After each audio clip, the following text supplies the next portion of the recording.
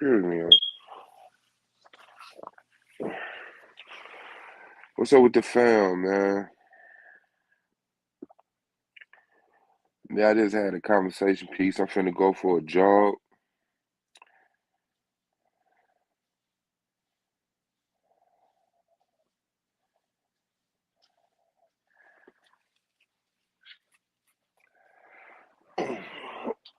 No matter. You eating salad? Oh, look at you trying to get skinny on me.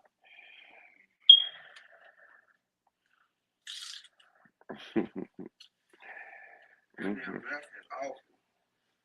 Mama forgot her damn plant-based shit. Some shit she brought. You said plant-based ranch dressing. You gotta keep eating it, baby. You know our tongues used to so much sugar and salt. It kind of got a sour taste. Like, it ain't bad. It's got a sour aftertaste. I'm just, Buttermilk taste to it. mm-mm.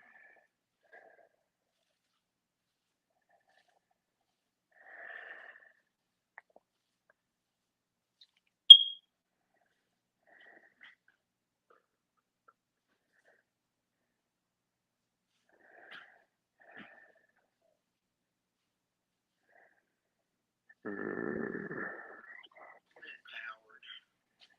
plant powered. Oh, okay. Yeah, I probably would have. She left us in the damn bag. She brought salad. Damn.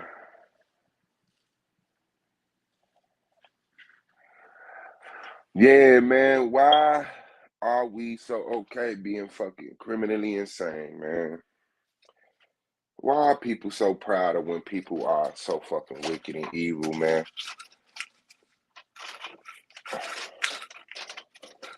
Like, why is people so ashamed to be good things, Why are people so but proud they of say when people are okay, so wicked and evil, man?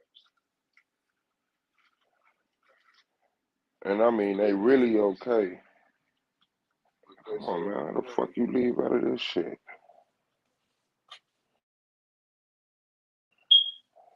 Get the fuck out of here. I mean, they really okay. Oh, man, how the fuck you leave out of Uh, uh,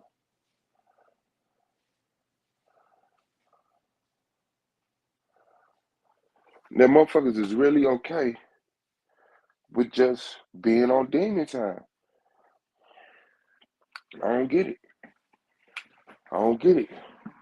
Like motherfuckers can be nice. Motherfuckers is hurt. That's what it is. Motherfuckers got hurt. Motherfuckers was nice to somebody and they did something wrong. Nice to some girl, they broke their heart. Nice to some dude and they cheated on them. Now motherfuckers don't want to be nice.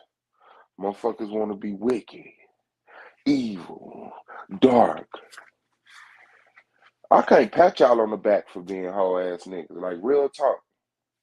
The world ain't destroyed me that much where I'm impressed and I'm proud with niggas just being liars and being wicked and spreading false fucking lies on people and fucking accepting people dragging family members and shit like that. Like that shit lame as shit. I ain't gonna hold you up. I ain't gonna hold you up. I don't give a fuck how much I want you to be a better debater.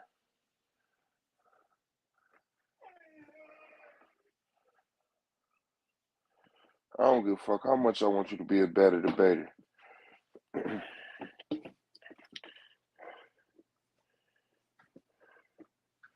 And it ain't just about the debate shit. It's period. It's period. How do you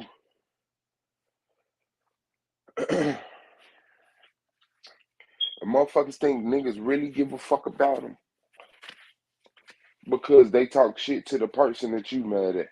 Oh, I'm gonna go over here and I'm gonna antagonize this person. It's love, bro. No, it's not. You just happy you got somebody to hate people with. That's sick. That's sick. It's not intelligent. It's not uh leadership skills. It's not. Genius. Like how yeah, sit. How hard is it to be fucking bad?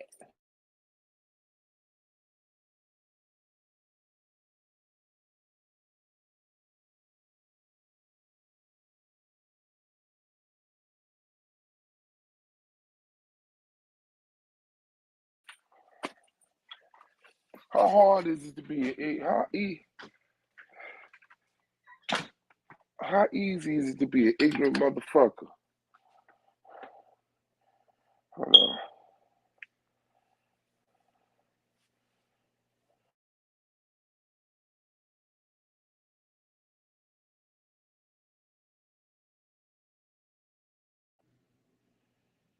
Yeah. This Sunday Jiggy. This Sunday Jiggy. Oh shit.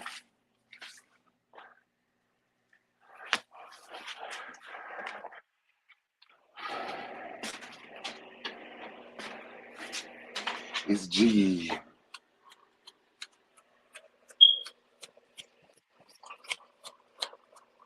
Just wanted to speak on some shit because,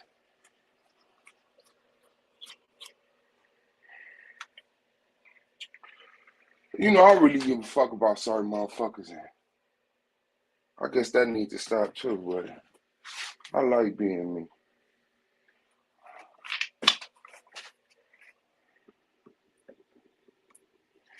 I'm the type of person I want to keep it with.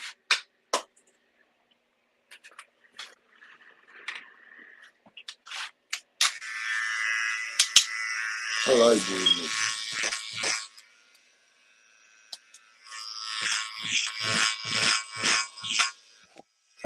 You feel me?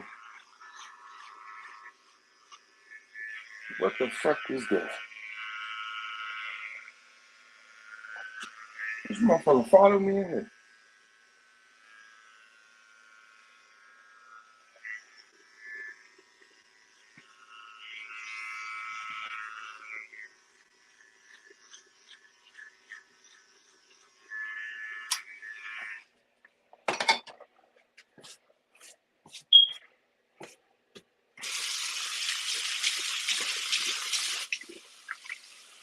Yeah, that's what I'm saying. Like real talk. Like I fuck with Domo. Domo my dude, man. You know what I'm saying? Like I said, I'm real gullible like that. Like certain people I talk to, in real life, not like, hey man, what you doing? And man, woo, woo, woo, woo.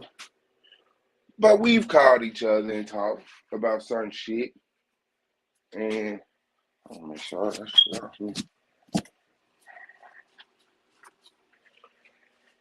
motherfuckers like, Blue, A9, Domo, Yashard, who else have I talked to? Just through the past. And I don't know, man. I take motherfuckers at their face value. I don't just walk around calling motherfuckers liars because I know that liars exist. Let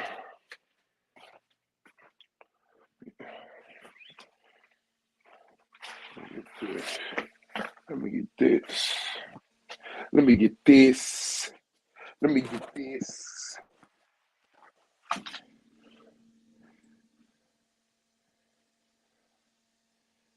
I probably need a t-shirt too.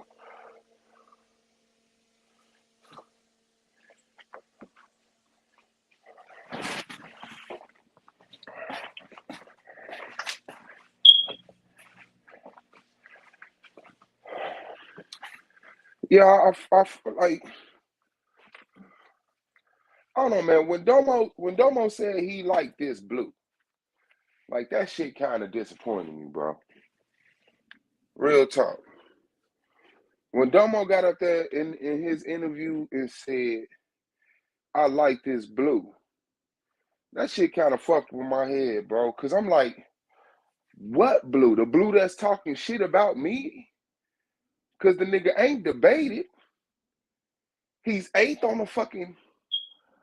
So what about him do you like? Like ain't shit changed but the nigga talking shit about me and having somebody back and talking shit about my girl and shit. So what changed? What changed about Blue that made you so proud of him, Domo? His score. Shout out to Domo, shout out to Moonflower. No. What changed that made a motherfucker so proud of Blue now? Because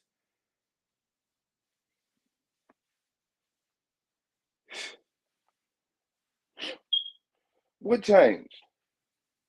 What did Blue do that made motherfuckers proud around this bitch? What? And Blue, I hope you hear that. Because what niggas is saying is finally you're showing some signs of life, meaning you suck. Meaning, like I said, when you debate, if you win, you win. If you lose, you lose. Niggas don't see you as a threat. They happy to see you at the top because you a good dude. Because you a good dude. We fuck with your nature. You know what I'm saying?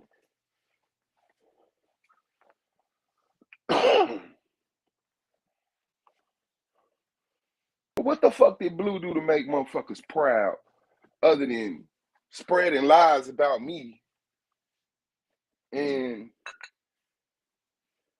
basking in the depletion of the argument league views and shit? Oh, that ain't the place where motherfuckers go to talk no more. So Blue the new argument league, and that made motherfuckers proud. He's standing up for himself to me? Hold on. Who he standing himself for? Who is he standing up for himself to? Because Suave didn't drag Blue.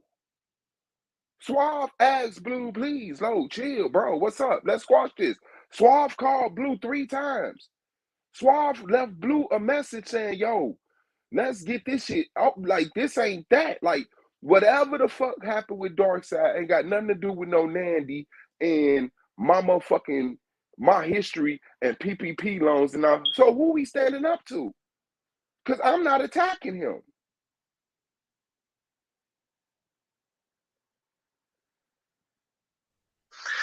All right, nigga, if you gonna quote me, first off, quote me correct, nigga. Because I prefaced that statement. I said, Blue and Suave going back and forth is disheartening. But I'm not going back and forth with it. I'm sorry, go ahead. But seeing Blue like get, you know what I'm saying, get hype. You feel me? Seeing Blue get rowdy. You know what I mean? This nigga was like on the dead homies. You know what I'm saying? On the dead homies. And on the G, that shit was lame as hell. You know that nigga don't talk like that really let me know the nigga was like really fake as like on the dead homies. Dead homies. Nigga, you don't even talk like that. On the dead homies, you don't talk like that, nigga. See, that's what I'm saying. I viewed it a little differently, bro. I look at it like,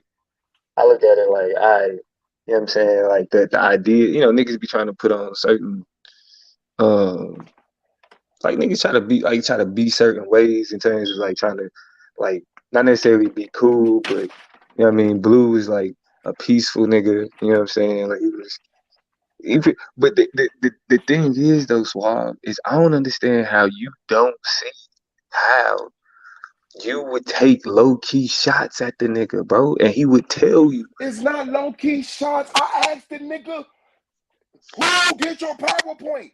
How was that a low-key shot? Bro, if niggas was saying that Brandon Bay, Goldmine, was doing your PowerPoints, I would fucking understand when somebody asked me, is Brandon Bay and Goldmine doing your fucking PowerPoint? I wouldn't act like I don't know where it's coming from. What you tripping? But hold on. Why would you? What you mean? But let's follow that logic though. Let's follow that logic. What why would you understand if somebody said Brandon Bay and Blue or Brandon Bay and Goldmine was doing your PowerPoints when they not. No, I said I would understand if somebody asked me. Don't take me out of quote. You said if motherfuckers asked you, if people were saying Brandon Bay and Goldmine did your PowerPoint and then somebody asked you, did they do? I would understand because people are saying that they do my shit. Hold on, So who when was they saying? asked me, I thought you was the only person that was saying Lex did Blue's PowerPoints. come on, bro. But what you mean? Come on, nigga. Like I'm saying, No, I wasn't, bro. Okay, see, that's what I'm saying. The only person I heard say that was you, bro. I ain't hear nobody else say that shit. Y'all Ross said it. Plenty of other people said it before I even, because I looked at it like, bro, but damn. Think about what you're saying. Think about what you're saying. Think about what you're saying. And think about what you like. Yara saying Lex did Blue's PowerPoints at a time when it was like at the height of the dark side motherfucking tank beef, and you running with the with one. This is when the Blue, like if we're talking about Yara versus the dark side, of course Yara is actively trying to undermine Blue. So if you this say was season 1 before the dark side and tanks even existed. Bro, this was season 2, bro. No, it wasn't. This was season 1. I was listening, bro. I was listening. I was on the stream, bro. And I was on the stream. I wasn't on stream. Stream. I wasn't on stream season 1, bro. I was on stream season 2. What was I doing season 1? I wasn't here. I wasn't hosting the panel. Niggas was saying. No,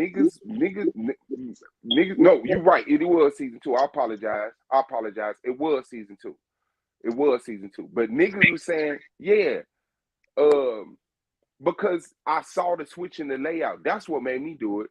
When they said it, I didn't even think about it. But when motherfuckers kept saying it, I went back and a matter of fact, I didn't even go back. I watched his next debate and the layout of the motherfucker. I'm like, all right. Then I start hearing other shit like, well, he don't got no computer. You know, where he just bought a computer. So I'm like, damn, so he ain't even have no computer. But the point is, Domo, I didn't do a stream. I didn't go behind his back. I saw that man on there. I said, bro, who did your PowerPoint? That nigga still said, me. Why you ask that? Cause motherfuckers be saying, Lex, that's how our conversation go. I said, bro, who doing your PowerPoint? That nigga said, Lex. And never said psych. Never said, ask me why I asked him. And then next thing I know, he talking about, that nigga Suave asking me. So I can't ask you a fucking logical question, my nigga? That shit weird. I don't take low-key shots. Niggas be looking for me to do wicked shit because I'm so open, bro. If I got a problem with something you do, I'ma say it. Just because I ask about something don't mean nothing slick. I'm asking for face value. If that nigga would have said, me? Nigga, what the fuck you mean, goofy ass nigga, who make your problem? Nigga, it would have been nothing. I'd have been like, oh, okay. I just seen it, nigga. You know what I'm saying? But niggas really acted like they got caught. That nigga said, Lex, I wish I could go. I'm going to go find that shit when I asked him that shit. Bro, but this is what I'm saying. That's the difference, though. Back then, like that type of blue was going to, like, blue, that type of blue back then wasn't going to approach you like that. That type of blue that gonna be like, nigga, what you mean asking me about my shit? This type of blue would, though. That's why I say I'm proud. No, this type of blue wouldn't. This type of blue would not. That's not what I'm seeing. I'm seeing the revenge of Lex, the echoing of the shit that Nandy's saying. Like, this nigga ain't over here intellectually motherfucking defending himself. Because when I told I said, well, let's debate it then. The nigga don't want to debate. Well, let me on the panel. The nigga don't want to let me on the panel. He scheming Akmalak. Oh, that was a fire. Like, that's not what that's not the nigga that confront a nigga. He's running. He won't hit my link. He won't give me his link, but he'll echo lies that other people said about me. That's not a nigga that'll confront me, nigga. I asked that nigga. I wasn't even being tough for nothing. Blue, no, I'll fuck with him. I just asked him. And I think he mad because I asked him, do you teach your kids that Lex is the double master teacher? You know what I'm saying? Motherfucker felt some fucking way about that. Nigga, that ain't no sneak shot. The nigga who you get up here every day and fucking, he the double master, he the greatest. Nigga who you teach that to your kids. That's not no shot. Yeah, it is. I hear you, Swab, but that's what I'm saying, bro. Like that's the type of shit that I would like. I'm like, nigga, what you mean? Do I teach this shit to my kids, nigga? Domo, you wouldn't say that unless you're a double master teacher. So stop putting yourself in blue shoes. Stop. If you're not gonna be him from the beginning, don't be him when it's convenient. The nigga is on here saying, "This is my double master teacher." You don't do that, so therefore B, C, D, E, and F don't exist, nigga, with you. I mean, okay. I get that. I get that, right? I do get that. But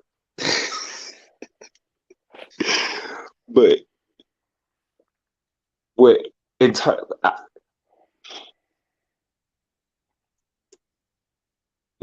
if you hear how you talking though, bro, like you do come off like you trying to sun the nigga consistent. You know what I'm saying? And so it's like for me, I mean, cause like you like you my nigga, right? You know I fuck with you. But you be taking shots you at me. played me on that elite shit. I thought that elite shit was real. You said that shit was a joke. That shit broke my heart too. Hold on, who said the elite was a joke, bro? You did. No, I didn't. Said that was a joke. That was a No, joke. bro, no, I did not, nigga. What is you didn't talking type about? that in the chat? You ain't typed that in the chat? No, nigga. When? Somebody got an account like you then. Because Domo said, when that motherfucking elite, I was talking about that elite shit somewhere, and Domo came in the chat like, that elite shit was a joke. And I was like, oh shit, I thought that shit was for real. Nah, but then it made sense. Nigga, you didn't even hear my interview? Nigga, in my interview, I said... Yes, that's why I was conflicted. That's why I was conflicted, because when you said in your interview, I'm like, oh, he back on it being real now.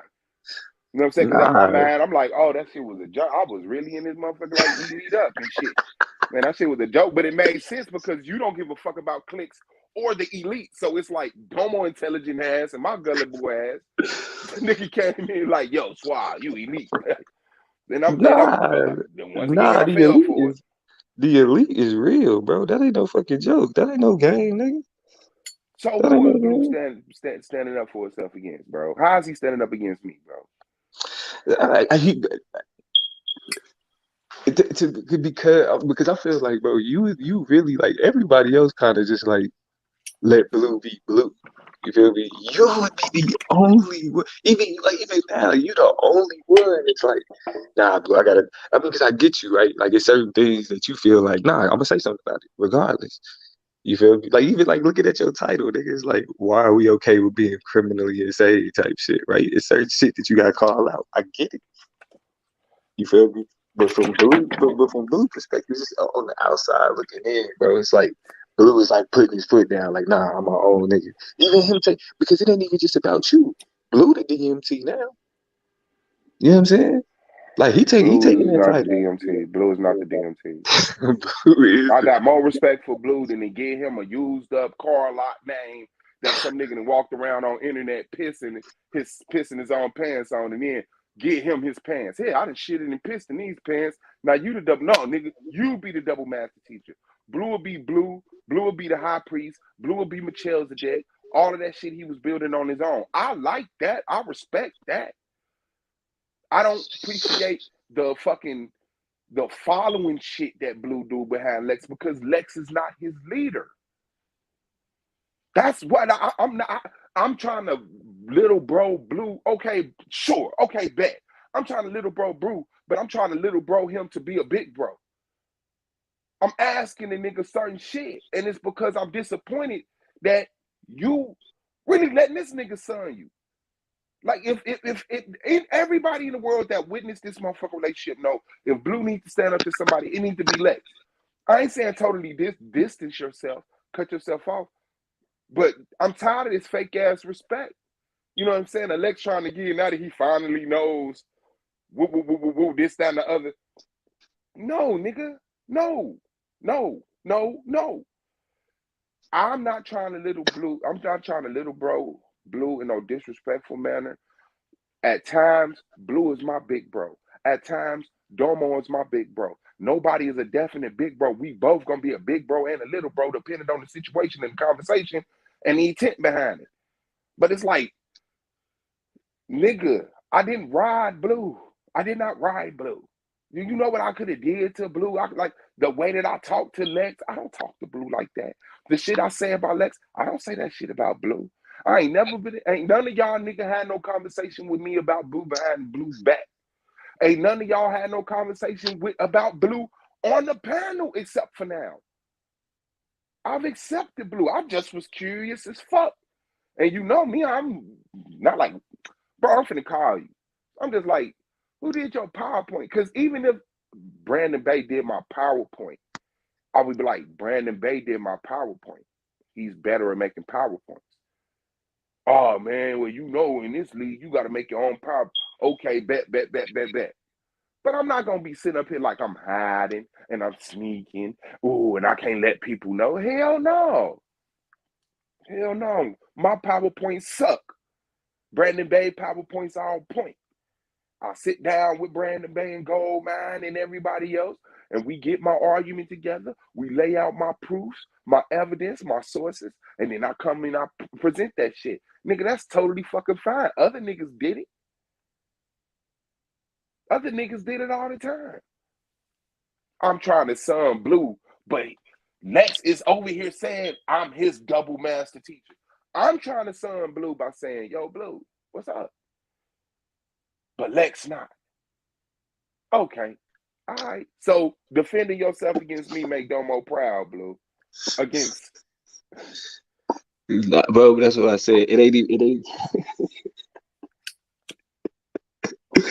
it ain't just defending him against you, bro. It's just how he carry himself now, as opposed to, you know what I'm saying? Because look, because even still, bro, if a nigga say that a nigga teaching him something, right, and the nigga say, all right, a nigga my double master teacher, like, it ain't no like if a nigga want to be a student, ain't nothing wrong with being a student. Ain't nothing wrong with being a student. Even like that's what I'm saying. Like even with your disagreement with Lex, how you feel about Lex, you know what I'm saying? Like Blue his own man still, even if he's saying like, yo, I fuck with Lex. Like I think that nigga Lex is I mean, cause in they shit, they do got a hierarchy. The dark side do got a hierarchy. The DMT, whoever the DMT is, I guess. Like now that's a transferable. You know that no, because Blue the DMT, that ain't gonna mean shit to Lex. Lex only gave Blue the DMT title so that the DMT title could be in the league, so that they could officially be a dark side entity here, because there was no dark side entity here. Blue being in the league, niggas don't consider Yame dark side. Niggas don't even think about Yame. Blue being in the league, Blue constantly being on the panels, Blue being such a presence in the league did not mean dark side. It was Blue. So now they got an extra dark side Blue out to make the dark side presence here. No, that shit, I see what that shit is. That shit ain't no, oh, you finally learned so much and surpassed me and now you, no. That's nigga SVBL opportunist. Yeah, I mean, I'm saying, bro, when I said I was proud of him, it ain't had, like I said, it's disheartening that it's y'all going at it, because I fuck with both of y'all, tough, both of y'all my niggas. But it's just like, bro, like I feel like you guys just let like even now, even as we talk about it, bro, like you ain't even letting this man be the DMT. I can't stop him from being the DMT. All I'm saying is that the double master teacher title was one that Lex made up after so many years of trying to find himself intellectually with all of these paradigms of knowledge that he knows. And now he's handing it to Blue just to make sure that he stays relevant so that he can have a voice in the league. Oh, the dark side is in the league, so I can talk about the league. That's it. That's it. That's not me not letting him be the DMT. He the double master teacher. Solar called him the double master teacher. He making promos about him being a double master teacher. I don't got no power behind that. All I'm saying is, nigga, it's a hand-me-down used title for an opportunity to just make Lex relevant in the league again. They keep, because that's all Lex do is hang around the league and see who having a problem. Can I get him over here and talk shit? That's it. That nigga ain't streaming about no Sarnetta. That nigga did one stream about Polite talking about I feel like he innocent. Other than that, it's SVBL. When I hear about him, because I don't comment his channel. I don't comment his fucking channel. But I mean, it is what it is with them. But thing is, I'm not proud of that Blue. I'm not proud of that Blue. And I want Blue to be better. And I can't even say Blue's better. I can't even say Blue's better than last year. I can't even say that. Can you say that? Yeah. You mean like debate wise? Yeah, I think Blue got better. I feel like everybody that stayed this season, including myself, got better. You got better. KOT got better. Everybody that's just been able to stick around and for everybody that's only focused on debates got better, bro. Yeah, that's Everybody that's only crazy. focused on debates got better, bro. That's crazy to me, bro. But I mean the thing is though, like I feel like with you though, Suave, it's like it's like all the I separate like all the other shit from the league. You know what I'm saying? Like when niggas be doing like the shit that was going on with the beef between you and Dandy and you know what I mean all that other shit, like bro, like that I separate that shit from the league. I think that's YouTube shit. That ain't league shit. You feel me? I mean, it's niggas in the league is involved in that shit. So I don't really look at it like that. You know what I mean? My, but I'll admit though, if I was in the middle of it, I would be more. You know what I mean? Like when I put myself in them beefs, when I was doing streams on niggas. You know what I mean? Like I get it, right? Like I was like, oh, you fuck with that. I mean, and it's certain people that it's like, oh yeah, I seen you talking shit in the chat. I seen the little slick shots you took, so it's fuck you. But it's people in the chat, so it's like me saying fuck somebody me saying fuck somebody in the chat don't make no fucking difference. It's chat people. You know what I'm saying? Hmm. But when we talk about like the future, like going in, because this Blue just like this is like Blue, how Blue became towards the end of the season. Nigga, you know what I mean? I'm thinking, season 5, you feel me, that shit going, you feel me? I like to see this type of energy from Blue in season 5.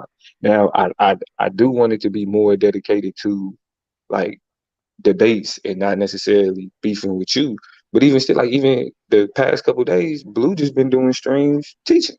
He ain't been doing beef streams. You know what I'm saying? Just he That got just something to do with the debate league? but No. yeah, but they ain't been beef streams though. He just been But teaching. okay, so that's what you proud of him doing teaching streams? Because when the No, nigga was investing out the Blue, I was proud of him. And I was like, yo, I was calling that nigga for advice. I was that nigga little bro. He was my big bro. Yo, Blue, I see you talking about that shit, man. What should I be investing in? Should I hold on to this dog? Niggas don't got no problem with that shit.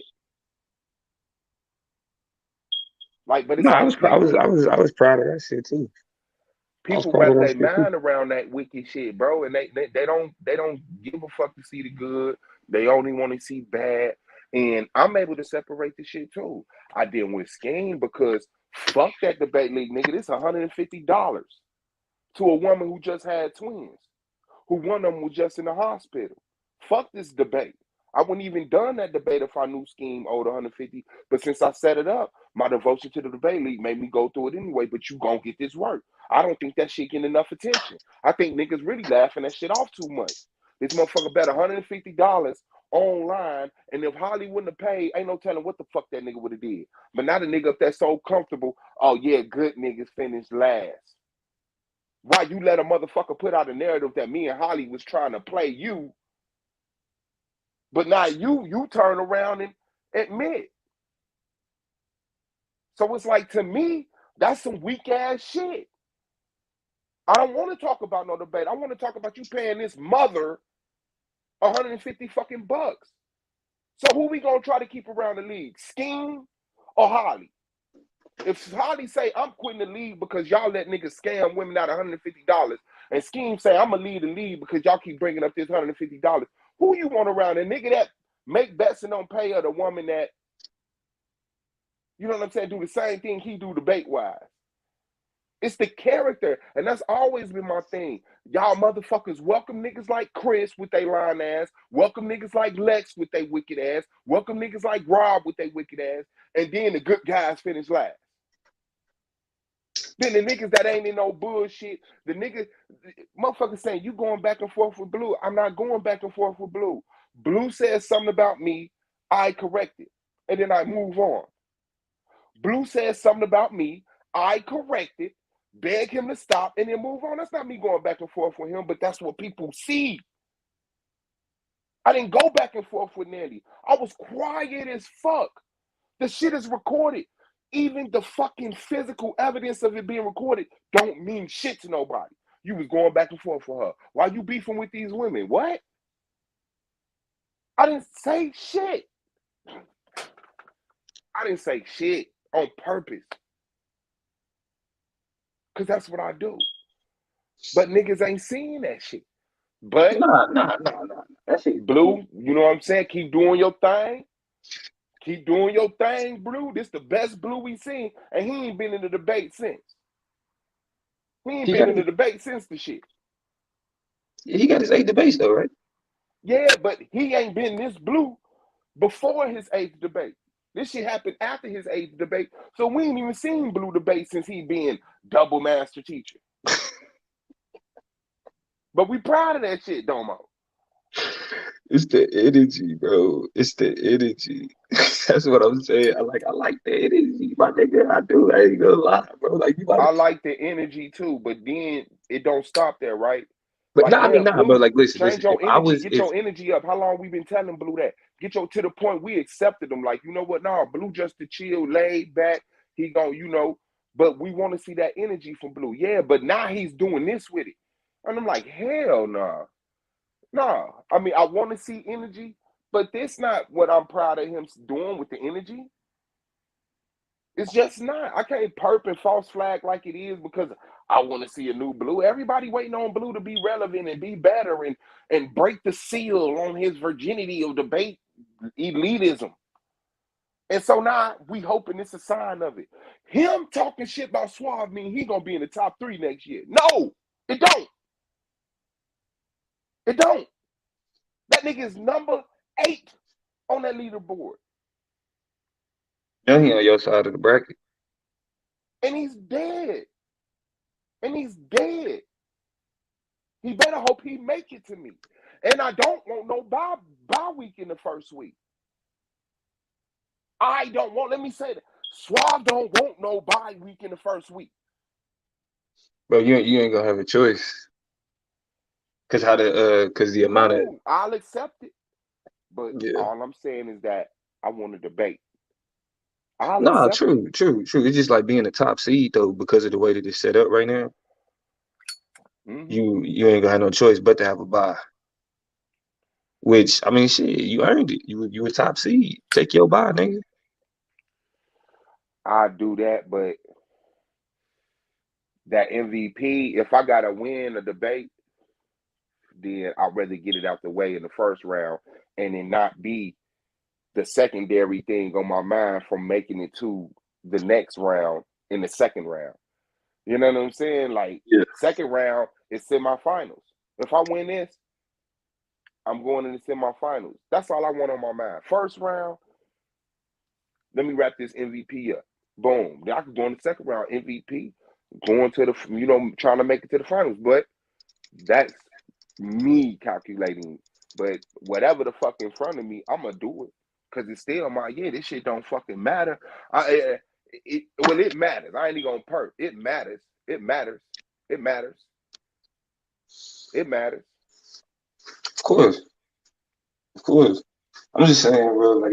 Like really, this to me, it's a beautiful thing. Like I feel like y'all niggas is gonna be, it's gonna be y'all two. It's gonna be you versus Blue. You know what I'm saying? Man, I doubt it. I think he gonna goof it up.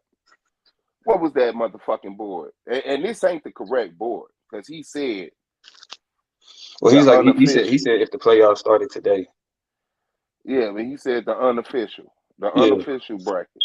Cause niggas still got debates. Like me and Holly still got debates. They still trying to get a debate for Yashar. that type of shit. Still trying to get a debate for him. You know what I mean? You know what I mean? I just look at it like this though, bro. Like, really, like what I had to learn is just all the, really the shit talking, the niggas doing the streams, the niggas picking the sides, like the niggas being like, oh, you arguing with a woman, like that's just the, you feel me? Like, bro, I'm a nigga who, like, for example, I don't know how many times I say I do not fuck with the Democratic Party, but because I'm a black man and talk about voting, I'm a Democrat. I gave up, bro. But like fuck perception, fuck the way that niggas perceive niggas. This really just that people gonna make up shit on the internet the way that they make up shit on the internet. You know what I mean? And like for real, because like from both of y'all perspectives, y'all both got narratives that's like that have led up to this point that y'all seeing from different perspectives. You feel me? Because like like the one thing that I will say about Blue is, you know what I mean, like that when niggas is over here, when Blue was over here and niggas was talking shit about Lex, Blue wasn't jumping out the window to be like, hey man, y'all can't be talking about my dog. You know what I'm saying? Like, nah, he like, shit, y'all, whatever. Y'all be, let's be. It is what it is. You feel me? But it was like niggas would still attach him to that shit, even though he was like, I mean, let y'all rock. I fuck with who I fuck with. Y'all fuck with who y'all fuck with. But niggas is like, that's what I'm saying. Like, I feel like even with the dark side and the DMT shit and all that other shit, man, like constantly tying him to Lex and saying, like, bro, you let Lex do this and you let Lex do that. And you like. So because we not pushing a fake ass line propaganda for him to try to pat him on the ass up the ladder of success, we on bullshit. Because that's what you're describing. Stop mentioning Lex, even though he's his double master teacher. Yeah, but it's that's what I'm saying. And really, bro, I don't know why Blue won't hit the panel, bro. Like I wish y'all niggas had had this fucking dialogue. See what I'm saying? You wish he'd had a fucking dialogue. Because I tried to hit his link. I was in the back. Malak kept telling him, yo, Suave in the back. I keep putting my shit. I titled it, Blue, please stop. Put the link out there for me. Tell me. You got to acknowledge that. You wish he would have these conversations. Because I'm wishing with you. I called him a real fuck YouTube. He has a voicemail of me saying, Blue, what's up, bro? Let's watch this shit, bro. Let's, like a while ago. Like when I saw that nigga in the chat, when Nandy was doing that shit, it was something he said. After that stream ended, I called him. He didn't answer. When Nandy went up and did that savage shit, I called him. He didn't answer. I left a voice message this time. Yeah. Niggas can't conceive what I am. Niggas can't conceive what I am, but it's okay. Keep acting like I'm acting like Blue, like I'm acting like Nandy. No, I'm over in this bitch trying to squash this shit, bro. I'm telling this nigga I'm telling the nigga that's calling me bitch ass niggas, I love him. That's me, little bro, and him. Nah, but when I say something big bro-ish, see, that's what I'm talking about. Like, damn, did you hear any of the stuff surrounding what this? Nope. Euphoria. I mean, it is what it is. Like, I don't look at the YouTube shit as YouTube shit because this shit is real. This a real debate league. It's my real intellectual property. It's my real name, my real face. Niggas see me in real life. They gonna connect me to this real YouTube channel. This ain't something I can click off and be like, man, I just be doing that Black Power shit for YouTube. No. When I get off of here, if Katrina see me looking at white girls on Instagram, nigga, she not okay with that. I thought she was Black Power. She see me sitting up here doing, I thought she was Black Power. She ain't never had to say that shit to me. These motherfucking females, they know when they get off YouTube that, all right, nah, you can take that shit off now, because, I don't play with that shit. I caught that nigga in real life. I fuck with Blue in real life. I wanted to fuck with Blue in real life. You feel me? Like, that was somebody I'll be like, watch him to my kids. Like, I do you.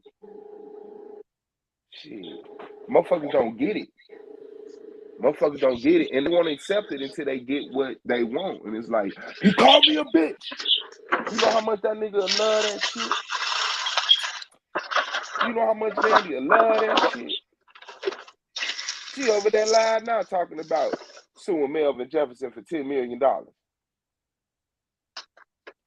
on, bro. Wait. Her title was Melvin Jefferson, you are being sued for $10 million. Damn, bro. Yeah, yeah, but see, when I say I separated, bro, you gotta understand. I'm Damo in real life. Like that, like I'm the And Blue political. is Blue in real life. That's why I Nah, bro. fuck with y'all. Like, y'all not the fake motherfuckers. But I mean, but even when I say like I'm like everything, I don't say nothing on here that you're not gonna hear me say on no other platform. You know what I'm saying? Yeah. And so, like shit, even I mean, like I said, I mentioned this in my interview. Like even what I do, like my job, you feel me? I'm known as Damo. They niggas don't call me by my government. Like even at my job, they call me Damo because that's how they found me. They hired me as the political plug. That's why I got, you know what I'm saying, on what I'm doing. So it's like when I say I separate the league shit and the YouTube shit, like it's certain way, like it's certain content that ain't nothing but soap opera. You feel me? Yeah. That's the YouTube shit. That's the fake beef shit. Excuse me. That's the fake beef shit. Like you really, it ain't no. Let's see. Yeah, True bro. Justice and Lance, right? Can either one of them beat me? No. Blue going up against Yashar. He could die. Second round, Holly and KOT coming up out of there. He can die. He can die. Rio and Cozy. Pro Black gonna kill T Dub. Pro Black can kill T Dub. Domo can kill Madon. Asiatic and Scheme. Either one of them can die. Either one of them can die. I would think lean more towards Scheme, but Scheme is a rookie, Afro-Asiatic, got some experience. I've seen mistakes that cost that man debates, and that could happen. That could happen. Domo killing any of them three up under him. Any of them three up under him. Rio and Cozy and Pro Black, they both could die. They both could die. And then Pro Black gonna get your ass, and I'm gonna see Pro Black in the finals. You know what I'm Nah, saying? bro. I'm gonna have to cook him again, big dog. If he was gonna beat me, it was that last debate. He got close. He got the closest. He gonna die, bro. Yeah. That's Yeah. what it is. He Yeah. gonna die. You feel me? But what y'all need to do is y'all need to make this beef about who gonna see me in the I championship. don't got no beef. I'm seeing you in the championship. I've been saying that shit. That's why motherfuckers is so off. Y'all season behind me. Literally. I've been saying since the beginning of the season, Domo, I see you in the finals. This year is mine. Welcome to the future. I'm glad you made it. You know what I'm saying? And now you starting to talk like me and walk like me. But yeah, bro, all this shit is an alternate matrix that never was supposed to fucking happen. This shit ain't even season 4. This is season 4 revisited, chopped and screwed, or double helix. I don't know what the fuck. But this ain't fucking season 4, man. This not season 4 of Blue. This not season 4 of Blue. When I saw Blue in season 2, I was so excited to see his future in the debate league because I knew by season 4 he wouldn't be number 8. But he's number 8. And you're proud of that. Bro, like I said, I'm proud of the energy. Hey, Blue, you ever see the white boy dunk and the black people cheer? That's you. No, bro. You made it to 8 and we proud. Look at Blue made it to 8. My man. Niggas congratulating you make it to 8. Not me. Not the winnest nigga in the world. I'm telling you, you know you supposed to be up here with us, nigga. But be satisfied at 8 and your streams about me personally and not accepting my call. That's what's gonna get it. That's what we here for. You gonna be a bum. Keep playing, Blue, and you're gonna end up a bum. This is a fork in the road for you. And you don't make roads. You don't make roads. Yeah, I mean, listen.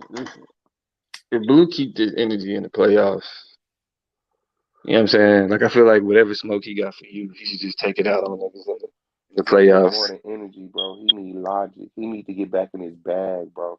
This is not him. I said that. Listen, y'all sat there and watched him talk about Suave for an hour on his panel.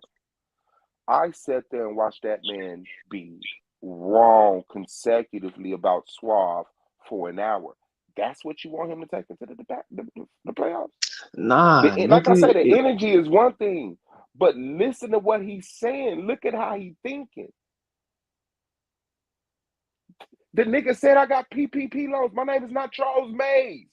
But I don't pay that shit. I don't pay attention to.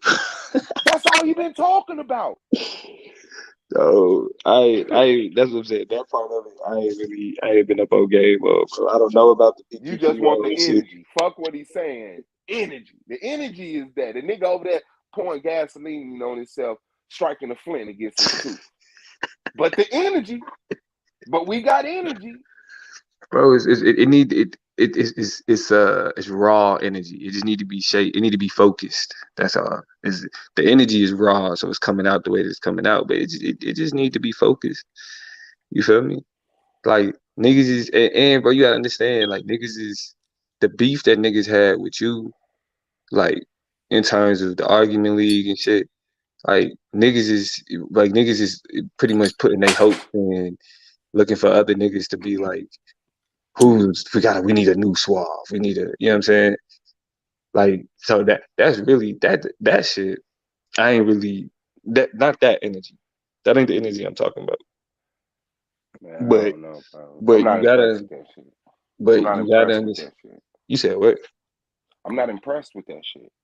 Like, I'm not impressed with that shit.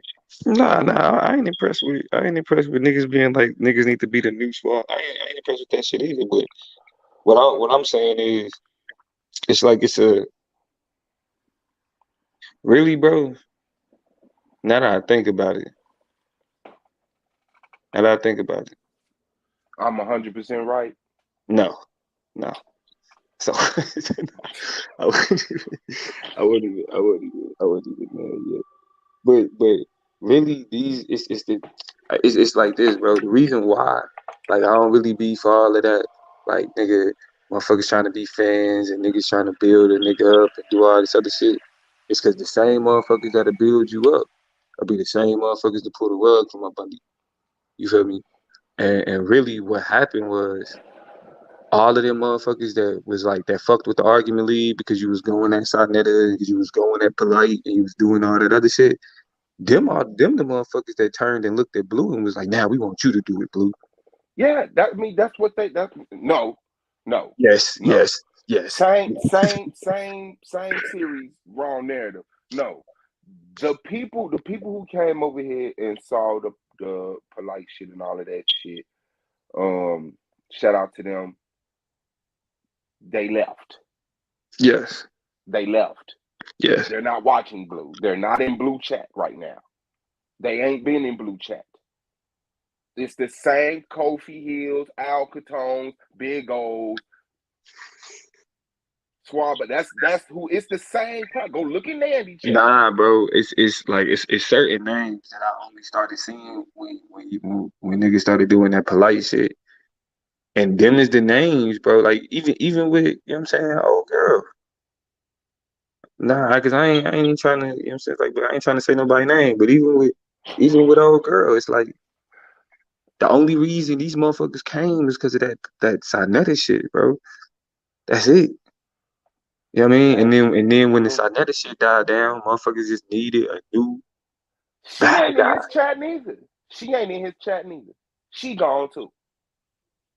So just like the audience, just like I said, she gone. She not in his chat, just like they ain't in his chat. She just happened to have her own channel. So niggas be in her chat. That ain't what happened with the argument. Bro, yeah, Nick. But that's what I'm saying. Even niggas like Mongo. You know what I'm saying? For example, like niggas like Mongo, niggas like J Cal, like Mm-hmm. these is niggas that, cause I shit, nigga, Mongo, like I felt like shit. I thought Mongo was damn near AOI type shit. You know what I'm saying? But Shout it's out like, to Mongo. I mean, no, no, they're people that constantly channel in the chat to see all of us. nah, but I guess you could say that, but still, bro, it's just like Yes, it's I like. can say. That's literally what he is. Like, you know what I'm saying? That's literally what he is. Like, if motherfuckers would have stayed at the argument league, Mongo would be in the chat. That's it. If all the personalities would have stayed at the argument league, all these people that swear they don't like the argument league would be in the chat. They're watching Nandy watch the argument league. They're in Nandy's chat while she's listening to the argument league, and she ain't even saying nothing for 10 minutes at a time. She just listening to me talk. They're secondary watching me instead of coming over here and watching me. Yeah, but that's what I'm saying, bro. That's when I was trying to tell niggas like that polite shit is not the business. That shit is not. Bro, that's what I was trying to say. Like, cause it's what I've been saying is motherfuckers that care about the beef and care about the static and care about the shit talking. Nigga, it's just a different. Like what they give their energy for is just different. And You know that's what I mean? cool. As long as they got the thing is, it could have been multiple streams. It could have been multiple streams.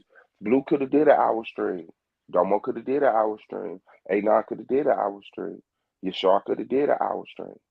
Madon, Battle Axe, Malak. Now it's 8 hours worth of streams from all the personalities motherfuckers like, and they ain't got to give a fuck what Suave over here talking about. Like in a perfect world, that would have fucked some shit. You know, like that would have had shit going good. To me. Now, when I motherfucking throw my panels, like, yeah, my panels, could go there, this, that, and it's been dominated by the motherfucking peers and shit. Now there's some next level shit coming, and it's like, okay, so what the fuck do you do? All y'all go home. Don't come over here for this polite shit. Nope. Come talk about this Bible. Come on. No. Get away from my channel. Don't come over here for no polite shit. Go to Sonetta. Malak, come on. Let's argue about Genesis. No, let's talk about this polite shit. All the people that come over here from that sector, cool, subscribe, view, bam. Now the argument league can share. Because that's really the only good thing about being monetized is that you can say, well, I've been in the game for years and you ain't got 300 fucking subscribers. So, I mean, that looks good. But when Solar gave me manager of his channel, he had 1,500 people subscribe. 1,500 people didn't come watch. So now at least I can share and make posts. I got the community page, which makes the page more popular. Cool. Motherfuckers don't give a fuck about none of that shit. That shit was not important, bro. Like niggas really got bigger than the league, and I'm like, and I like I say, you saying this how I'm handling it. I respect that. But motherfuckers really act like this what the fuck they wanted. So I'm like, damn, that's crazy. That's crazy. That's crazy to me. That's crazy to me, especially when I'm going back looking through all these years worth of videos and shit. Like, look at these motherfuckers here. And niggas was on my head like, damn, Swab, you just gonna let it turn into a Israelite channel, man? Like, damn, Swab. All y'all talk about is the Bible. Damn, Swab. Like, that shit crazy. Yeah, That shit bro, my crazy. son just woke up, man. I'm gonna go get Shout this out to started you, for man. I the appreciate you, man. You ain't got no reason to be proud of that nigga, man. Real day. talk. That nigga ain't showed you shit, man. That nigga really just insulted and disrespected the shit out of me. For real. And I'm still trying to get him to come have a conversation, but he can't. And I'm going to stand on that. But I appreciate you, big dog. Man. Yeah, for sure. I'm gonna holler, bro. Where we get them chop up hoodies at? Them was just a prototype. Oh, selfish. All right. I gotta fix the saturation of the color in of that red. I ain't like Yeah. how that turned out. I need that to be a deep dark red that's gonna last. But All right, like big. the way that they is now, if you walk them, probably gonna fade a little bit. But the hoodies is nice quality though. I'm trying to make sure that the graphics is on point. Mm-hmm. That's what's up, yeah. Well, let me know when I get in rotation.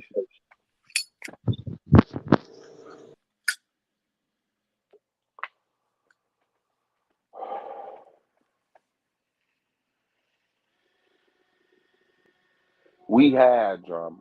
When niggas come over here and argue about the Bible, argue about politics, argue about black shit, we be having drama. We be having drama. That's drama I like. I don't like drama over personal information. If that shit personal, y'all need to get the fuck off the panel. Go handle that shit. I don't want to get on the panel and hear nobody talking about, yeah, this nigga screwed my girl. Man, I bought this nigga sold me some huff ass weed. This nigga bought some weed for me with a fake 20. I don't want to hear that shit on my panel.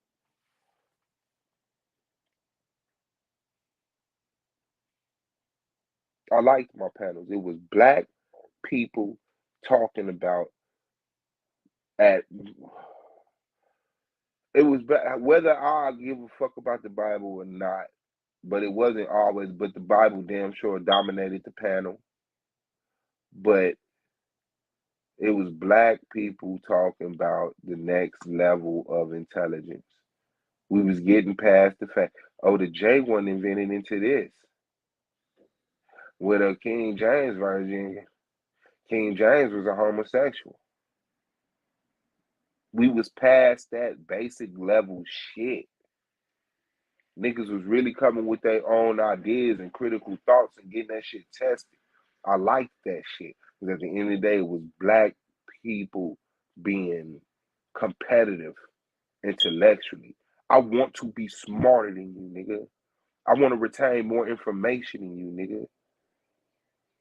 I love that shit. I love that shit. So after I motherfuckers start hitting the panel, and it became from me, Goldmine, Brandon Bay, and we on the panel, and you can hear the conversation. You hear the conversations, and Bilal jump on, and I'll even say Cube. Me, Goldmine, Brandon Bay, Cube. Then Bilal jump on. Then Mikael. Then A9. Then Yara, or vice versa. And then the panel started becoming more Bible dominated. And niggas started getting mad. Suave, I like the conversation y'all used to have. Now I come through here, it's about the Bible.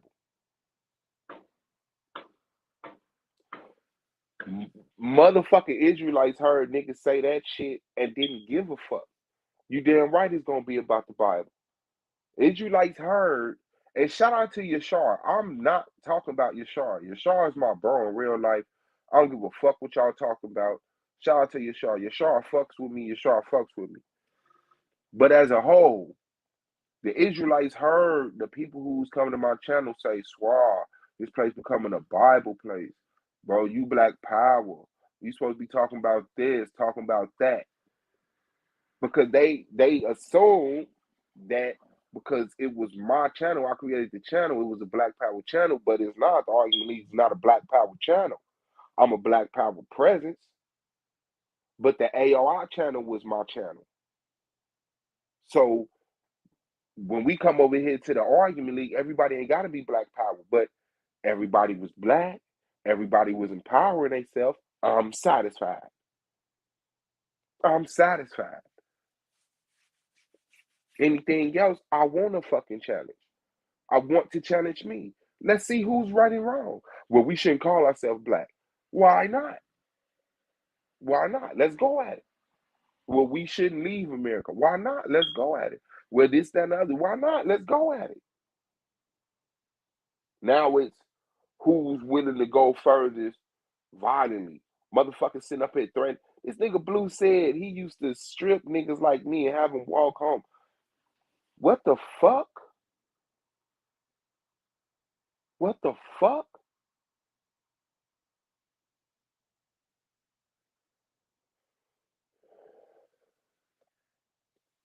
What the fuck? What the literal fuck?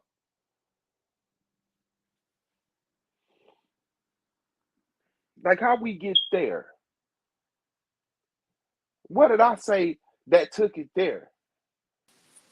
Queen Cascade in the building. Peace, peace, peace. That's what's going on, fam. Hey, Suave. Happy Sunday. Happy Sunday. You already know. Happy Sunday. Get ready for Monday. Listen, bro, I'm a little bit concerned about you because you sound like in your voice, I'm hearing like, I don't know what it is. Like there's some It's low hurt. It's energy hurt. there. It's anger. Mm-hmm. It's regret. And I'm Mm-hmm. not one to regret shit. But Okay. it's like a part of me really wish I would have told motherfuckers fuck them. You know what I'm Oh. saying? But because I was hospitable, Mm-hmm. I'm trying to figure it out. I'm trying to figure it out. I'm trying to figure it out. Listen, at the end of the day, take time with yourself because as far as like, I'm not gonna. Oh, Yo! okay. What is going These on? dumbass motherfuckers just drove off from their house and they got some shit on their car. And now it just Oh, failed. It just failed. And they didn't even notice the shit. And they gonna be shitty. It looked like a plate of food. whoops. It's a bag Lord. of something. Oh, my bad for screaming in y'all ear. My bad. Go ahead, sis. I thought something was popping off then. Lord of his mercy. Listen. Motherfucker pulled off with their food on top of their car. I'm trying to stop them. And they turned the corner and it fell right here. And somebody gonna run that shit. They're gonna be shitty when they get home. Sunday, my bad. Go ahead, sis. No, it's okay. I was just thinking. I remember I did that with some beautiful Guinness punch one time, and some of my uncle's best curry goat. I'm mad. You see, I'm mad. So I bet that person's gonna be mad. Good Sunday dinner gone to waste. Oh Lord. Correct. And it's probably his girls. That's when he gonna end up homeless at. You set my plate where and what happened? Oh Lord, tell Miss Hurricane Katrina I said happy Sunday as well, beautiful. Queen Cascade said happy Sunday, baby. Listen, before it goes out of my head, in regards to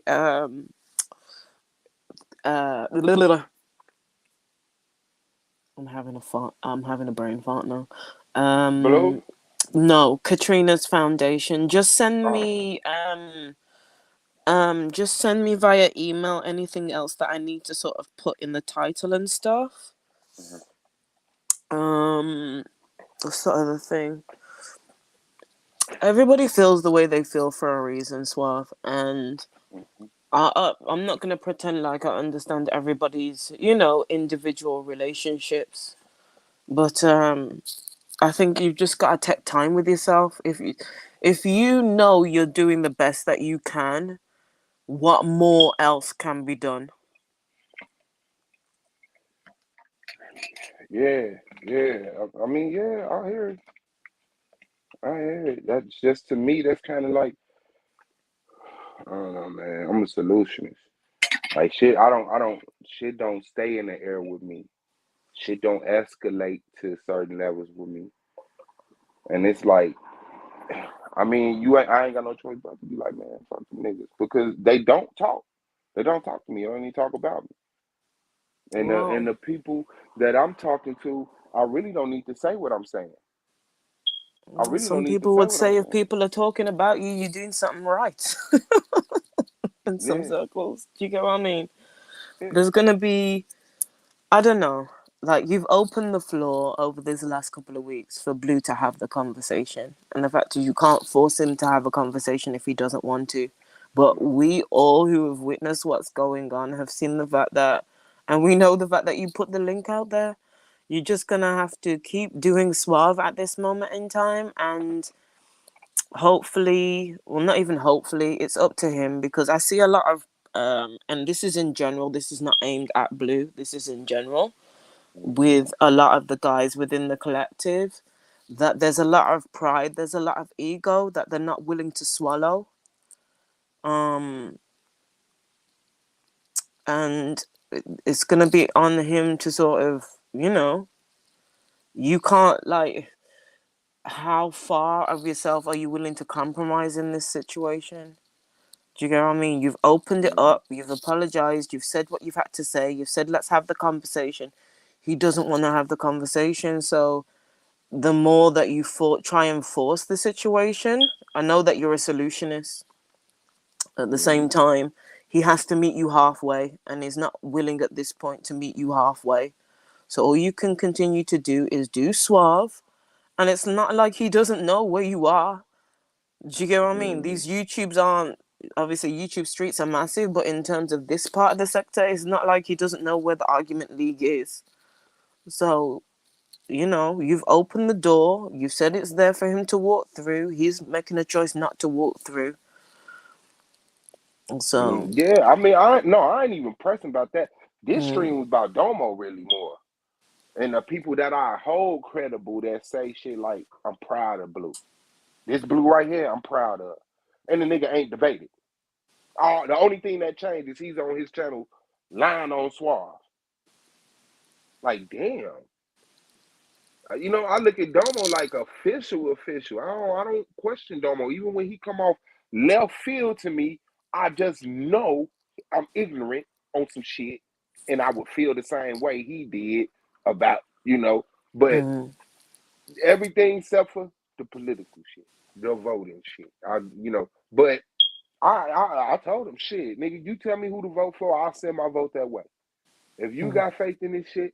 But yeah, when I hear motherfuckers like that say shit like that, I be like, damn. So he really just charged Blue more. He just motivated Blue. He just got the official Domo stamp, and all he's been doing. See, that shit enrages me, dog. Okay, That hold shit on. Back up a enrages second me, for me man. because I missed part. I've come into obviously a bit later on. That shit So Domo's enrages me, dog. given Blue a stamp of approval Man, this based on motherfucker what? saying, I did this. Go watch Domo interview. Go watch Domo interview. That motherfucker said, hey, this Blue right here, I like. I'm proud of this Blue. The double master teacher Blue. And I'm like, damn, ain't shit changed. Because, I mean, he used to do more streams on his channel. So Mm, it can't be because he's streaming, but he say, well, it's just the energy. It's just the energy. Like, yeah, people wanted Blue because people felt like Blue, you can't be the best, the better you can be, and you don't got no energy and you not charged. Because when when I got in the league, the way I debated was like the interrogation round. Like we used to okay. be able to cuss and all type of stuff. You know what I'm Yeah. saying? Like they made us stop cursing in the second season, but you couldn't do nothing once everybody started getting that energy in the debates. Blue Mm, was sitting there looking like he was looking in the debate against me. So mm, yeah, I get it. Everybody want Blue to perk up, get some energy, change, become dominant. Woo woo woo mm, woo woo. Stop being so passive. mm. But I wouldn't. But then, what is he doing with the energy? What is he doing with the energy? But Putting fire again, emojis in Nandy chat, taking her lives to his channel and then broadcasting them and saving them and archiving them so more people can say, damn, so 2 people? Like, the shit is crazy. And then they look back and see me on a panel with Blue. Yo, Blue, what's up? Yo, Blue, what's up? Now they looking, it's like, that nigga Suave must not be shit. His own homie, no.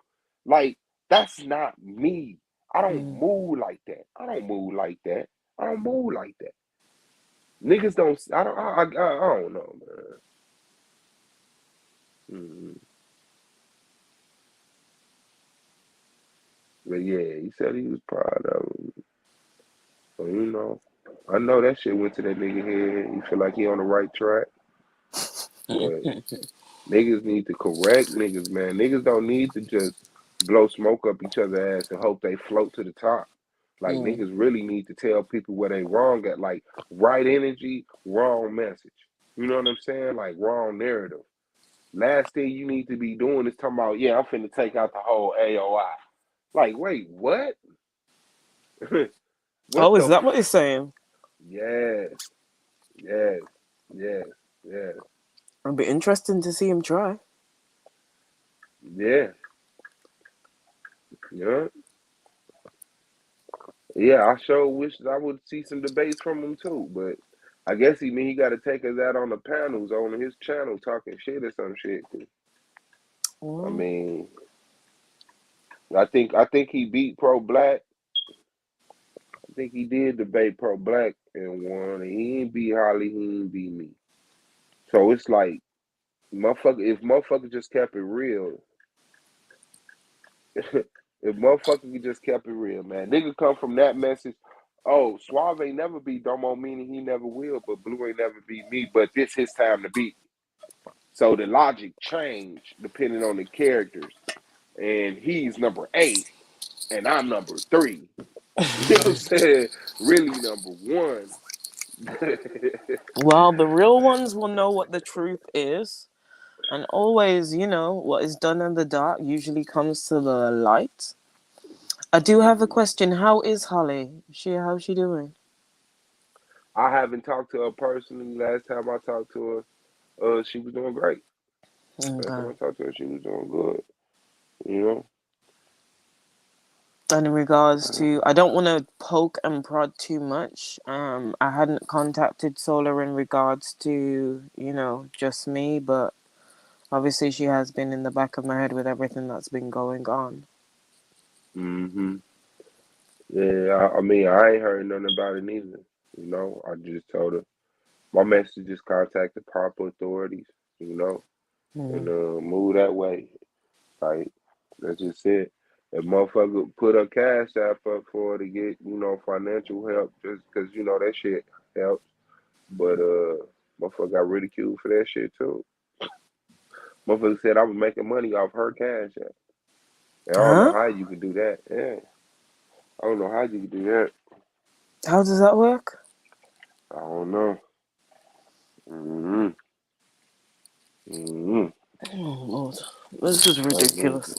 I ain't never seen no shit like that. But yeah, it's all good. It's all good.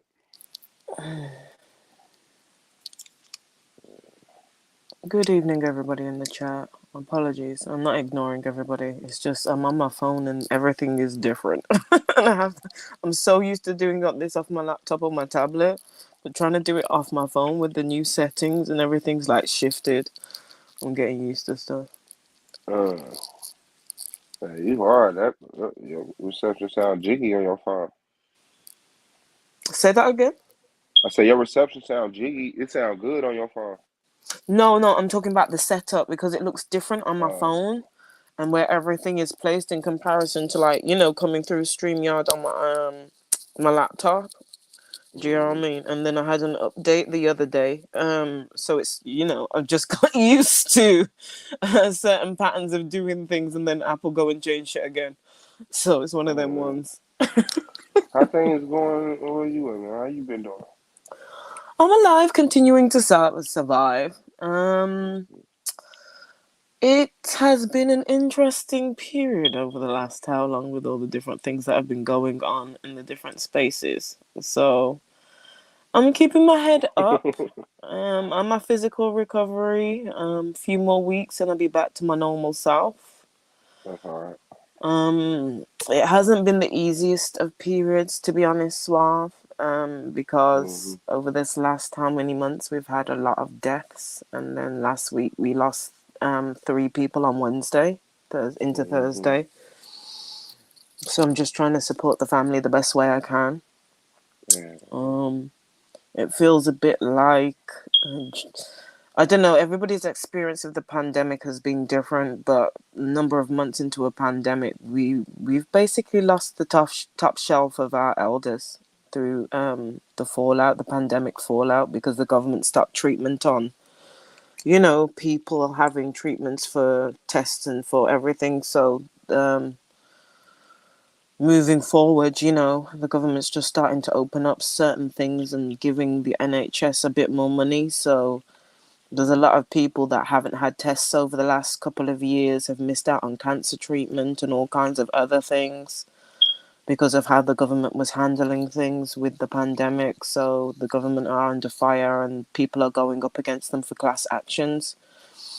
So it'll be interesting to see what takes place over the next how long. I don't know. Right now, I feel like with the internet, it's a bit, and just in real life as well, it's a bit of a Twilight Zone type situation. But I'm remaining positive for us in terms of, moving forward in a positive way. That's hard. That's hard.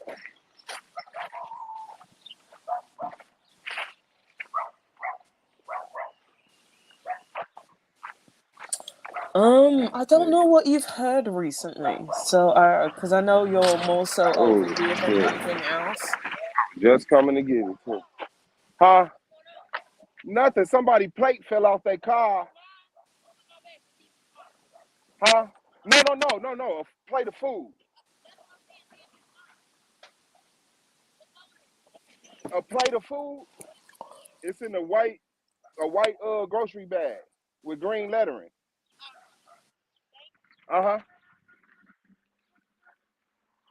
Just finna come see what it is, make sure it wasn't nothing. And she ran over.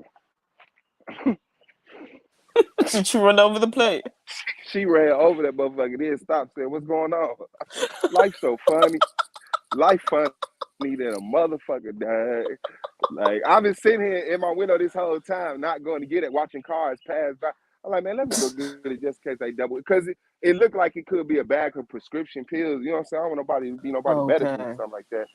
Somebody threw their phone in there real quick or something. Okay. But it's smashed to smithereens now.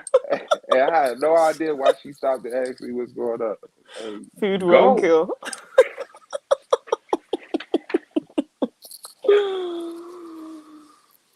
Oh, Lord It's a mercy. holiday or something? Who here? Nah, period. Cause I said somebody plate of food for. She said it might be mine. Look on my back seat. Look on your back seat. She high. I just thought she probably on some coke or some shit. Oh, look high as hell. They be on them pills. Oh, Lord, no. She said, look on my back seat. See if it's mine. What is it in? How would your food fly out your window? Oh, no.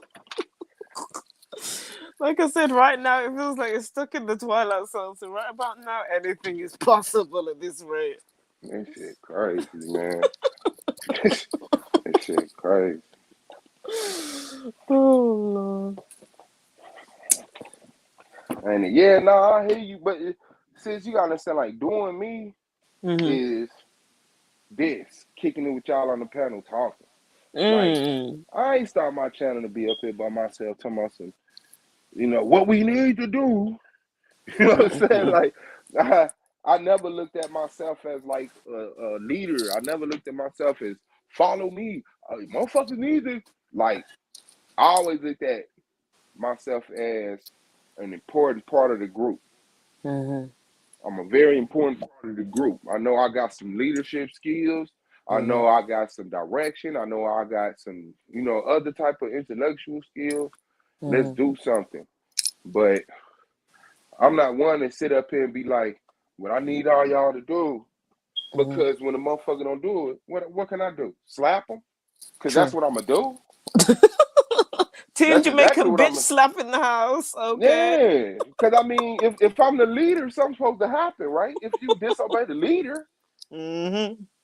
so I mean, shit. That's how I know. Shit, slap the shit out of you, and I ain't nobody's motherfucker father be slapping their motherfucking ass. So shit, I'd rather partner up with other bosses, and when y'all want to make a move, you can make a move as long as we would consider it of each other. I'm cool.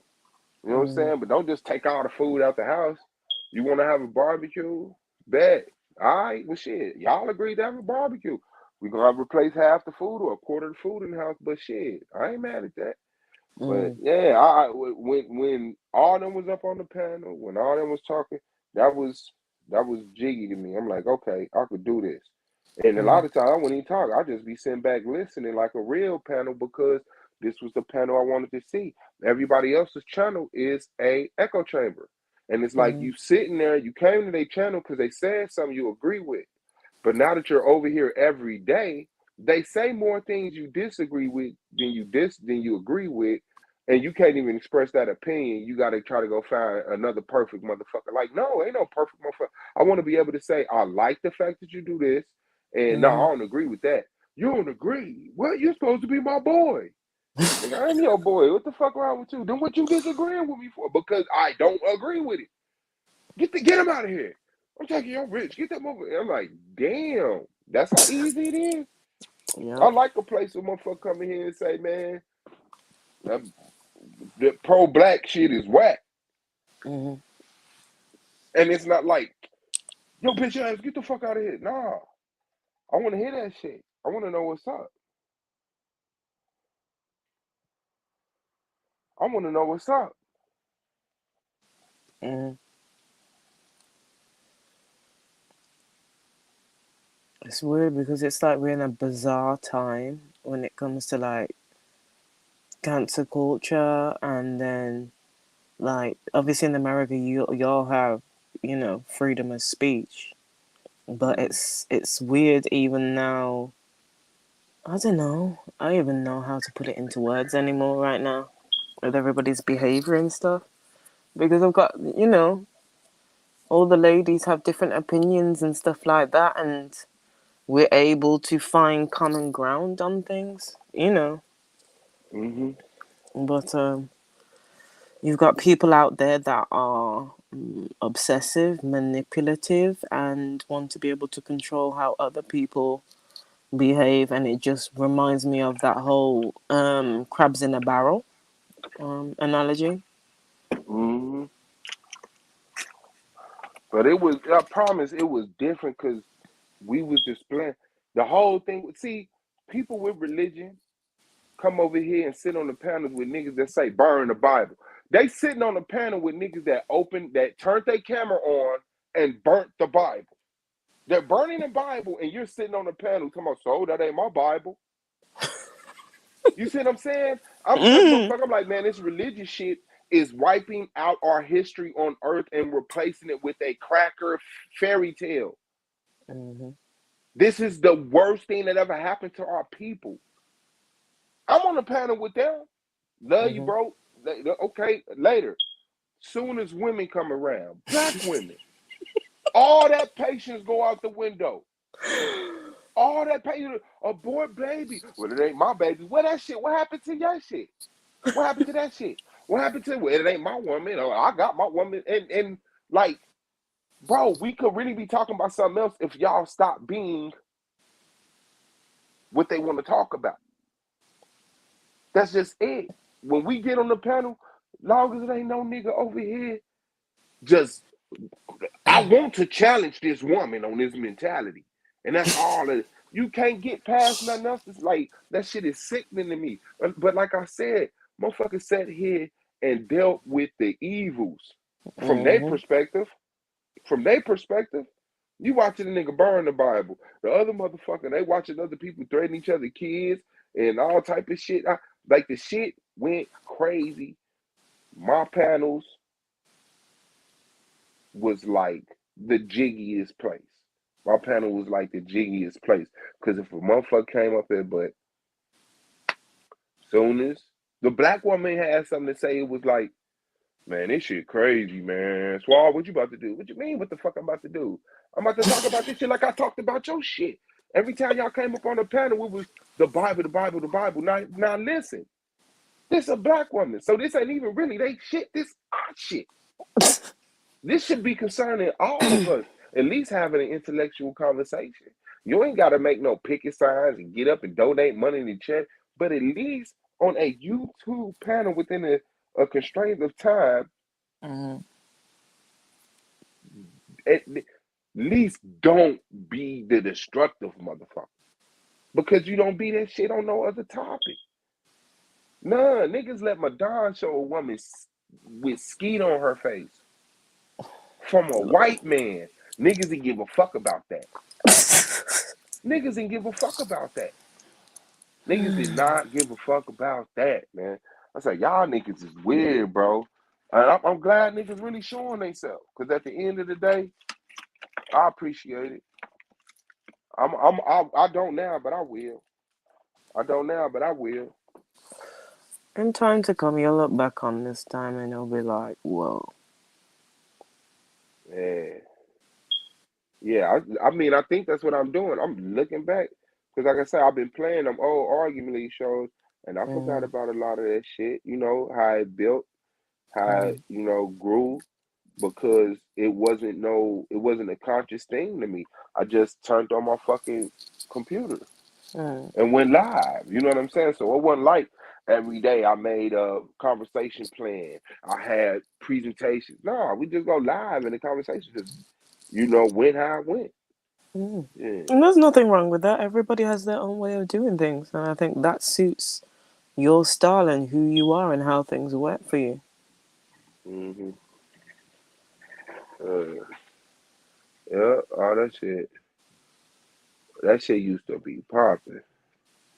That shit used to pop. I be listening to old ass streams. I'm like, damn, I forgot this shit happened. I forgot this shit. That shit was popping, man. Niggas just, I guess, 3 years of pampering wasn't enough. You know what I'm saying? Well, there's a time, a season, and a reason. And Oh, I yeah, that's suppose for you could sure. look at this point in. Ugh. I suppose you could look at this point in time as, just take the time to rejuvenate, get better at your craft, and things will pick up in a new direction with the people that come through in different ways and add a different melting pot almost to the pan. Mm-hmm. I mean, yeah, I'm finna focus on my Midwest Music Focus channel, and shit. I guess the Argument League just be this. You know what I'm saying? Y'all watching me look out the goddamn window, acting like I give a fuck about Will Smith smacking Chris Rock. So, Yeah, yeah, that shit but look, ain't even real. look at that. It's just the bizarre. This is what I'm like. I must be living in the twilight zone because I've seen men around me slap men for less. Okay, and listen, these dudes out here, come on, Suave. You scuff a guy's Tims, and they're ready to grips you up and shoot you and slap you up and batter you up and ting. Mm-hmm. Mm-hmm. Okay. Mm-hmm. Will Smith though, that's the whole thing. It ain't that it's black men.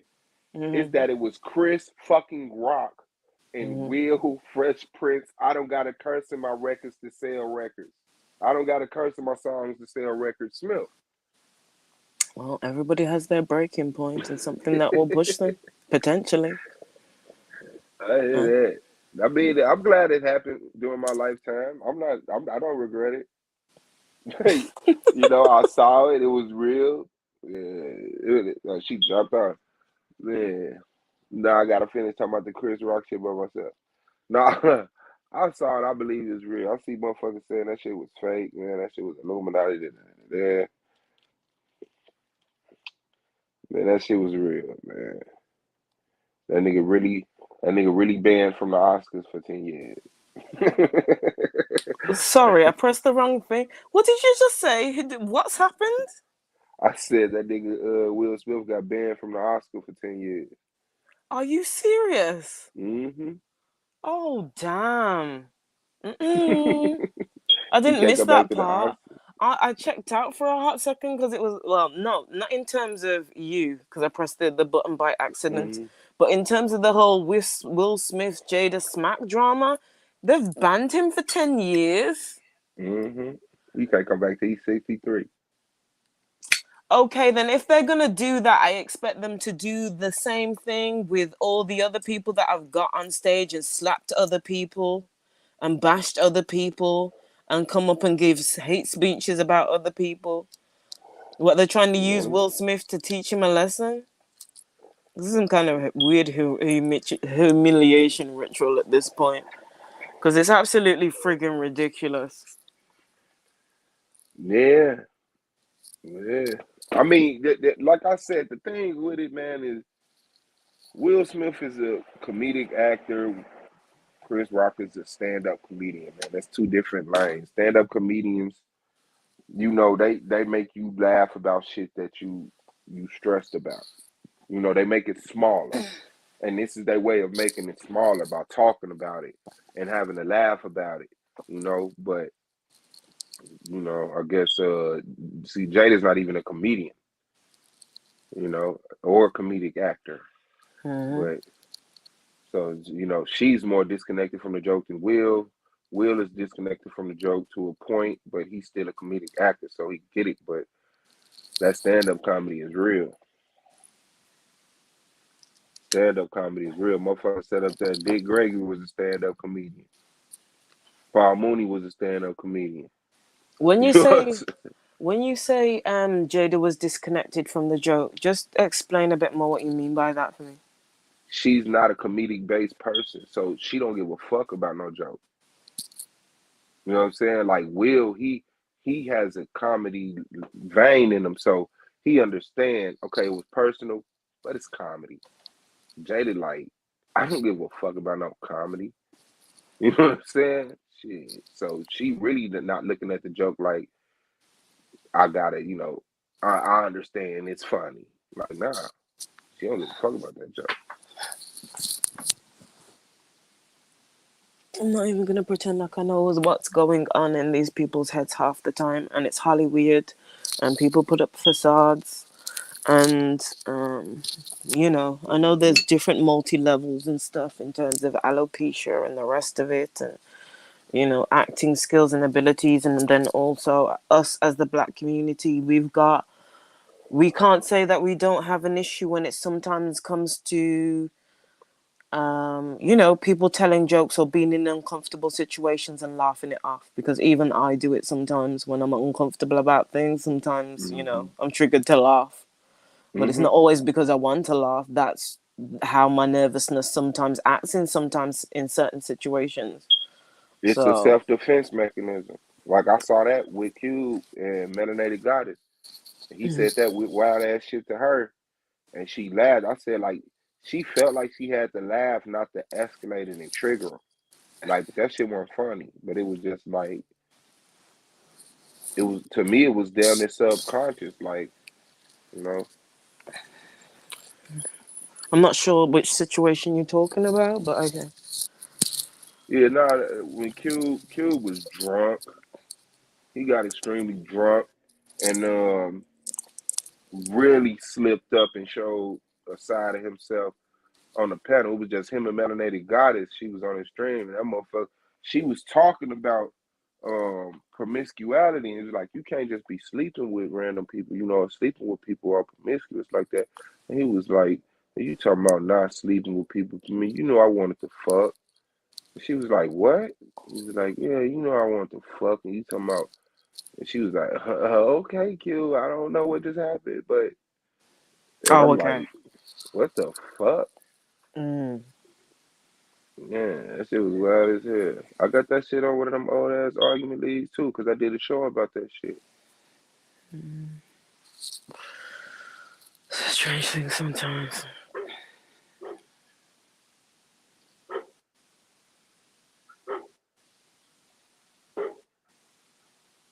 I didn't show about that shit.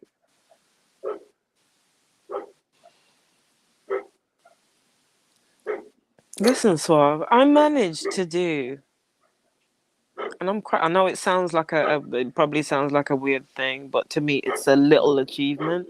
I did an 11-hour stream. Oh, look at you. You was woke the whole time. Yeah, I'm just looking back at it now. I'm like, wow, I actually did that, but it wasn't intentional. It was supposed to be like literally just do a quick 30-minute stream, check on the ladies, see how everybody is because I ain't really been. I've been in the clouds, but obviously with the deaths and stuff in the family, I ain't really done a stream over the last few days. But then it just got longer and longer and longer. I was just That's talking hard. about shit, but I didn't even like it was good, but it was weird at the same time. But I'm glad like I can look at that and say it's a little YouTube achievement. You a super And streamer. Yeah, it is. is that what that is? Is that I'm still Yeah. learning all the lingo and stuff. So oh, Yeah. okay. Nah, that's what I call it. Motherfuckers be like, man, you over there streaming for 12 hours. Like, how you get mad at somebody for streaming on a streaming platform? Like that is crazy, dog. But I can watch 12 hours worth of basketball and you don't see nothing wrong with it. Some Like, come people will on, sit there and man. watch the I don't know if you guys still have it out there. I know we have it at some periods, but Big Uh Brother, like you can huh. go on the actual website and watch the tour. Well, it's not on at the moment, but when they have it at different points, you could go on the actual website through your phone and or your laptop and watch it live for 24 hours. So Damn. Damn. people act like they haven't been doing these things. Do you get what I mean? But it was Hmm. in quite proud of myself. I saw this other dude. I watched this show doing a No Jumper podcast, and That sounds familiar, that name, No Jumper. yeah, this one dude that was on there. He said on his channel, I guess he did a live stream Mm, for days, I guess, mm, and people would donate and tell him to do stuff. So it'd be like 3 in the morning. He'd get a fucking donation, and he got it set so that the chat is mm, read by some computer. So it's up there. He's trying to sleep 3 in the morning. It come through how mm. much to do 100 push-ups. So he said $100, and then somebody donated $100. Now he got to get up 3 in the morning, do 100 push-ups. Motherfuckers just donating, telling him to do shit, and he got to do it. Like he tried to sleep, he tried to eat, all type of shit. Do But you see the motherfuckers comedy said, thing and the manipulation and the control? You know this man wants to sleep. You see how people can be so passive aggressive and undercover. You know what I mean? Like, what's the word that I'm looking for? Because you know the man wants to sleep, but you're gonna wait this man out because you can push that money in and get what you want. yeah, There's some real sort of serious narcissistic behavior out there. yeah, yeah. I said, damn, these motherfuckers ain't they goddamn wild. For Lord real. have mercy.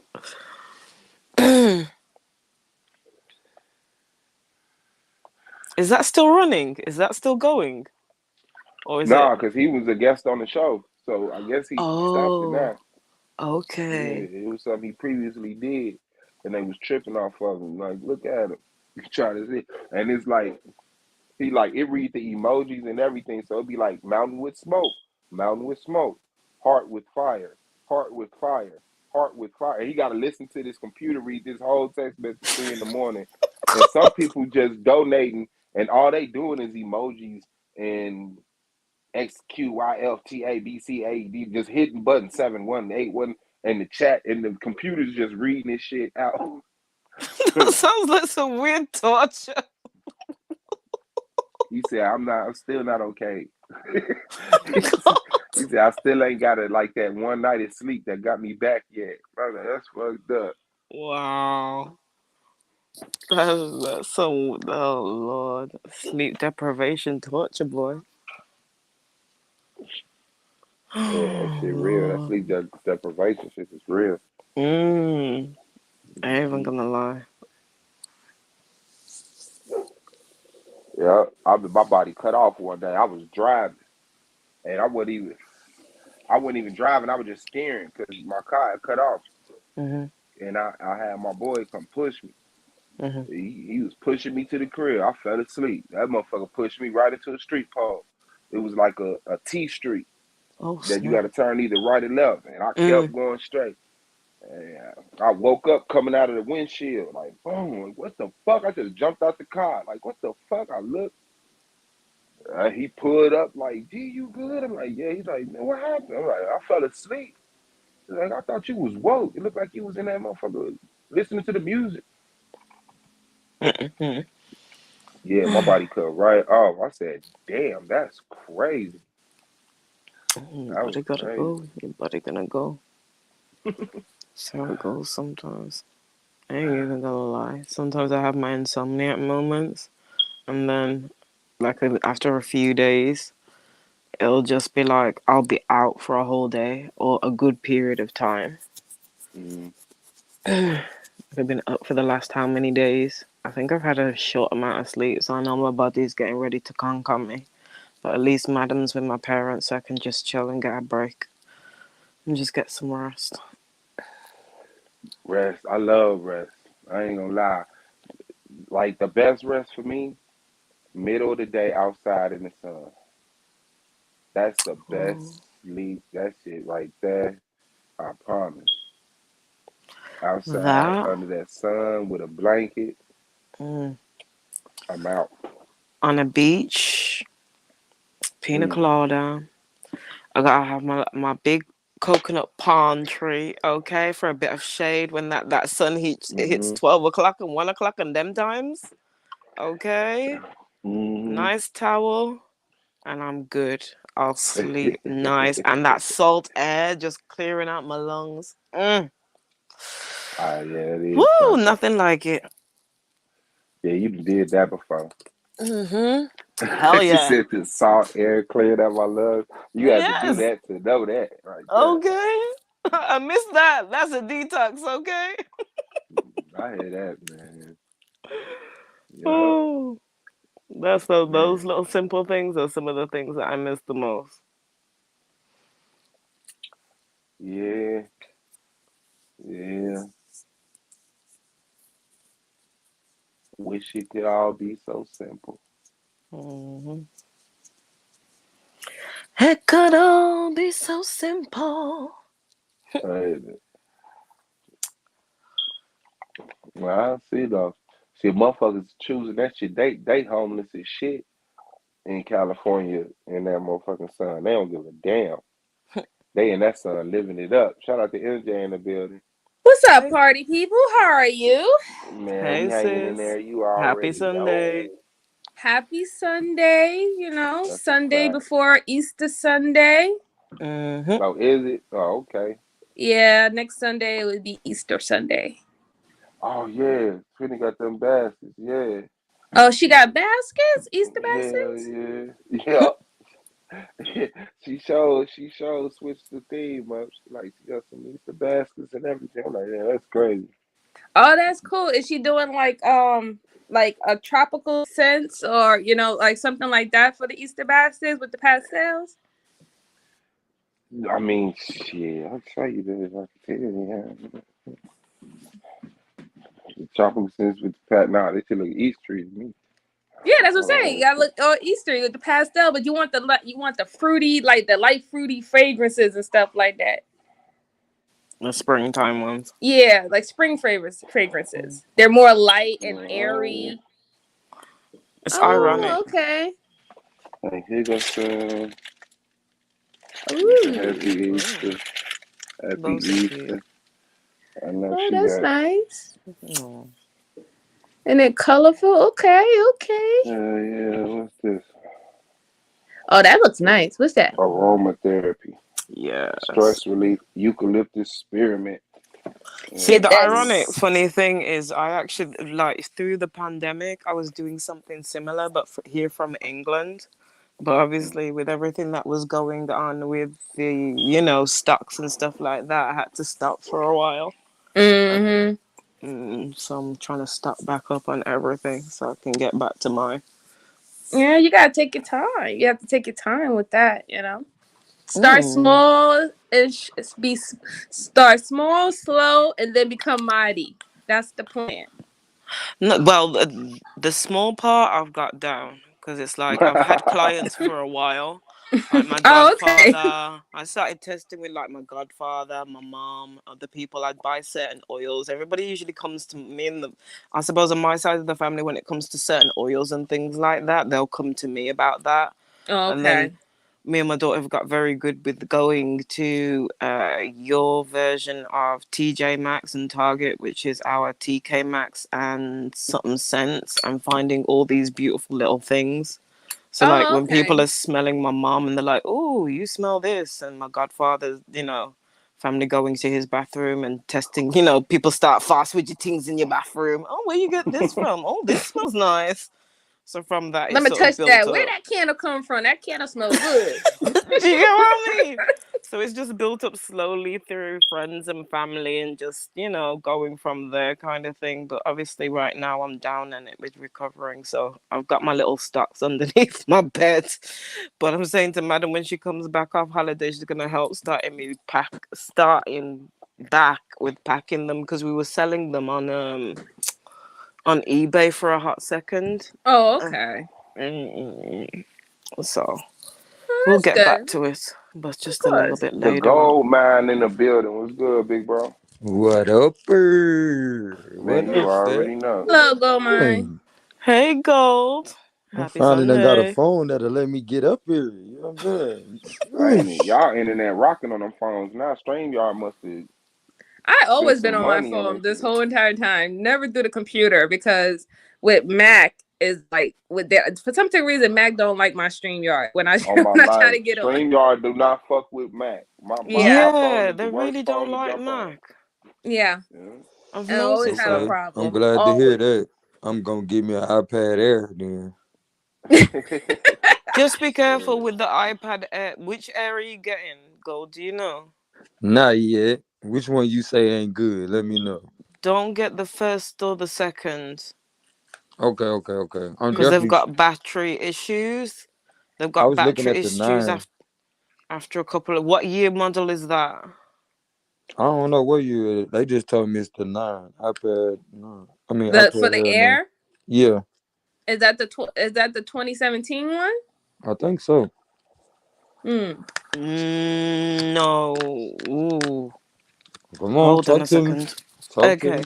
I'm trying to remember when I got mine because I was in uni in 2017.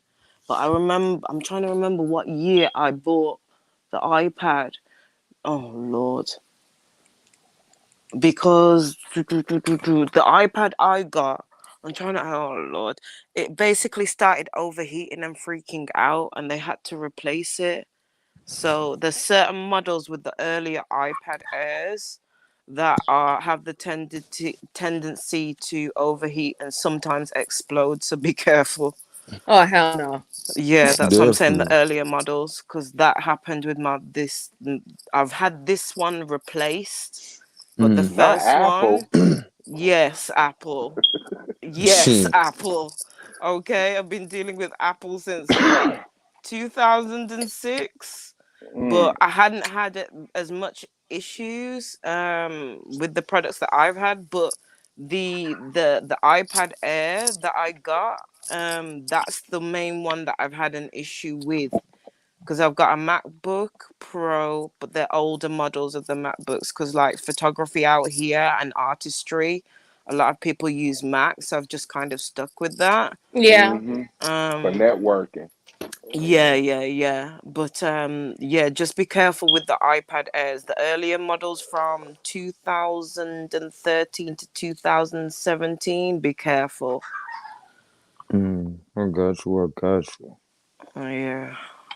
Because I'm sure I can't remember exactly what year going through uni, but I know it was 2017. I was in uni at that, and I had an iPad Air.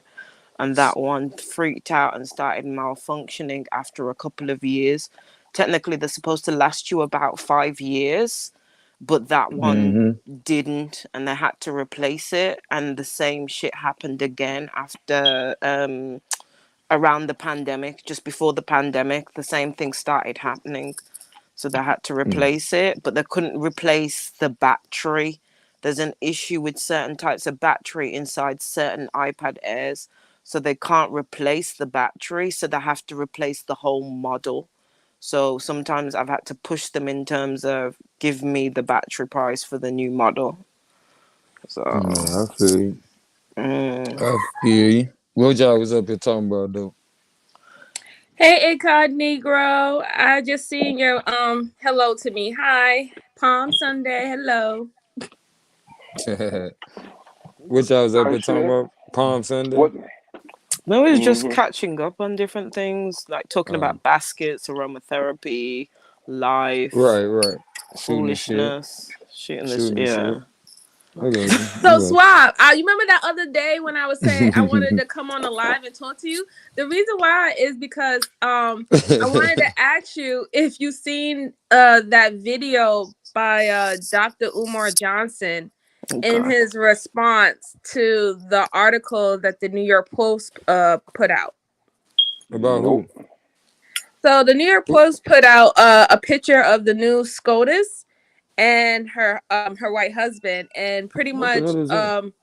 the person who wrote the article says that should Black women start dating out more. So Umar Johnson, hey, he made a response in regards to that, and I wanted to know if you reviewed his response and how did you feel about it? The new SCOTUS? What is that? Supreme Court Supreme judge Court nominee. of the United States. Yep, Oh, is a yeah. Black woman. Oh, We got a Miss shit. Jackson. Woo, Yep, we got a Miss real. Jackson up in there, so Oh, shit. She Mrs. Jackson-ish. I don't She know. Brown Jackson. she Okay. real brown. The Sister brown is the nice black and part. The beautiful and Jackson is the chocolate. white part. She Hey, chocolate she- and she got sister locks. She got locks Yeah. in her hair. We got a sister with locks in her hair. Yeah, Dang. boy. Oh, shit. Yeah, man. Congratulations. Yeah, Thank you. congratulations. Thank you. She obviously wanted that. She had to work hard for that. She planned, so funny because they showed a picture of her when she was like in junior high school, and she had already planned that she was going to be a part of that judicial department. Like she said that I'm going to go to law school and I'm going to be a part of the judicial department. When in her yearbook, her like your yearbook quote where you put on your name, that's what she wrote. So I was like, wow, to have everything like you dreamed of your whole life just come and just come into play, that's pretty amazing. Well, they say them people is chosen. And not even just that, you Conspiracy. based on Manifestation.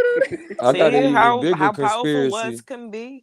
I'm Yeah, writing those things manifestation. down and Yeah. manifesting. Okay, You that's feel why I me? say I'm preparing to thrive. Okay. Hey, y'all, my 4th grade girlfriend pulled up on me today while I was live today. Oh, And snap. it was funny. It was funny, y'all. Like, it was like, wow.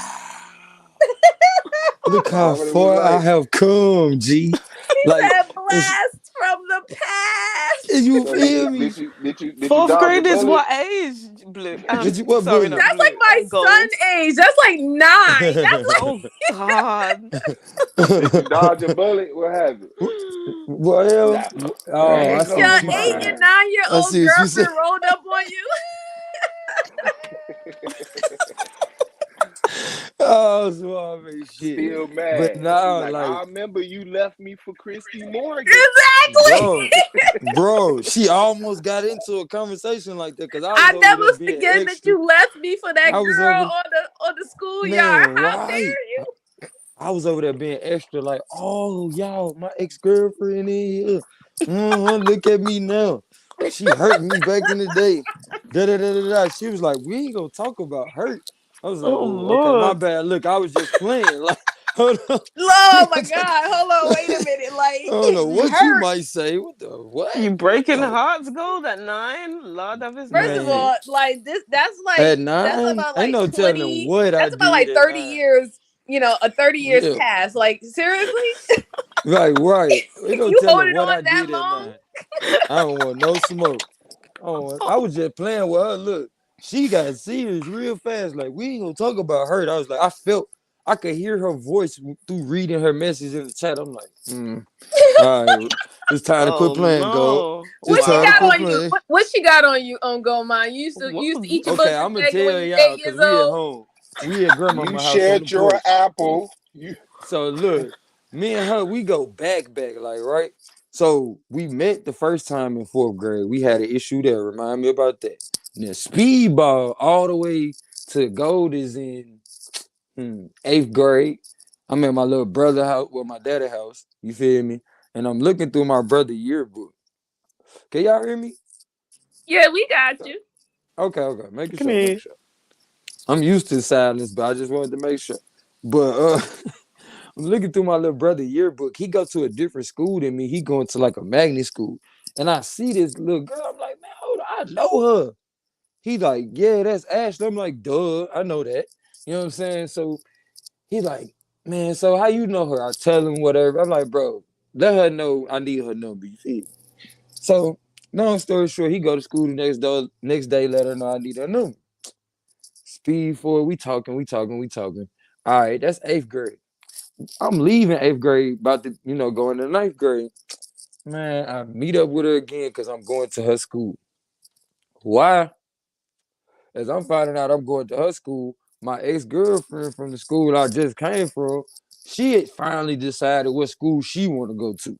So now she want to go to the same school I'm going to. And me knowing how psychotic she is, I'm like, hell no. I can't even have a girlfriend while she at the same school. So I had rekindled the flame with my 4th grade girlfriend. Remember, told you I had a 4th grade girlfriend.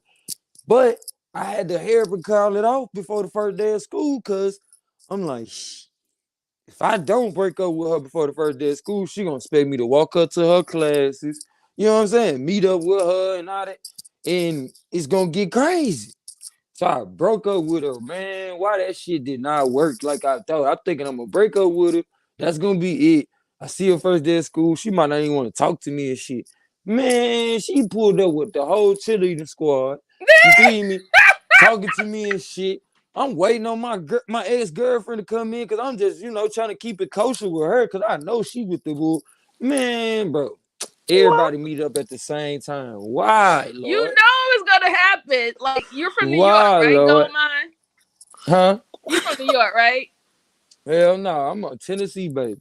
I Oh, just used to Tennessee. listen to New Okay. York So, music all the time. okay. So you went to a predominantly black school, right? I wish I could say that. It was Like, I'm from a melting pot of a place. Like, okay. So it's like very yeah, multiracial, but like in when super. you went to school, it was a high number of black people, right? That I noticed. You know what I'm saying? It's like we only notice each other sometimes. Oh, okay. But I go see what you're ahead. saying.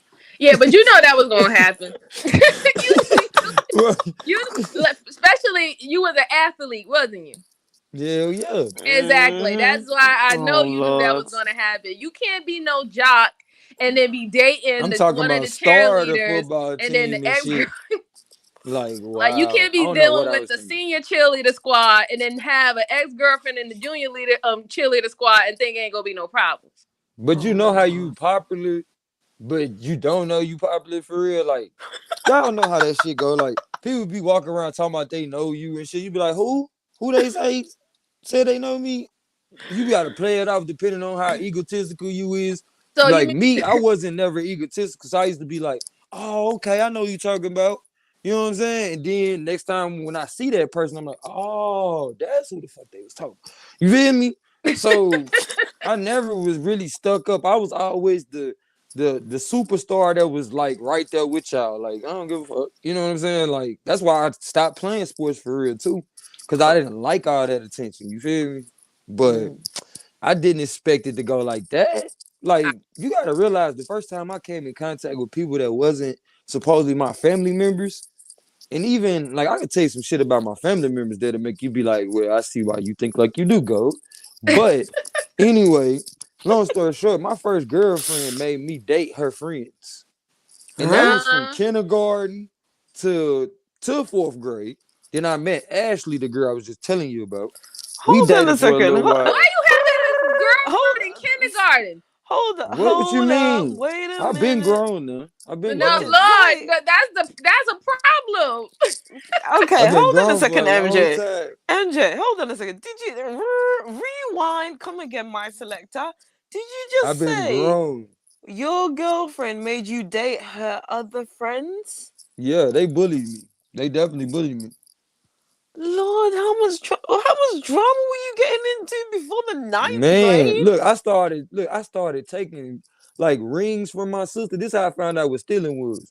Cause my girlfriend, you know, they cute and shit. You like, man, I want to do something for my girlfriend.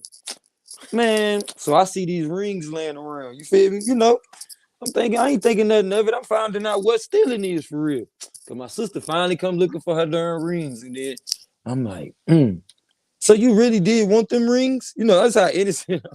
So hold on. Like, hold on. So you Hold really on, did hold want on. them rings? You You had you them in the went- box all you this went time. you were snatching your sister's shit to give it to the girls because you wanted to show off to your girls to see, look, I like you, you special. You feel me? Come Oh on, my now I seen it God. in the movie. The little kid gave the girl, you know what I'm saying? Come on, G. Come on, G. Don't blame me. Don't blame me. I had to find out what stealing was. You feel me? That's crazy, God. Hey, That's you how know I what's found out what funny, stealing bro? was. It's Oh funny because Lord. I remember when they used to have like at my elementary school they had like a book room, and they Oh used to yeah. sell books, and then they used to sell like these little Mm-hmm. rings and these little Toys. gold and these little Yeah. boxes. They was like shaped like Hell hearts and yeah. octagon. Man, I I was remember buying that them for shit. females and shit because they was like $1. So it was like, Yeah. yeah, Yeah. I'd just be Yeah. buying them. Big thugging. Y'all were Big thugging. busy, I'm telling you, I came in busy. this world grown, man. I looked at my mama crazy when I was a kid, and I almost got knocked out. Like I'll never forget that shit.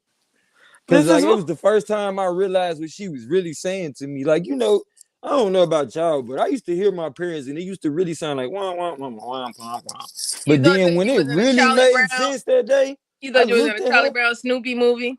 Yeah, but that first time it really made sense. Everything she was saying to me, like, and she was telling me off. I'm talking about, and I tell your butt up, your little butt, you ain't gonna be able to do nothing. I'm like, I'm looking at her like, man, hold up, bro. You got me messed up.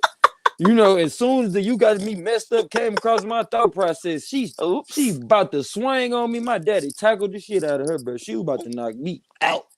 All I remember is, look, I think she missed, but I remember waking up. That's all I'm saying. That's all the hell I'm saying.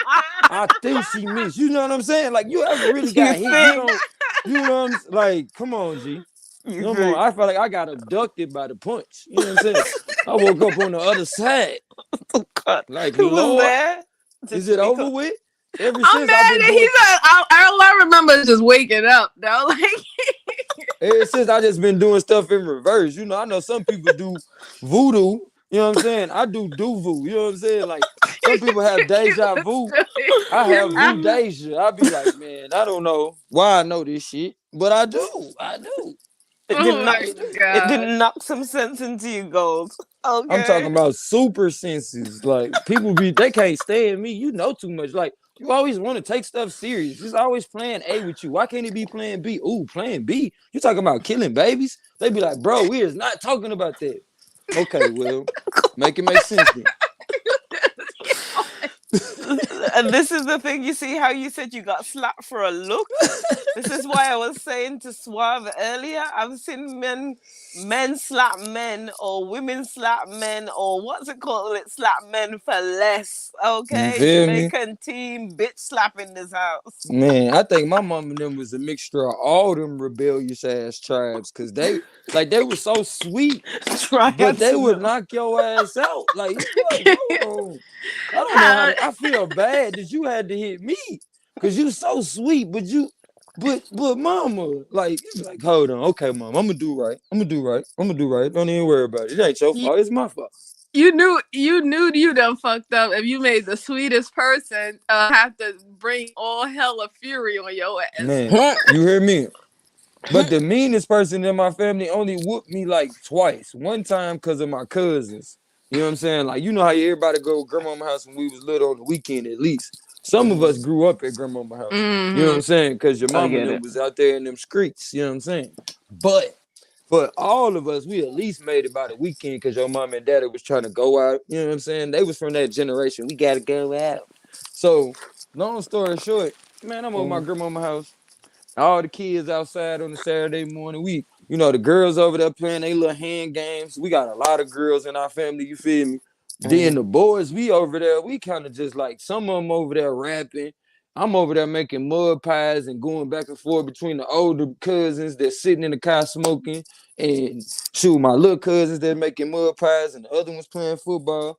Then I got this one cousin. He just over here just like, he always been a little scatterbrain ass motherfucker.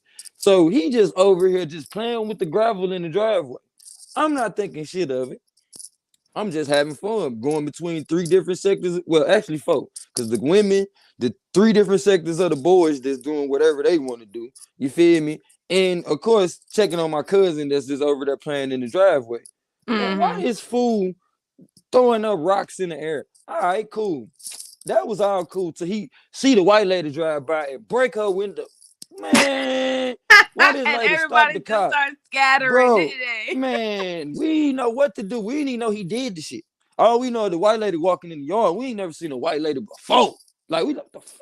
At least me. I don't know about them. I was that young. Like, I couldn't have been no older than 3. I'm like, what the fuck is this? Like, I'm like, what the? Hold on, mama. Her skin ain't. What the? It ain't even on, mama. Like, like, you know how So when you first see some shit. Like, I ain't know. You know what I'm saying? So, but I ain't saying nothing. It's just in my head type shit. I'm that frightened at the time. Man, at this time, she talking to my grandmama, but I'm still throwed off. I can't hear nothing. I'm just looking at this lady like, what the fuck? Man, I don't know, my grandmama facial expressions changed and all that just changed too. I'm just, whoop. Oh shit, we all finna get a whooping. Man, we get in that house. I'm talking about this 30 grandkids and they're getting whooped at the same darn time. We all sitting on the darn couch, like, what the like, bro, once we get through getting this whooping, we gonna beat you up, bro. Like, I'm telling you, you getting this whooping and you finna get another whooping. Oh, mama. Man, as soon as we got through getting the whooping, my grandmama went enough, put some hot water in the tub, put some alcohol in that mud, bro. Hey, everybody had to take their turn. So we didn't have no welts on us. You feel me? By the time we got to go out here to school for them, you know what I'm saying? Or for me to go to the grocery store, because, they try to take your kids if you whoop your kids' ass. Now, don't get me wrong. I ain't the one to be telling people to be whooping their kids, because there's a lot of folks out here ain't whooping on nothing but want to whoop on some kids. Like, you 0 for 100 out here in these streets. People talking shit to you, taking your man and shit. And you over here want to whoop on the kids, man. Better chill out, bro. You better stand up for yourself somewhere other than in this house with motherfuckers that can't fight. Like, and then on top of that, I can't even whoop my kids because at this point, like, I be seeing how my little girl look at me. Like, she look at me like, bro, you know everything. So at this point, it's like, damn, I gotta know how to talk to you or convey a point without having to go to that point. Because for me, it's almost like, some people try to downplay sex, but what they really saying is like, sex is like a cheat code. Like, if we can't get along on nothing, I think everybody can get along if they want to feel good. You know what I'm saying? Same thing with a so-called spanking. It's like the cheat code to be like, bro, you gonna learn from pain. You see what I'm saying? So for me, I used to get so many whoopings, I almost became sadistic. And what that mean on my end, I know how other people become sadistic. I didn't give a fuck about being in pain no more. I didn't care what I had to go through. You know what I'm saying? To the point, if I didn't have such a good heart, I could really like be a problem for people out here. You know what I'm saying? So when it comes to pain, I take on the pain of other people as an empath. And I learn how to find solutions for both of us. You That's feel pretty me? damn dangerous. Like if you like when It's you dangerous get to for that me. point, Yeah. but you get to that point where you don't even have a conscience, and you'll just like you'll endure it a little bit because of whatever your end goal is. Like your mind is so set on completing whatever you want. That's a very dangerous person. Yeah. Mhm. It Capable of definitely is. And anything. that's what people Oh do yeah. when you beat on your kids. You mean So what Yeah. I'm trying to emotional tell pain? you, Yeah. yeah. That's Oh, what you could be mean, coming to but you your mean kids. emotional pain? I thought you mean physical pain. No, I Both. was talking Because about the simple physical fact pain, is but I that know how to Mhm. turn off my emotions long enough to do what the hell I need to do, right, so to that's what I'm speak. saying. That's what makes them dangerous because like in the strength is like your emotional pain comes first before actually with the physical pain, right? Because you're already prepping your mind that you're going to endure some type of physical pain. When he Mhm. Shit, becomes yeah. numb to the point where he can control his mind to like, listen, I know I'm gonna go through this but I still got to get this person or complete Mhm. this task. Then he'll like the physical pain doesn't even bother him. He's just nothing can stop him at this Mm-hmm. point when he goes tunnel vision. That's dangerous. Nothing can stop me. I'm all the All the way up. way up. Oh, I'm all the MJ way up. is right, Nah, definitely. It's that's dangerous for crazy. anybody who don't Well, got the I same always passion had a as high me. tolerance. You're Hey, living Hey. dangerously. Yo, I yo, It's had and a, I I feel dangerous. like always we had all a, gotta get to that. I feel like we all gotta get to that point in life because once you get to that point, you really determine on what you really feel like is important. If you feel like pain will stop you from doing anything that you feel like is important, it really ain't that important to you.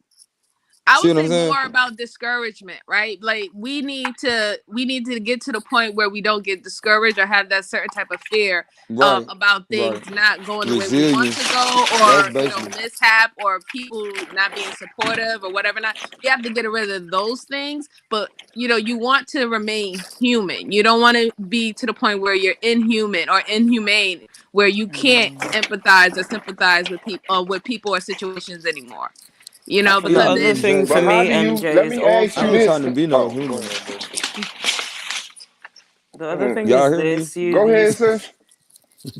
The other thing is this, Gold. Yeah, you're right in terms of what you're saying, and obviously also with having a girl, with your Mm-hmm. daughters, we have to be Mm-hmm. careful how we manage them, because if we're teaching them that pain is love, do you Right. get what I mean? They're more adapt Mm-hmm. to head towards a painful situation sometimes in life with some of these, emotional dust mites that are out there, because you're On multiple associating the levels. first man Right.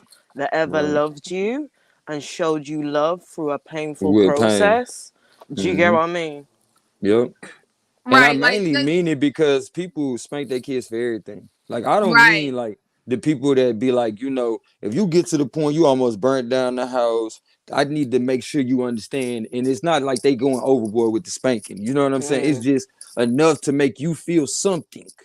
Because like I mm, always believe how you are in one situation is how you are in all situations. I know a lot of other people like to compartmentalize shit, but that's why your brain gets thrown off at a certain point. You feel me? So to me, it's really no separation when it comes to emotional pain, physical pain. Like when you go through a certain level of pain, you start realizing it's all in your perception. But if you keep on separating stuff, then you can never connect the dots to how things really work.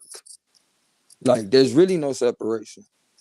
I mean, pain is pain. I do agree on that. Any sort of pain is a pain, but mm, there's different levels and different ways how you react to it, right? Yeah, For where it's in the example, body.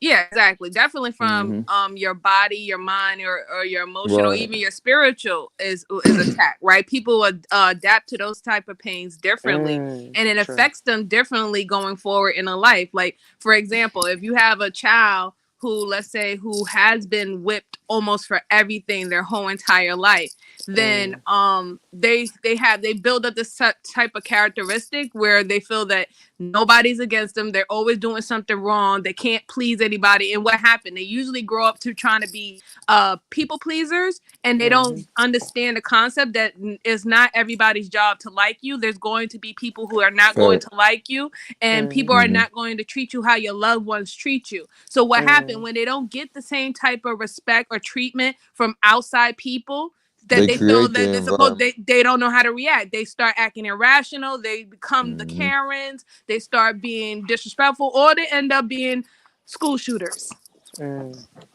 You But know what let I'm me saying? ask you this though, because it was a couple of things that was said that sparked some shit. But isn't that isn't that part of being human?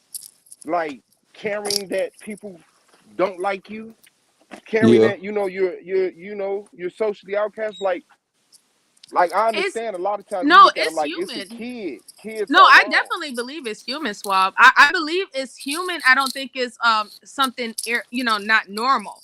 However, is that having the understanding that yes, you can feel upset and mad and disappointed that people don't like you and for whatever their reasons is. However, it's Mm-hmm. for you to know how to manage your emotions and not let it get the best of you and not to take on anybody else's opinions or you on how you feel about yourself because that's normally what happens. Like somebody can say you're a punk ass bitch or blah blah blah and then you start to eat that up inside your life and how you feel about you. Then the ones who's really around you who love you and care about you who don't think that way, they the ones who get the brunt of how you feel about somebody other outside of your love life interprets you. You see what I'm saying? Because you never Mm. check the ones. You Hmm. really don't never ever. Most people don't never check the ones who really hurt them. They always check people who probably one time messed up or one time slipped up, one time said something that you didn't really like or whatever not,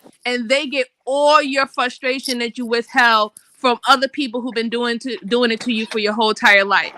So it's Mm. all like so me, I just feel it's more about just managing. I don't feel that, I feel that people have the right to be upset. People have the right to be hurt. You know what I'm saying? People have a right to feel however they feel about a situation. But it's about gearing those emotions to the right people and Mm. handling it the right way and managing it and not letting it change who you are, like your characteristics. You know what I'm saying? You got to make sure that Mm. people don't change things about you. The situation can make you wise, but it shouldn't change who you are. Mm. That's how I feel. Making some good points there, sis.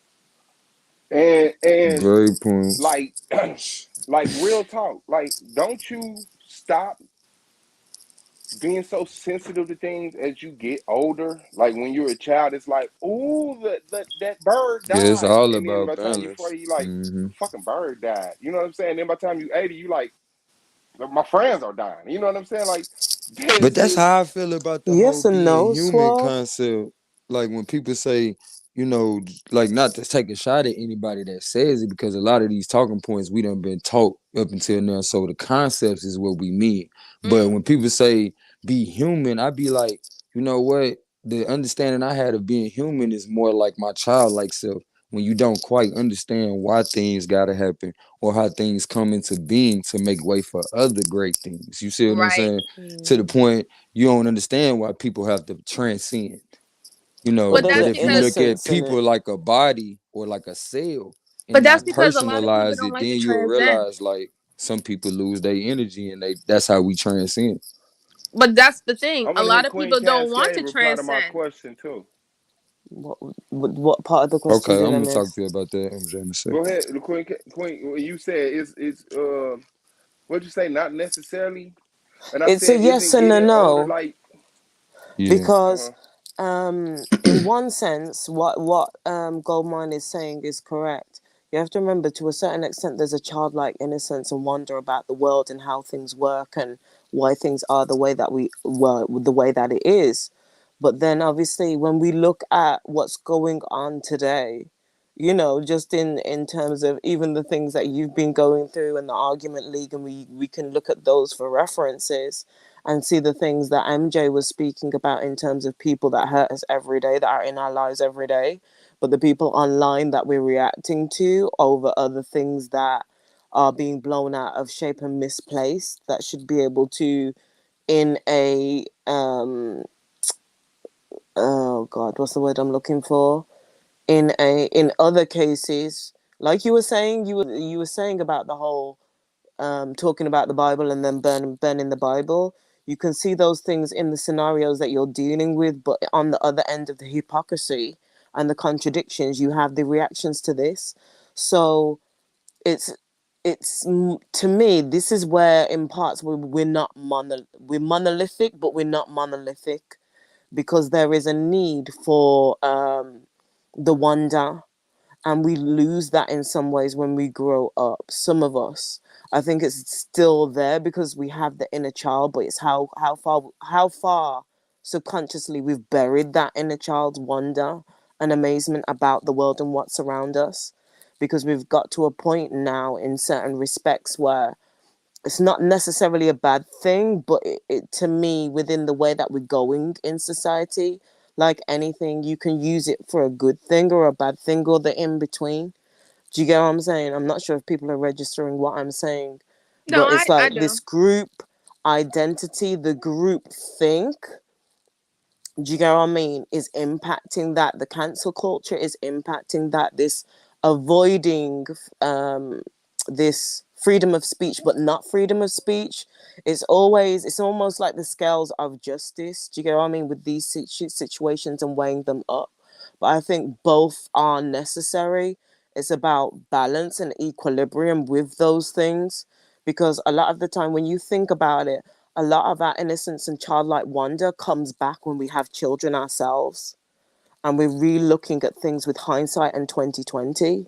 But when we look at parts of some of the older generation, they lose parts of that, but sometimes through things like retirement and changing speed in life, those things can become invigorated. So it's about that person's individual journey, making the effort to go back to that childlike innocence. I think that's part of the reason we hear tones and phrases about our inner child. We all know we have the capacity to behave and act that way. Put us around a group of kids at a Christmas party, or, a kid's birthday party, and we'll find a way to get back to that innocence. Do you get what I mean? To have that fun, to have um, that wonder. But when we're around our adult selves, we sometimes lose that in the group think, in what you're talking about with the oh god, the echo chambers.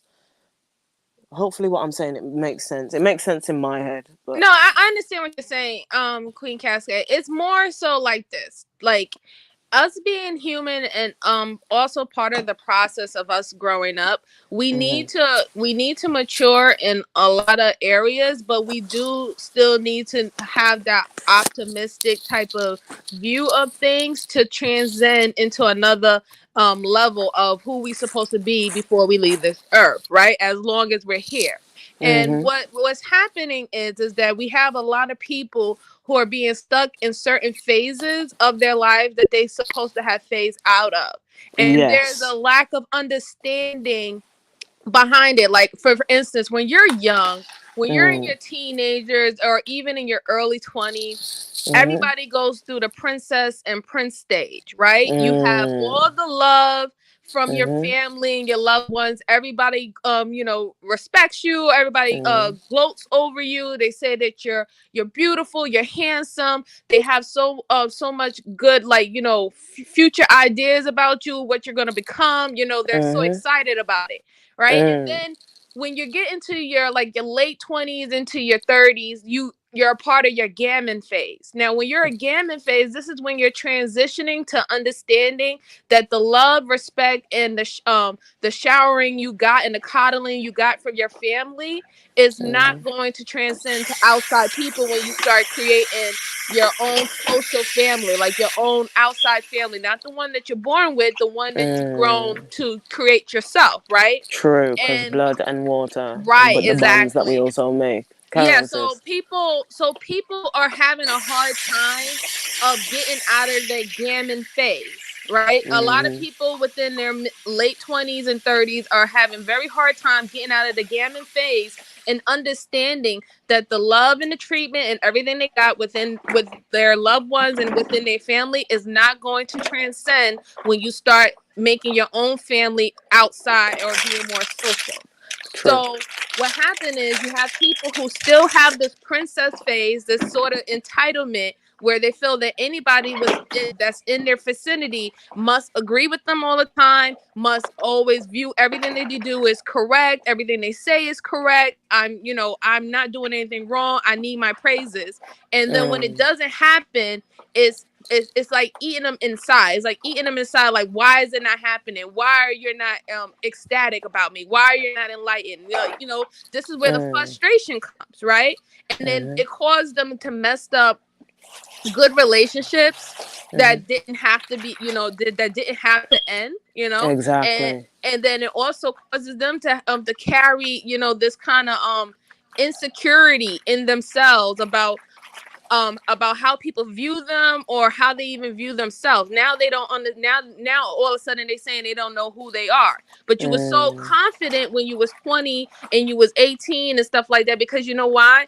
You had the backing of your security and your confidence came from outside people back then. You know what I'm saying? When you're in your late 20s and your 30s and stuff like that, you're building to become a adult who confidence comes from within. It doesn't come from what happens or who says it from the outside, So this is what's happening. Their phases are actually being prolonged and people are getting older. And now it's causing conflict because the social steps that you're supposed to take as you progress as an adult is not happening at the right place. And I think it has a lot to do with social media. I think it has a lot to do with society and how it's moving in its direction. I think it has a lot to even do with the things that you learn in your household and what you're supposed to know, like certain foundation that you're supposed to know in your household. I think other added things is being added into it, and people are not learning or accepting to let it go. True. Boom. Message. Quan MJ. Rah. Ain't it? What's your mental case? Like, what's your diagnosis that if it was someone else, they wasn't handling right, addressing right, it would be concerned? Like, because everybody got one, right? So with me, does everybody have that? What, have a phase that they working on? I don't know if you call it a phase, but just say a mental condition that would be diagnosed by a psychiatrist or something like that. Like, you got an abandonment disorder. You have this, that, and the other. Like, you know what the funny thing about it is? I think that people have issues that they might be dealing with, but it's not necessarily those issues can be diagnosed as you having a problem, right? Like, the ones that really becomes diagnosed by by a psychiatrist or even a psychologist or a sociologist, those issues are more about, like, if somebody is a danger to themselves and they're also a danger around them, right? Then they want to definitely, diagnose them to say, hey, listen, we need to get this under control before it spirals out of control. But I do feel that everybody has their, their inner workings that they're gonna have to handle and deal with. And if you feel like you need that extra help, go get it. But if you feel that you're on top of your game to do the work, then do it. So that's crazy because I had caught this case and had to go to anger management. And it was the funniest shit to me, right? Because for one, I was innocent. And it was like, who can't manage their anger? Like, I wanted to see, the angry man off of Martin, where you just mad all the time. I'm like, it's just a room full of super angry people. Like, so I went in and sat down, and it was like normal. I ended up being like the teacher's pet, pet peeve, whatever you want to call it. She's like, you should get into this lane, but I wasn't really diagnosed with nothing. They said in order for you to enter the class, they got to give you some type of condition. So they gave me intermittent explosive disorder, right? And I told them, take that off. Like, don't diagnose me with shit and you ain't talk to me. But later, motherfucker told me I got abandonment issues. And I was like, and I couldn't argue with it. You know what I'm saying? Once I found out what abandonment issues was, and this, that, and the other, it was like, but I never saw myself like, and I'm gonna abandon everybody around me, or I'm super clingy to everybody. Like, it wasn't, I didn't see the negative effect of the abandonment. So yeah, it's like people have these conditions or whatever orders you want to call them, and of course they don't do nothing until they're a threat. You know what I'm saying? When they're a danger to themselves or other people. But it's like, yeah, especially in society, everybody has something that if they was off genetically 1 degree, they would be a psychopath. Like I could completely dissolve my whole life in the fact that my father didn't show up to my birthday party. My mother cheated on my father. You know what I'm saying? Some horrible stuff happened, and now for some reason I see the world this fucking way. Like that's, I don't know. And the majority of us are not psychopaths. Mm. We're not. Right. So We're not. You know what I'm saying? Like we're normal people that walk around and progress. And right. So like even with your situation, Suave, like if they said that you have abandonment issues, there's a lot of people that has abandonment issues, and the True. way how they handle it is very different. Like I would say that if they said that, they would want to know, are you holding on to it? Are you learning how to accept certain things? Or what is a triggering something that happened that would trigger how you felt when you did start to feel like you was being abandoned, or you felt that you was being left out, or you was being shunned for no reason or for a small reason or whatever it is. Like that's what they're really trying to find out. Like, are you able to manage it? Because it's something that you're gonna probably have to endure in some type of way, what throughout your life. And they don't want that. They don't want something that will trigger you where I guess like the bottom will fall out of the pot pretty much. That's what mm-hmm. they're there. They're just they're there to just manage the condition. They're not trying to fix anything. Those things, there's certain things we're gonna always have to deal with. You know what I'm saying? It's just all about managing it and the best way possible so you can have a fulfill and happy life, regardless of any bad things or other things that happens to you. Some giants we live with, some giants we slay. Like it'll be Hey, like, because and it then would it be was so horrible dumb. if you had abandonment issues and you always felt that you was the problem for it. Like just think about like some people who do have abandonment issues and they felt that they're always the cause of it, right? Like do you know, well, like that's a type of pain that that's really cuts deep. You know what I'm saying? And you start to feel very bad about yourself, or you start Yeah, to no, I feel. ain't never felt that. Right. See, that's It what I'm saying. came. What was funny? Yeah, it came when my mama got sick, and my family called me. My family that don't call me. You know what I'm saying? Like I've been on my own since I was 14. I got put out when I was 14 for playing with my step grandmama's water. I filled a bucket full of water, went outside and wet somebody who wet me. And of course, she's from before water was running in the house. So she's like, you just wasted 30 cents worth of water. And so I got to get out. And at that time, I ain't like my conditions at home anyway. My stepmother had smoked my dad and my brothers out of our house. So we moved into her house, but already had her other daughter and their children. And I was better on the street. So I said, fuck it. You know what I'm saying? And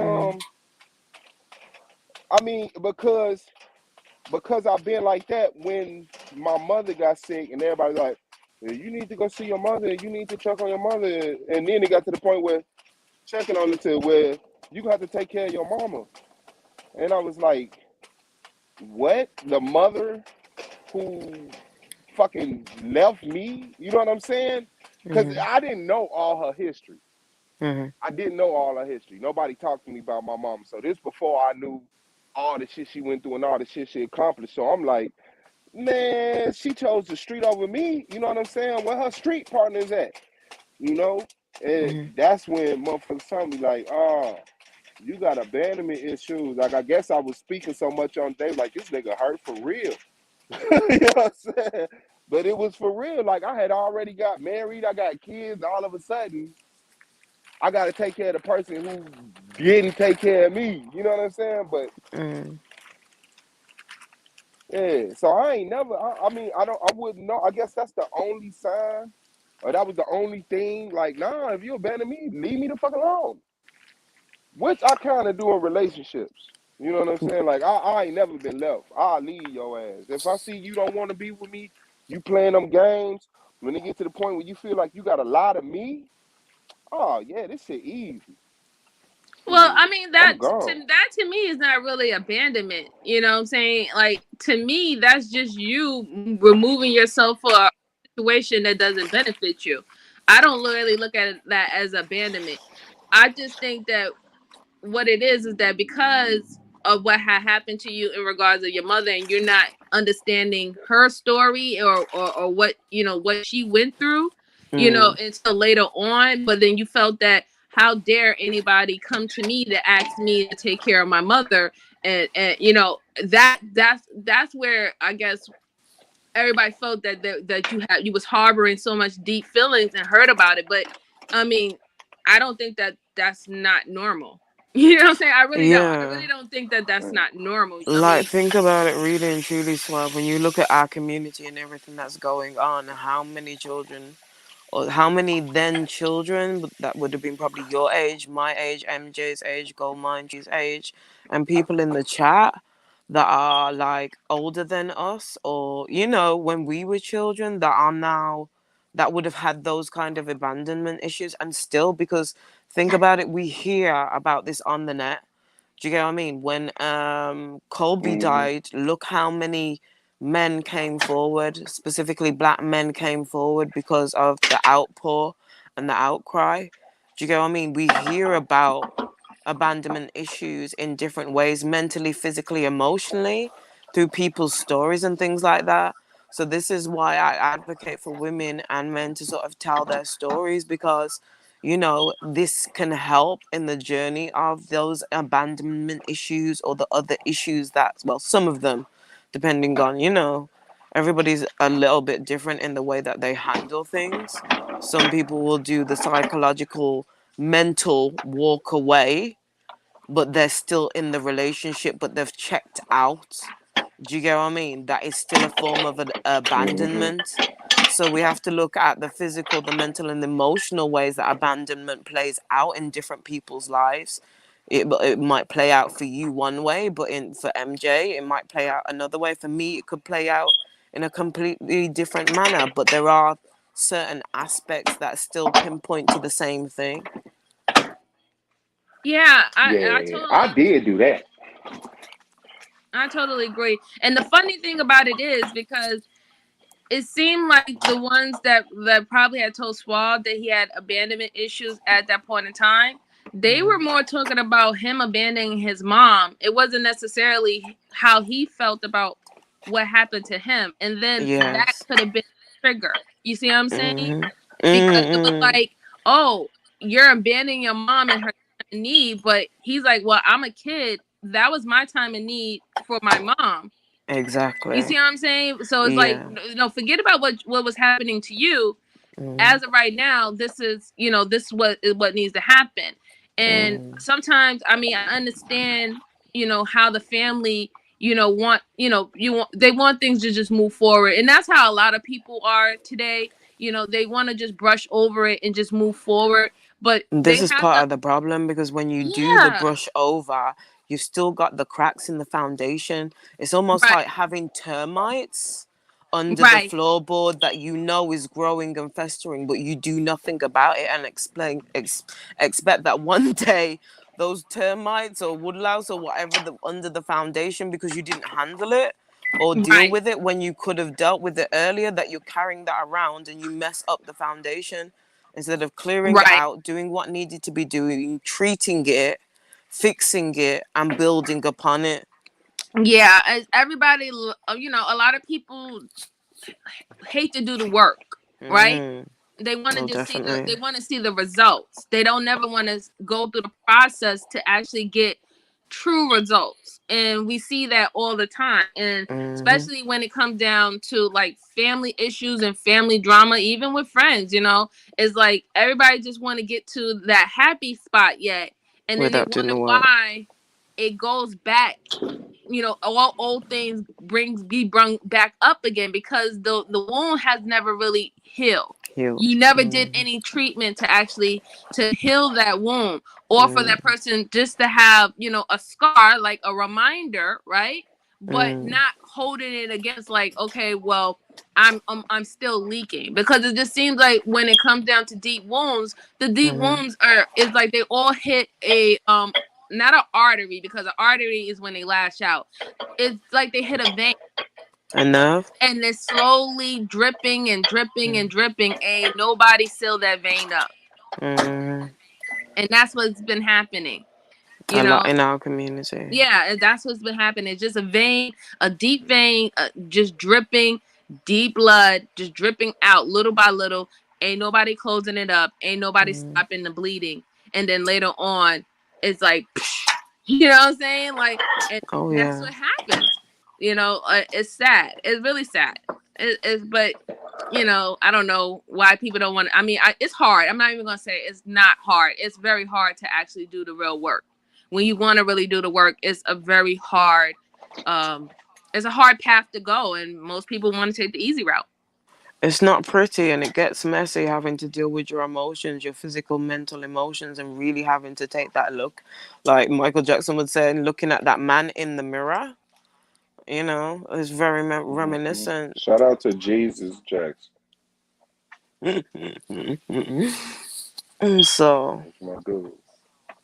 it's very, and we see it time and time again in the way that people will deflect, gaslight to avoid doing the work. The drama that gets caused within the community, even in regards to us having a voice. Do you get what I mean? It means feeling and actually listening on different levels, or active listening, should I say? I think the word is, to be able to then build on. But if you're not willing to have the conversations, if you're not willing to open the doors, if you're not willing to do the graft and the work, then this is the thing. The community will continue to look like this, because nobody wants to do the internal work. I advocate for counseling and therapy and things of that nature. And it's not, like, think of it like you're building a house. Like, at first that house don't look good when you're doing the foundation and clearing it out and having to put finances into it. But then we also have to think of, even if you think of, say for instance, in life, your biggest purchases might be a house, well, in this day and age, the way we're heading for, it might even be a car, because people are not willing to do the work. But people also forget the biggest investment is in ourselves. Because if you don't do the biggest investment on yourself, then you're not going to get to that car, really and truly. You're not going to get to that house. You're not going to get up that ladder in what you're supposed to get to, because you fail to do the work. And we see it And time and time again. I don't see. That's why I don't see why the work is so hard to do, because it's like you're working on your family, you're working on you. And Domo in the building. Oh shit, Domo drop off. You're I was going working to on say, did I you. You're just see working on that your Domo family. popped up? Yeah, I just saw him down there. His phone Okay. probably messed up or something. But Okay. that, like, it excites you. Mm-hmm. That's the fuel. You know what I'm saying? It's like, and I know it because I look at what the work that other people are willing to put in on stupid shit. Like, I'm looking at niggas stand outside of shoe stores for 3 days. They camping for a pair of shoes. Like, come on, Okay. bro. It don't even require that. It don't even require that. I'm looking at motherfuckers do certain shit, and I'll be like, why is you putting yourself through this? Like, I've seen people play video games for hours and get frustrated and cry multiple times. You know what I'm saying? Like, and this is a video game. And you watch it, it is recorded live. This person is going through the emotions. Like, you could be talking to your brother right now. You know what I'm saying? I'm gonna come back up, man. If I don't know if I ain't see you for a long time and you dropped out. I just looked down. I was fixing my baby a sandwich, but yeah, I don't know, man. It's like when you was a kid and you did a construction project. Like, you be sitting there with this paper in front of you, this glue, And then at the end of the day, you got a nice project that you like. So it's like when I look at the paper, I don't get discouraged. Like, I'm like, Mm. ooh, let's do this, cause I know what we gonna get. You But I know. think in some ways, Suave, there's in your childlike innocence, there's a competitive nature, but the competitive nature that I see within like the community is more with the games, is more with the materialism instead of the let's build, let's make this fun, let's make that fun, let's build the foundation for this, that, and the Mhm. other. You want to, Me personally, I just have come to accept that um the things that I want to, make a priority will not be the same things that other people will take a priority. And I mean, even though I might personally believe that it's foolish, I just have to accept people walking the life they want to. So if they're a person who wants to stay online, at Nike Town for 2 days to wait for the newest sneakers before they drop out or whatever not, even though that's something I will never do, and I never did, I'm not going to be judgmental and hold against them about what they want to take priority to. And that's just an example. But like I just try to let people be who they are, because naturally, I will gravitate or to the people who I need to be around, and they will gravitate to the people who they need to be around. And we just have to just come to the point where that is acceptable.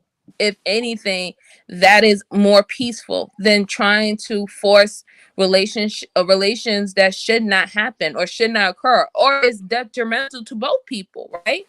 Because if Mhm. you shouldn't be around anybody that makes you feel bad, or whatever. Not. And this doesn't mean that you sit around someone, and if they're doing something bad, you don't let them know. I'm just saying, like, if you're feeling that you're out of place, then you sometimes you really need to just question that and make proper decisions going forward. yeah, I And get suppose up and that's walk like out. another thing about finding people. Everybody's kind of in their own. You've got people who are obviously like loners, and then you've got people who will find their tribe. And sometimes the journey takes longer for others, and some things are for a season, and some things are for a reason, and some things are for a lifetime. Do you get what I mean? There's people that I believe that are meant Mhm. to sometimes teach us messages, and not messages, to teach us lessons. And it's funny the correlations and things when I look at things or look at other people's journeys, or in speaking to you and the other ladies and Suave, saying our experiences, because I don't necessarily really want to call them stories. Do you get what I mean? More so, to me, parts of our stories are what the ancestors have kind of left behind. We're still living, we're still growing, we're still evolving. Our stories are Mhm. still yet to be written. Do you get what I mean? Depending on how we decide to move Mhm. forward. So I think that's still a wonderful thing. Yeah, our experiences are future stories. Mm. Yeah, that's hard. Yeah. And That's you hard. can write your story however you see fit. You Unless you you want to be a butterfly. Yep, if you want to be a butterfly, be a butterfly. I'm a No, you better fairy, not try to be no okay? butterfly. You better accept you are a human being and not a butterfly. I'm a butterfly. People over here Sting like a I'm a trans butterfly, species. I bitch. know butterfly. y'all seen that. Y'all seen the trans species people? I The mean, dude look. that think he a Hey, cat. listen. If they can be anything than their actual natural born gender, then I am a butterfly, and you Okay. can't tell me nothing. And I'm a fairy, Hey, okay? Because I You know. know, say, I've met a well, woman dressed up as I'm a a, fox on TikTok. So if she not a can be big. a fox, I'm going to I'm be a telling you. fairy. I just need my pixie I'm dust, telling you. okay? I Now, think you could buy that on shouldn't Amazon. she, but shouldn't she be banned from TikTok? Like Why? seriously, shouldn't authorities step in and say you are not a fox? Why? Get off TikTok. What? I mean, not necessarily unless she's out there trying to eat people in the forest or something. I don't think the feds are gonna get in on I that. mean, but foxes Okay. don't eat people though. Well, if I'm gonna be an animal, I'm gonna be one for What do you my mean family foxes law. don't So I'm eat gonna be a people, bald Suave? eagle. Hey, but Okay, let I me just can't let y'all explain compare something. that to There what was y'all trying to fox that compare it tried to to though. eat some people's babies. Okay. Gender and identity are not the same thing, yo. We just I gotta. am a butterfly. You can't tell me nothing. Hey, A butterfly. Right? No. Damo. Like, listen. If you want to be a butterfly, like, call yourself a butterfly. You know what I'm saying? But I gender and keep saying to identity y'all, I'm a fairy, are but not the same y'all thing. keep trying to define me. I'm like I float down from the clouds sometimes, but y'all don't listen. I'm telling y'all, I'm a butterfly. I came out of my cocoon a long time ago. I'm a butterfly.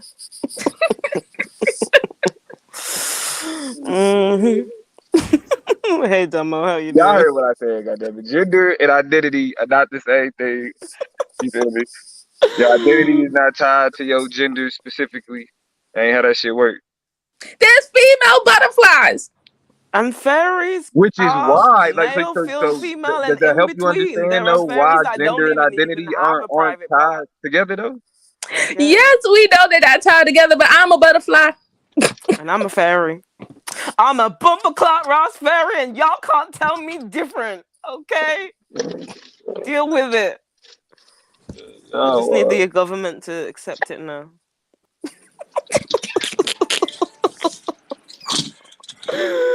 My earphones died. You said what? Ain't the same as what?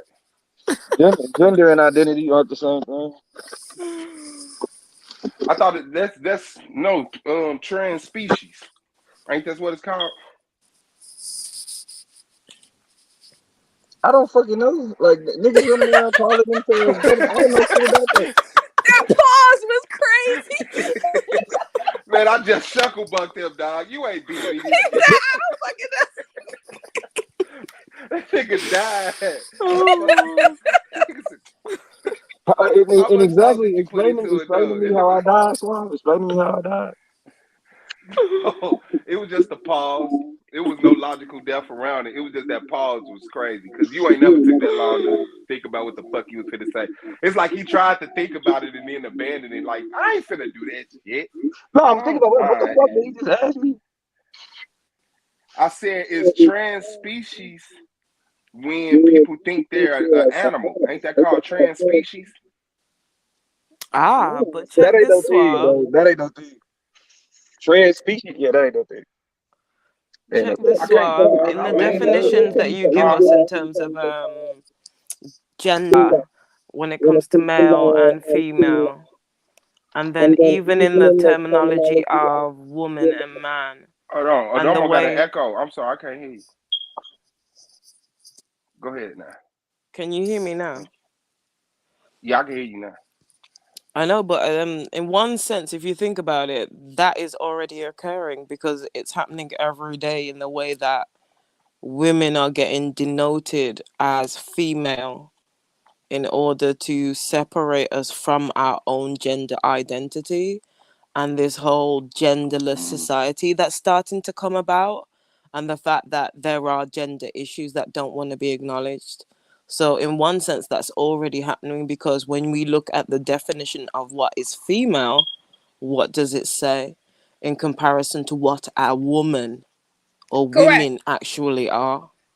Yeah, it's But already happening already because like I said, when you put women down to just strictly being female, being called a female, well, guess what? There's female plants, there's female Mm-hmm. animals, there's female insects. So Mm-hmm. that's no Mm-hmm. longer women having the And they're identity of even female being humans, right? humans. Huh? But they're female humans also, but right? that's the criticism of referring to women as females. Correct. Right. Mm-hmm. I'm Okay. It's saying, So but aren't there female humans? there are female humans, but we have a name for them. So when you don't call women women and you call them females, you're just only stricken them down to them being only just female, like being able to have it's reducing them to the the genitalia. X and X chromosome. It's reducing them down to like very specific uh organs, sex organs. Correct. Cause like the concept of male and female outside of human biology is just the parts that come together to recreate. So like the different or like you the organ that produces that creates, you know what I'm saying, or that births the offspring, and the organ that provides the seed. That's the male and female. Mm. But the like our identity as people expands beyond our like that interaction. Like we're more than that interaction. Mm. Okay. Right. So but in a lot of ways you don't see men being reduced down. Well, actually in a lot of ways niggas are okay with reducing themselves down to their penis. That's the Mhm. issue. And so when they reduce women down to their vagina, it's like it shouldn't be nothing wrong with that because I'm okay with just being my dick. You know. But And isn't that like I could get the extreme, but like in a logical sense, isn't that like like excusing gender? Like, isn't that excusing gender? Like, if it's a like when I hear female, what you describe as female is like woman. That's woman. What is woman? What But is I a mean, female? A girl? What is a lady? that's the understanding that you have when you say, but some people when they say Mm. female, they say it as like Damo and what Queen was saying, is to devalue that female or that woman as not even being a woman.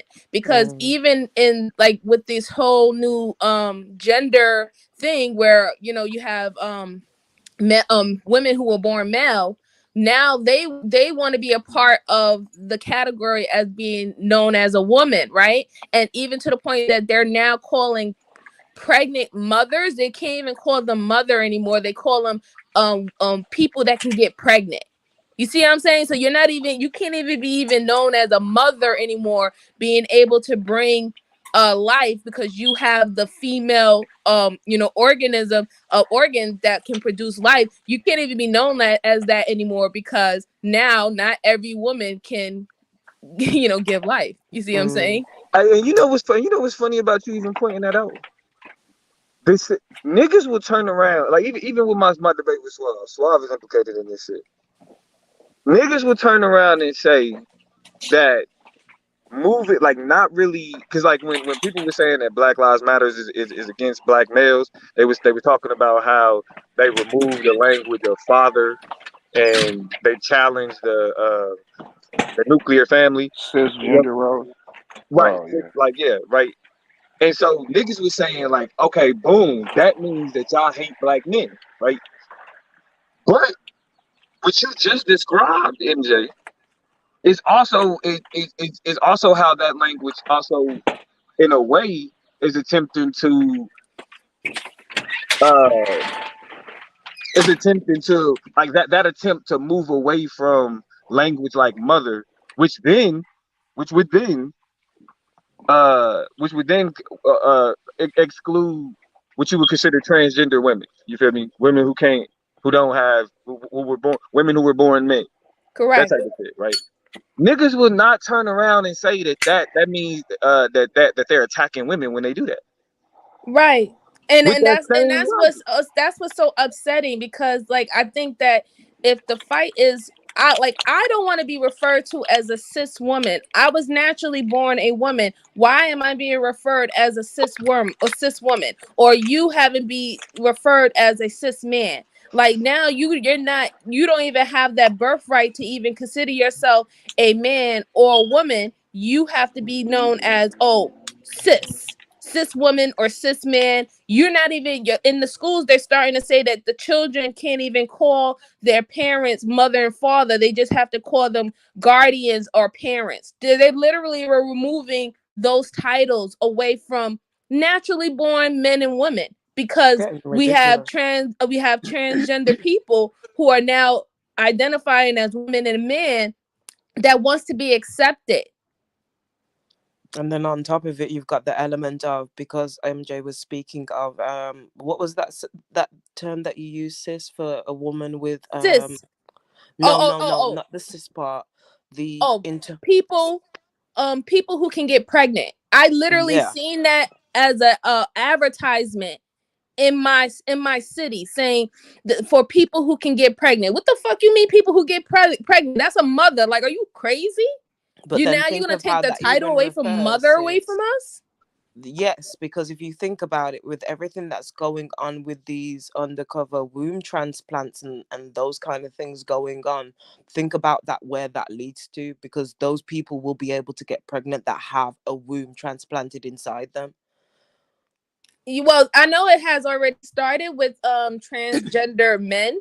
Yes. Transgender men who have wanted to have a family are now, going to the sperm bank and becoming pregnant because they have female parts.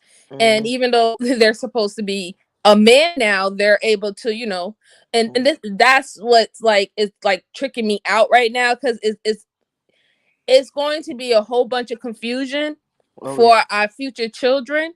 And now and it seems like there is a whole setup to remove gender, so even children don't even think that they're man or female. They think that they're both. Well, I think there's another side to that though. You know what I'm saying? I think that if we could say that that's a possibility. I don't want to dismiss that, but I also think that we are, one thing that we're starting to realize is that the way that the approach, the relationship that we have with these terms have become in a lot of ways overly problematic, right? Like a lot of like the one thing that we understand is that with the way that all these terms exist, they are all hierarchical, right? Specifically in the society that we live in. When we talk about gender, there's a hierarchy. We talk about race, there's a hierarchy. We talk about economic standard, there's a hierarchy. So all of the things that we associate with identity today are also linked to ways in which people are oppressed. Like, for example, when we talk about like a lot of the criticism that's situated around black men and black men's association with masculinity has to do with their relationship to patriarchy. I was gonna say, doesn't the hierarchy come because of the patriarchy? Well, that's just one hierarchy though. Oh. Because remember, we operating from an intersectional basis. So we not only we experience race at the same time we experience our gender, our sex. We experience these things all at once. So it's like there's already a ball of confusion in how we understand identity. Because, for example, how we understand our manhood is inherently anti-black woman. It's misogynoir. You feel me? How we understand class and economics is inherently anti-black against black people. You feel me? So what's happening is what we're seeing a push to undermine the concrete ways in which these hierarchies exist. You feel me? But what's happening though is the queer white identity is still being able to overly define what these things look like. That's the issue. Yeah, I totally agree. It's actually taken precedence. It seems like that identity is the one that's in control of everybody else's identity right, as of this point, right? Like that's what it seems like what's happening. Right. So it's like so when we talk about a lot of the larger queer conversations as opposed to like how we understand identity, these different terms, and you feel me?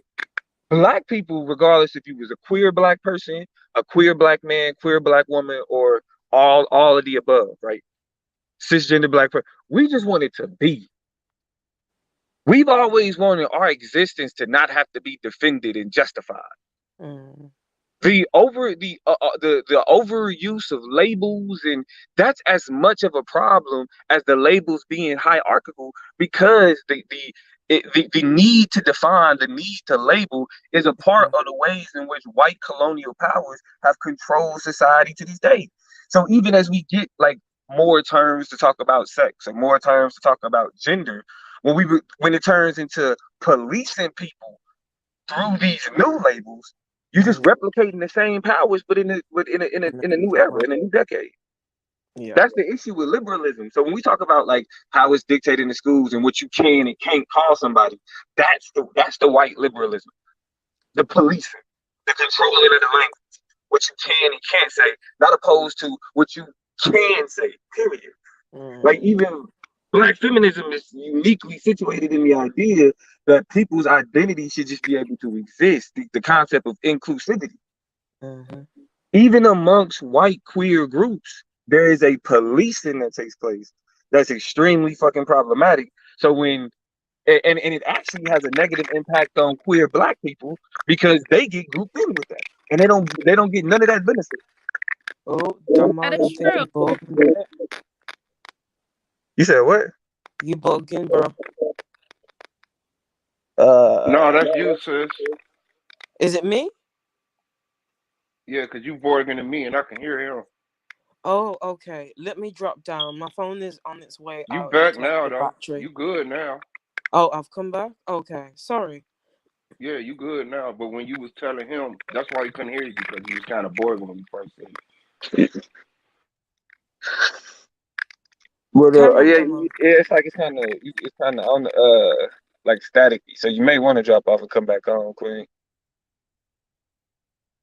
Okay, I'm gonna drop off and let my phone charge for a bit. I'll be listening in the clouds though.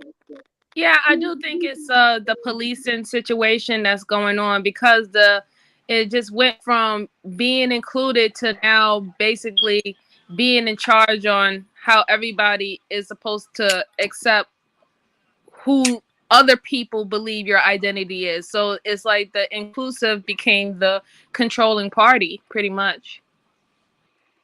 And the thing about it is, for black people, it's difficult because we have to sit back and like what the one thing that we don't understand that what's the most insidious about whiteness, because like we like to think that it's the police or the state sanctioned violence, right? Like police killing niggas, putting niggas to death, locking niggas up.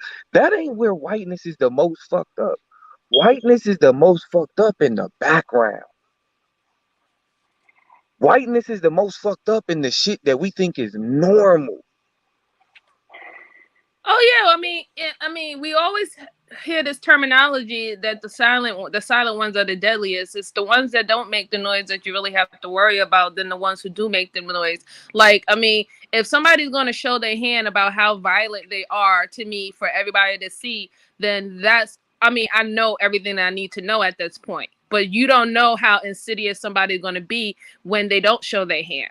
And I think that we kind of lost that, that understanding. Like we just take that terminology, and we just brush it over or we use it as a talking point, but we're not really applying it, to our lives pretty much.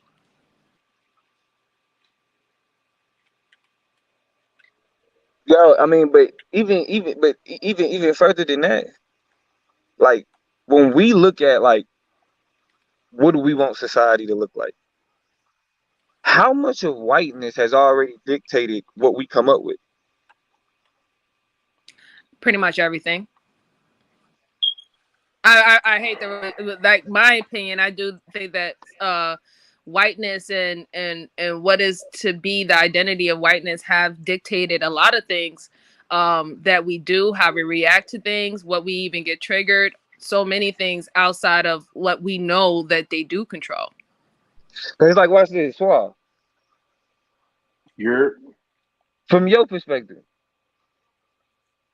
would you say is it when you look at like what you want for black people, right? What you want for black people? mhm. Liberation, a right to define and direct themselves by themselves. Do you think like something like a nation, for example, is necessary to do that? No, that's a privilege. Got you. But most niggas on here say, yes, we need a nation. No, the nation part is a privilege. Yeah. But see, that's the thing, though. Me personally, I think the nation part is it has to be an ideology first before it can be something that's tangible. If Exactly. if you don't have the the mental process for it, then whatever you think about is not going to come to pass. No, not it's worse than that, MJ. Whatever you produce is only gonna recreate the shit that you was trying to get away from. Yes, and we do see that happening a lot. I totally agree with that. We do see that happening a lot. That a lot of people who are trying to build this nation that they seen in their dreams, they're actually implementing the same rules and guidelines and policies that they say they don't like. Well, and that's why I say With the you ships. can't out white man the white man. You can't out cracker the cracker. Right. You know, and like to me, nations destroyed the family because the family was the one thing that you had to be obedient to. Bro, If you weren't nations obedient destroyed the in line tribe, with bro. your, They destroyed the tribe. They replaced it.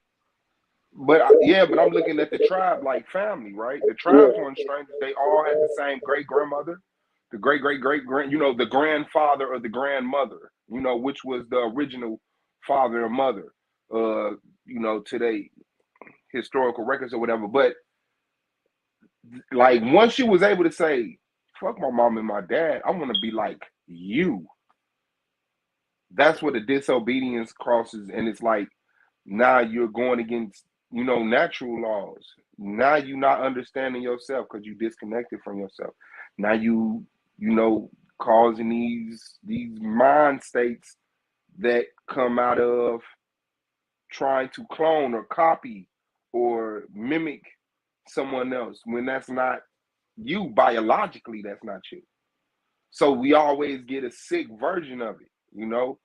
But I totally agree with you, Swab. Like, I do think that it does start with the family first, because what history shows us that tribes and nations have been destroyed numerous of times. This has always happened, but the people are still here.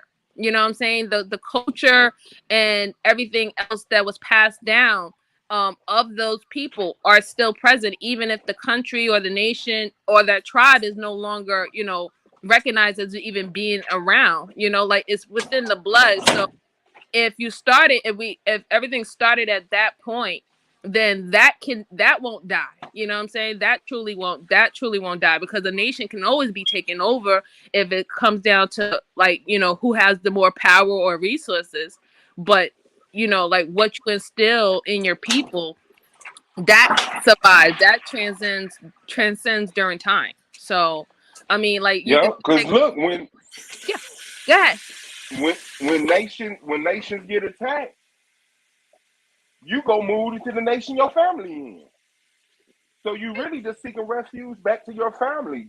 They just happen to be in another nation. So you say, "Oh yeah, I'm refuging to America." No, you're not. You refuging to the Johnson house, nigga. Right. Your I mean, we family. see it here all the time. Like we see it here in New York City. Like New York City ain't nothing but a city full of little nations. We got little China. We got little Italy. We got the Jewish community. We got the Islam community. We Little have the Haiti. African Islam community. We have the Asian community. We have the Caribbean community. We have the Russian community. We have the Russian Jew community. We are, like, I'm dead serious. It's just it's a city full of nations. And they all, like, it doesn't matter when they come over, they all know where their people are, and they make sure they make a community there. So even though they're in America, however they operate within their community is what they accept in their culture, in their background.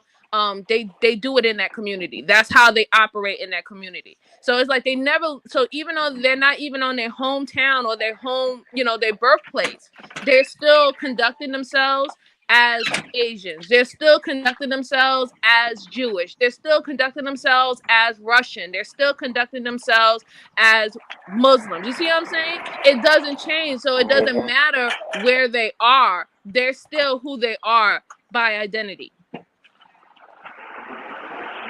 Yeah. Yeah. And I think black people get it fucked up because we are not the same people. We just define ourselves by white standards. So it's like big nose, big lips, brown skin, my people, you know. And it's like other people get to say, nah, I'm Italian, motherfucker. Right, but you I'm know, the funny German, thing about it is that, like I said, black people as a whole, in my opinion, we're so hopeful that everything could just be, listen, we're black, even though you might be African, even though you might be Caribbean, even though you might be from Hispanic countries, you know, even though you even might be a black from Russia, or you just want, hopefulness is for everybody just to hone on just being black. But when it comes down to culture and it comes down to traditions and things of that sort that you learn within the culture that you live in, that's what makes you different. And a lot of people hold tight to those things. You know what I'm saying? Religion, whatever, they hold so tight to those things because that's such a deep part of our identity. And what happens is when in the process of when we try to bring everybody together, people feel that the special part of them is being left out, and then they don't feel appreciated for them being that Black Jew, for them being that Black Islamic person, for them being that Black Caribbean, for them being African, a Black African. They don't feel special. And then that's why it's a falling out, or that's why it's like a tug and pull type of situation to be like, well, which one of our sectors is going to be in charge? So now you start pointing fingers and you want to point out the negative on everybody's section, because that section feel like, well, you know what? I should be in charge. We do A, B, C, D. We don't act like FBAs and all that stuff, or ADOS, whatever. Not we should be in charge. And the other one's like, nah, you shouldn't be in charge because y'all can't even take care of what's going on in your country. I should be in charge. And it's always like a constant fight and a constant battle. And then that becomes the focus point. And then when the real thing that we wanted to actually see is just, Black people living happy and being in peace always get left at the wayside.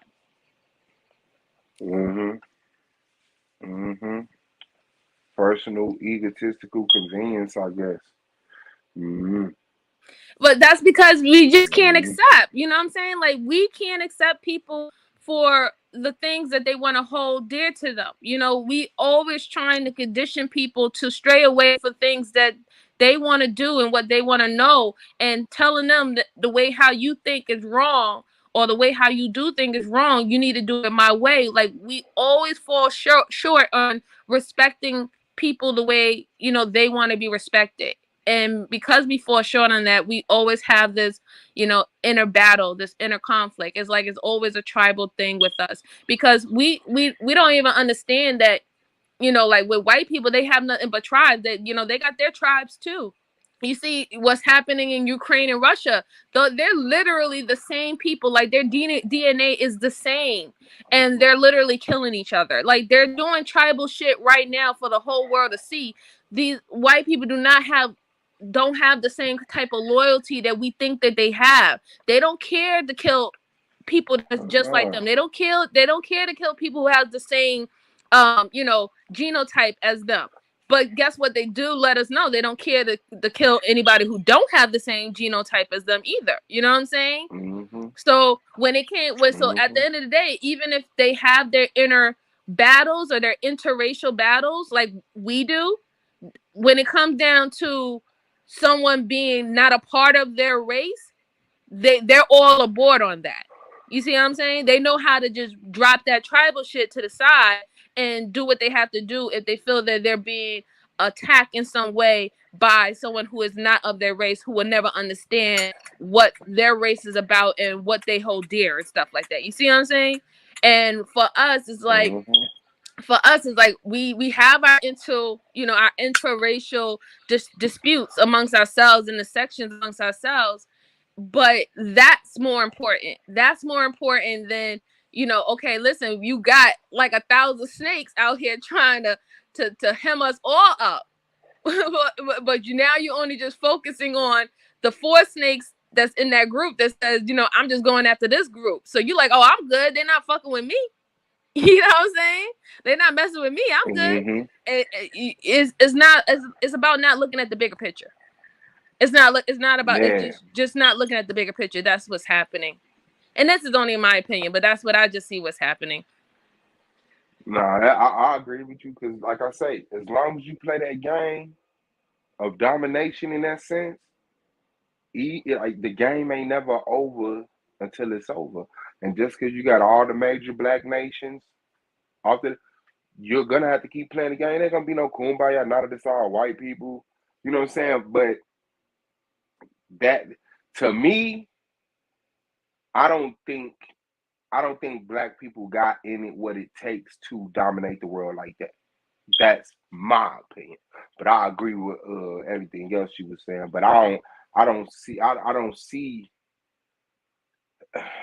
I don't see motherfuckers just trying to build bigger guns to shoot faster bullets, rockets that shoot further. Like motherfuckers is like my immediate shit, jiggy. Like you said, it ain't bothering me, and I'm cool. But the problem with that is, if the threat exists, it exists, and it shouldn't exist. And just because it's not threatening you, don't mean that it's not your problem. You know what I'm saying? The threat exists. Like, because once it pop up on your table, at your doorway, or at your borderline, you're gonna want all the attention in the world. This is an emergency now. You know, so I yeah, think, man, history yeah, is I some don't think, shit. I'll tell you the truth, I don't think that we have anybody alive today wants that type of smoke to really, to really put their best foot interest to dominate. I don't really like, even though there's been many conversation of, dominance or black dominance or establishing black dominance. No, I don't think anybody today who's living is really built like that. I think that as a people, we've been through so much that the only thing that we're really truly just working on is just trying to establish some type of peace and some type of order within ourselves. You know what I'm saying? That's what we're really on. We're not really about the dominance because, like I said, even on Africa and the Africa continent, like I have seen so many videos of very super brilliant, intelligent African engineers who have built things from scratch, farmers who have rebuilt cars from woods and stuff like that, like, from scratch. So if you can do all that and you're so brilliant, you know what I'm saying, and you're doing it with the bare minimum of stuff, why haven't you been able to build something with those resources, in your countries to basically become a threat to outside people out of your continent? You know what I'm saying? Like, but instead it's more about you Because who trying to wants to work with them. threaten people? I think that because intelligent people don't want to threaten people. That's just what it is. And people who walk around threatening people aren't intelligent. Now they can have intelligent people working for them. They could be funding intelligent people, but I mean the geniuses are not like, and everybody has to die. This, that, and the other. They more like, I'm gonna defend myself. Don't make me defend myself. And once the threat is gone, then it's like, yeah. Right, and I that's what hope I'm you saying. mature Like, and my kids are able to talk to your kids one day, and like that. and that's what I'm saying. Like, that's why I said that I don't really think that anybody is really built on really trying to get dominance because, they're not doing it. Like, at the end of the day, when you going for real power, true power to control everything, you got to be one sick, insidious, evil son of a bitch to do it. And you gotta not have any care in the world. Like, that's have to be the goal. You don't mind about casualties. You don't mind who suffer, as long as the goal is accomplished. In every leader or every person in history, doesn't matter what race they were from or what country they were from, when you hear about it in history, they all had this insidious evil streak in them, that they have done things in history that we all remember today. And we can call them a tyrant and everything all you want, but I tell you what, wherever their goal was, they accomplished it. That's why you know them in history. And we don't have that. You know what I'm saying? Like, we do not have that at all. I don't see anybody being, built for that. Nobody, a lot of people don't want to have that kind of stigma on them, or can even accept to have that type of stigma on them, of being remembered of being this horrible, cruel, vicious, evil, devilish person. You know what I'm saying? That, this was his goal and this is what he wanted. But this, like I said, that's what gives you dominance. You know what I'm saying? That's what gives you dominance. Dominance will never be given. My people, dominance will never be given to you. You have to take it. And if you ain't going to take it, then everything else outside of that, you are complicit, you are compliant, and you are docile. And you gotta own up to it. You have to own up to it. You gotta stop lying to yourself. You gotta own up to it. Yeah, and I don't think that person, even if that person existed, because it's some motherfuckers that did some horrible shit, some shit I'm embarrassed to recognize, as far as killing kids and killing women and killing old people. But it's like those type of people aren't allowed to rise up in the ranks of the political structure anymore. You know what I'm saying? Like the one that's there now is established when that was okay. Live by the gun, die by the gun, and now everything's bureaucracy and democratic, and it has to be fundable, like worth the funds. It has to be worth the resources, and I don't see, because it's not like Putin is a maniac. Putin's not this. Yes, and I want kids dead and fire up the gas chamber. There's nobody on earth doing that anymore.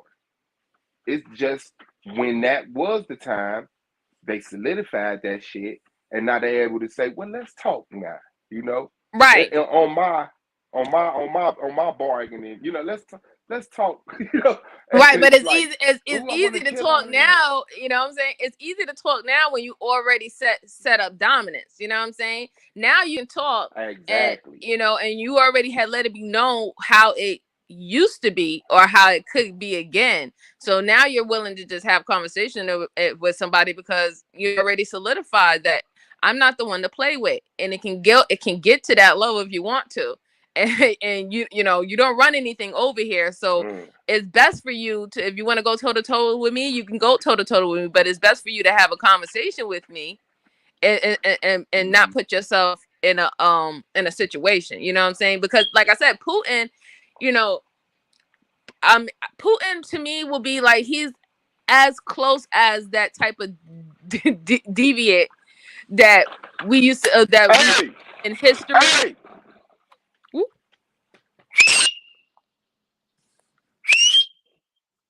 man, motherfucker just dropping shit in the street today. Why somebody else just roll past and drop a whole roll of cord? It's like they work Wow. on houses.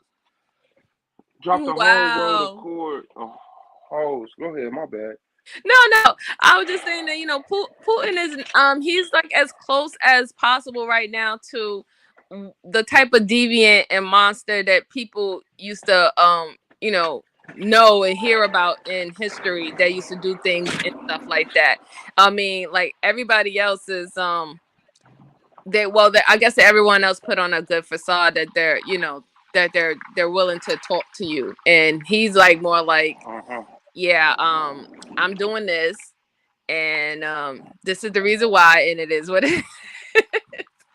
Yeah, yeah. If you ain't got the money or the influence to stop me, I ain't negotiating with your ass. Right. Yeah, but but is it about world domination though with him?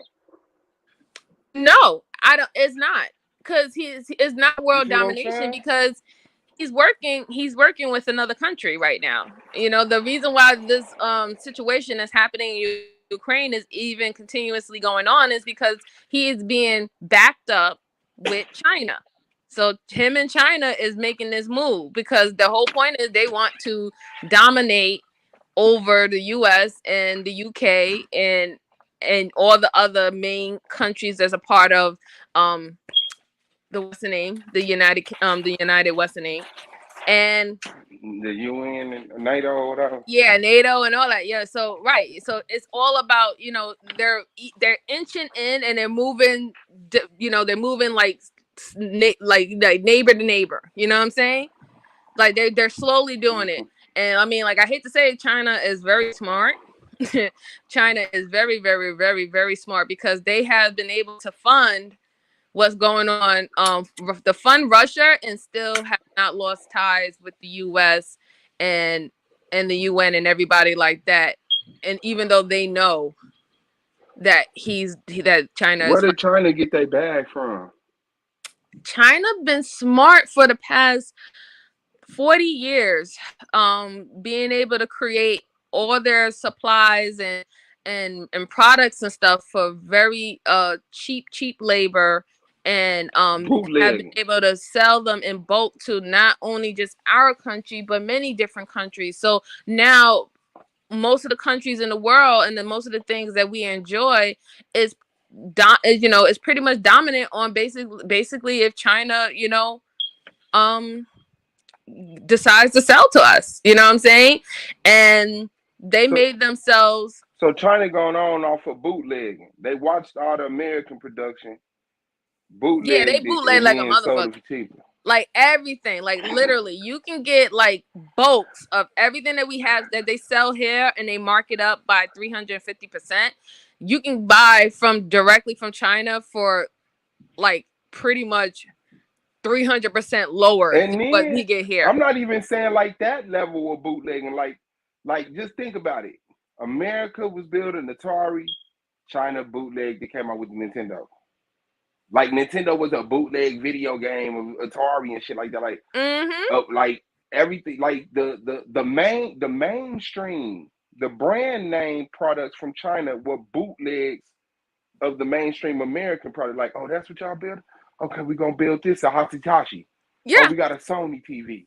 Yep. You know, And like they made damn. it cheaper, and that's what I'm saying. They was able to recreate everything that everybody has had created, and they have found a way how to make it cheaper and still sustain their country. So this is how they gotten powerful, right? Because you got to remember, like, China, as big as China is, they have different countries within China. They don't fall under the same government. Beijing is completely different than Hong Kong. That's why they had the Hong Kong riots last year, because Beijing, which is the capital of China, wants Hong Kong to be a part to become back part of the Republican of China. They want them to be a part of it because they want their money. You know what I'm saying? They want their money. They want the money that they've been bringing in, So there was a big riot in regards to that, and a lot of fighting and stuff. But yeah, like in general, like China, like I said, they've been really smart to know how to replica the things and keep their markets going strong, and having to have wholesale. They like dominate the wholesale industry. You can just get a lot of their products for super super cheap, especially if you go on the basis of US But China dollars. is ain't China the communist? Yes, they are. They So are. they weren't even about capitalism. So it wasn't about buying as low as possible and selling as high as possible. No, It was about making sure you had shit coming in.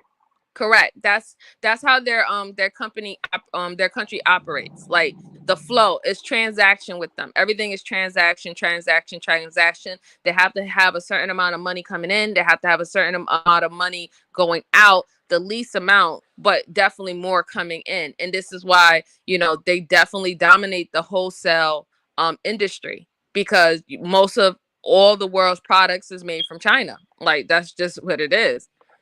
And That's that's how they great. was able. Why would the United States agree to sell China products?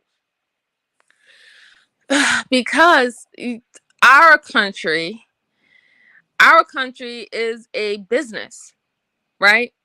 Our country is based on a business. Mm-hmm. It's not really based on anything for the people or anything like that. It's just a 24/7 non-sleeping business. And for them, it will be beneficial if the more that they can get supplies and stuff, and the cheaper that they can get the supplies and stuff from China to come over here and build here, knowing that they have we have a markup system, and how our markets is a little bit run different than theirs, that it's always generating more money, volume, and things of that sort. And then on top of that, we borrowed trillions of dollars from China too. So I mean, at that point, we are indebted to them, and that's why a lot of when it comes down to trade and business, that's why we had to accept it, because we owe them money. But it seemed like we got them guns. They in America, like, man, I wish. Oh, we got don't get me what I wrong, owe we you. got the guns. The guns, and that's another reason why China will never fight us head on. Hence why they link up with other countries that have issues and about US dominance, and the UN and other stuff like that. They'll link up with other countries and basically apply them resources and things of that sort and do business with them, because China is the sleeping dragon. And if anybody really knew the history of how China has always moved and operated in any of our wars, you would know that they always been sitting back in the cut, building up their resources, building up their money and stuff like that, acting like they're never going to attack, or they're playing two faces. You would know that this was what they were going to do.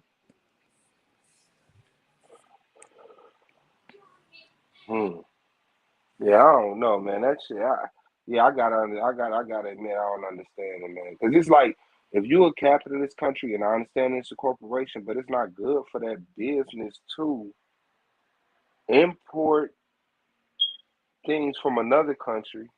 Like you just don't do that. You just don't say, "Hey, man, can I come in your spot and sell shit for cheaper than you?" You know what I'm saying? And then it's like you turn around and now we need a loan from you. Right, but Like that's if because we had a couple of administrations, I think during the past 20 years, that done fucked up and made very bad decisions on a part of the US government, that put us in the bind where we're at the point where we have to work and do business with them because we owe them so much money.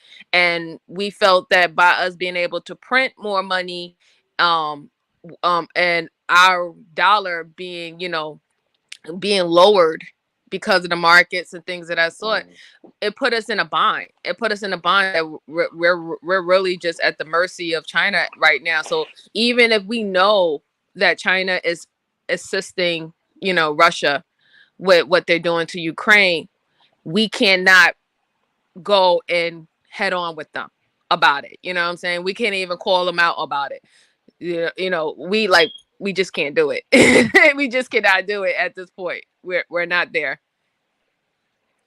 Not until we uh, we take control of our resources and start producing a lot of stuff that we get from other countries. Until we get control of that again, we're not there yet. So even if we wanted to, step away, or call countries out, we can't even do it. damn. Yeah, see, that make me think, man, who's in charge? Who you say run the world? Me personally, I believe that there's Mm, many different families from many different countries that run the world, and they have been running the world for a very long time.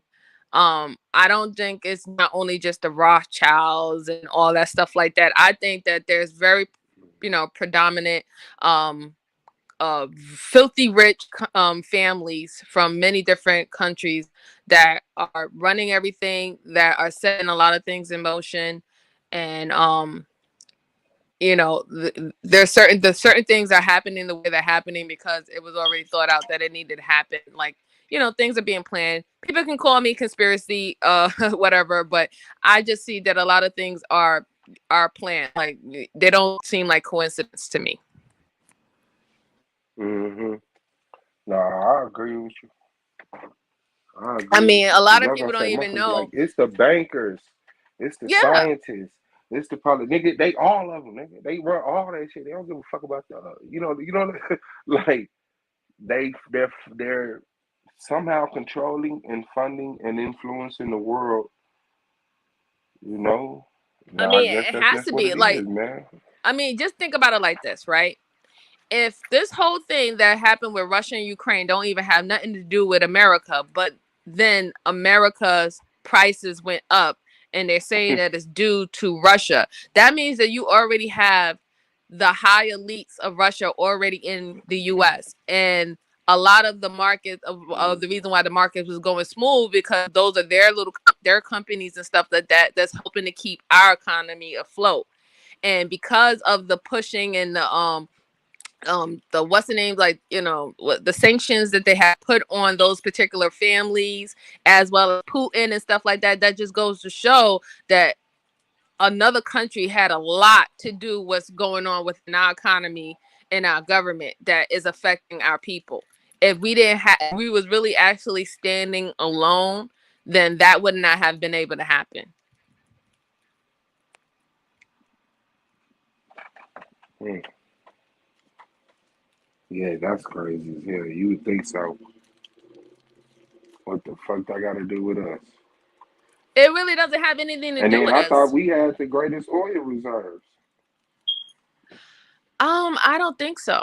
Me personally, I don't think we have the greatest oil reserve. I think that that's what we would like our people to know, but I don't think so. I really don't think so at all. Not being affected like this. Because if that was the case, then the prices should have never changed. If we could be like, okay, Russia ain't gonna be giving us this particular type of oil that we need, that we make, or petroleum, whatever, not anymore, then we should be fine because we have the reserves here. That wouldn't have been a problem. But it was a problem. It was a problem, and they tried to, they tried to warn the country about it. So I mean, you got to just think about it like, Damn, no, we the 11th. Let's say we the 11th. Venezuela, Saudi Arabia, Canada, Iran, Iraq, Kuwait, United Emirates, Russia, Libya, Nigeria. yeah. Now, I don't know why I thought we had the largest oil reserves. Well, you got to understand how we operate in America. You know what I'm saying? Like, and this is and I would say like this. This is how every country operate, right? When you're a government and you have a country, you're gonna have to keep up a certain face and facade for your people. That instills the patriotism. That instills the faith and the trust in the people that you're making the best decision for the country, for the people of the country, and you have to keep up that illusion. You know what I'm saying? If you really was to let the people really know what is really going on behind closed doors, then you wouldn't have the support. You probably wouldn't have people buying stuff to keep the economy going. You wouldn't really have people going back to work, and you know what I'm saying, like people will stop. You know what I'm saying, they would stop, and they will start to say, hey, wait a minute, we need to talk about this, and you're working for us, and this is not what I signed up for. So I mean, it's just something that countries have to do. They have to keep the face of strong and independent and powerful, and we stand on our own. It's just a part of the territory. That's crazy. You gotta never lie. We all bullshitting. For Hell real. yeah. We all bullshitting in. Like, if we know that shit, it's like, do you think motherfuckers, because, I mean, on one hand I do, on one hand I don't. Do you think we really, well, this is probably a layup answer. You think we really grasp or you think we really care about nations and countries and shit? Like, do we really have the understanding about nature's nations and countries? No, that we even concerned about it. That we give a fuck. You know what I'm saying? Like we play a national game. We have a national agenda. We have some type of national presence, consciousness. We do. We definitely do. But it's like it's all a show, right? Like this is what people have to understand. It's a show. Um it's a world nation, a worldwide show that, all countries have to put on, you know what I'm saying? And that is so they can keep their type of, I guess, characteristics, their personal characteristics about the country, you know what I'm saying? But yeah, Hmm. it's just a show. Like, I do think that we do have influence, and there are countries that have more influence than others, right? But to say that countries are not dealing with each other, not collaborating, not working, that's just unrealistic. No, I mean black people. My bad. I'm Oh, you saying mean black black people. You think people? even black people? Yeah, yeah, yeah. My bad. So with black people, we Like if like real talk, if China invaded America tomorrow, do you think black people would give a fuck? no, Like I if don't. China just said everybody now just pay us, White House gone. It's now communist red house. Keep going. Show keep going. But you know, your kids will be learning Chinese, and you know, you think black people be like, man, this is upsetting to me. Or you think we be like, well, you know, Yeah, we'll just be like, oops. I mean, tell you the truth, as a collective, we wouldn't pay it no mind. You know what I'm saying? As a collective, we wouldn't pay it no mind. Because like I said, even now in schools today, Mandarin is a second language that kids can use out besides learn outside of Spanish. It's another elective.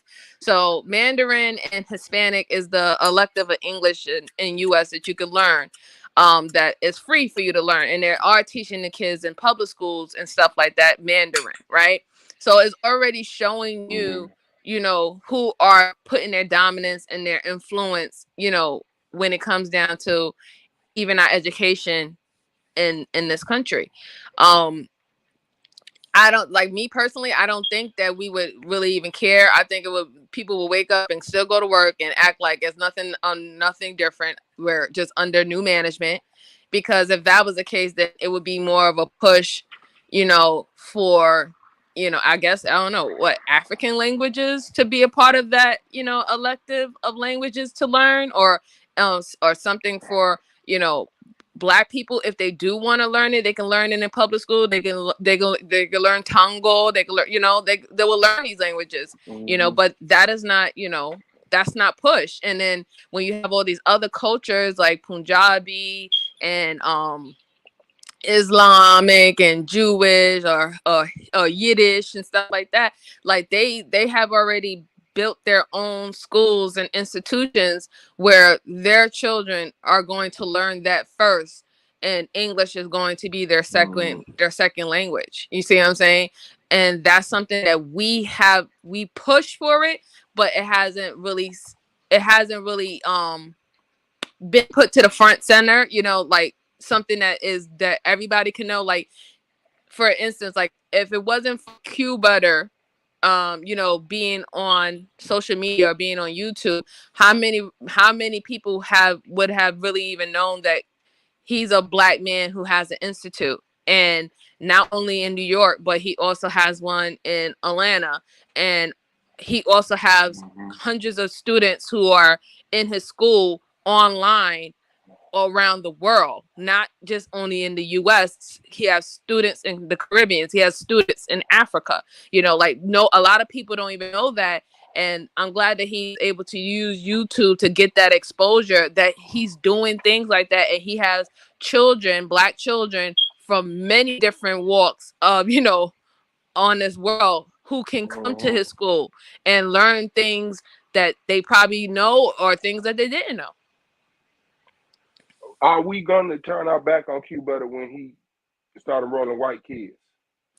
Hell no. And listen, I would tell you like this. I won't turn my back on Q Butter. I would never turn my back on Q Butter. Yeah, I know we not. I Q wouldn't Butter's do 1,000% official, man. No, it's listen, if he does, here's the thing though, right? The smart thing about it is that, and this is what all these other cultures and others them understand. Even though they create their own schools, they know they can't say this school is only for Asian people. This school is only for Korean people. They know they can't say that. They know that would be discrimination, and that they will not be in line with the laws of this country if they would say that.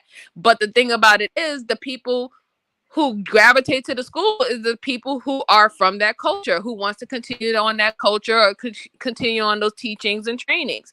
So if Q Butter is doing what he's doing, the people who's going to gravitate to his school is the ones who's already living that lifestyle and doing and teaching what he's teaching in a predominantly Black school for Black children.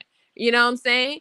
But yeah, shouldn't we want, like, isn't that like a thing that we should want for his school, to actually have like a white population?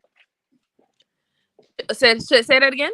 If he's setting a curriculum, if he's doing the teaching, then what is the threat? Wouldn't in progression and success, like white students will make sense? It would, and it would, and then it wouldn't. Like, if you want to think on a business, like a business mindset, then yes, for him to open it up to all races will be more beneficial business wise. But let's just take No, socially wise too.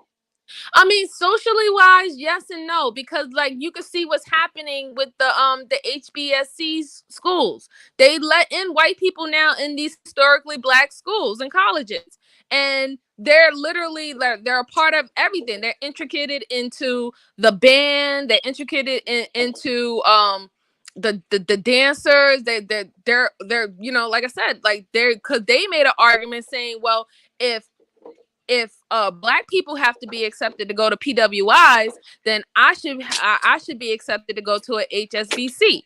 So we're already in the process of schools and colleges that were meant for us because we wasn't being accepted to PWIs that we made for us that we could still not have like, you know, still be able to get the proper education to be successful. Now they're But we going didn't into make that. those HBCUs. We didn't make those HBCUs like Cuba to made Zion. No, we didn't. Like But he made that shit. That's his shit. Like we were allowed under specific agreements and you know consultation from other institutes. Like yeah, it ain't absolutely. none of that with his shit. So it's like if he's bringing in the next generation of white people in a certain neighborhood saying I've seen some of the smartest black people in my life. I've seen way more intelligent black children in real life than I have on TV. That's crazy.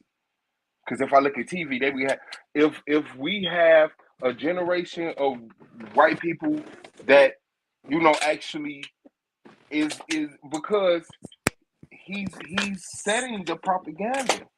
He's setting the curriculum. So it's like if they not at home offsetting that shit, it's something up. You know what I'm saying? So and then at the same time, it would be nice to see a few generations of white kids compete with us and get D's and F's and need assistance. You know what I'm saying? Because once you get on that even playing field, you're gonna see like, oh, your child didn't come into school knowing how to read in his letters and numbers. Like, oh, mine did. Oh, mine. That it like that shit would show an equal comparison But without don't that handicap. Suave. But don't Hmm. think that they're not taking notes from us because we see things like some of the top 10 universities are in the world or in the Caribbean. And Mm-hmm. I remember a number of years ago when we were living out in Barbados, the British government came out to Jamaica and they came out to Barbados because we've been having problems within educational system within the United Kingdom when it comes to young people at certain age levels. Kids in the UK used to start school at 5 or 6 years old when it came to primary school. But after they made trips out to the Caribbean, they realized that they started school earlier at the age of 3. So when my daughter was out when we originally moved out to Barbados, my daughter had just turned I think she was 4 or 5.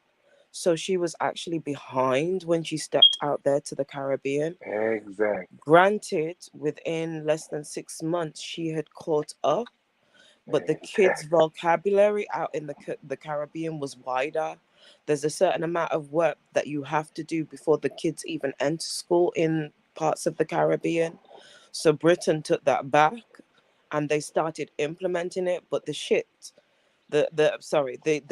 was, and the shitty thing they also did was use that as an angle to push women back into the workplace instead of looking at the benefit of real motherhood and to push forward the narrative of the 50-50 relationship because the government really wants that because they want money, not because it actually benefits the family. So it's to and fro with what suits and benefits them. Yeah, because I swear I was bored in school. By the time I got to school, it was like, show you to do this again? Like, I've been doing this at home. Like, You get to Yeah, I school, it's mean, me like it's more exciting to daydream. Shit. me But check. personally, I just think that there's some things, if we can leave it just to us, that we should, because like I said, we are always being studied. We're Oh yeah, always they being always want to take our copied. secrets.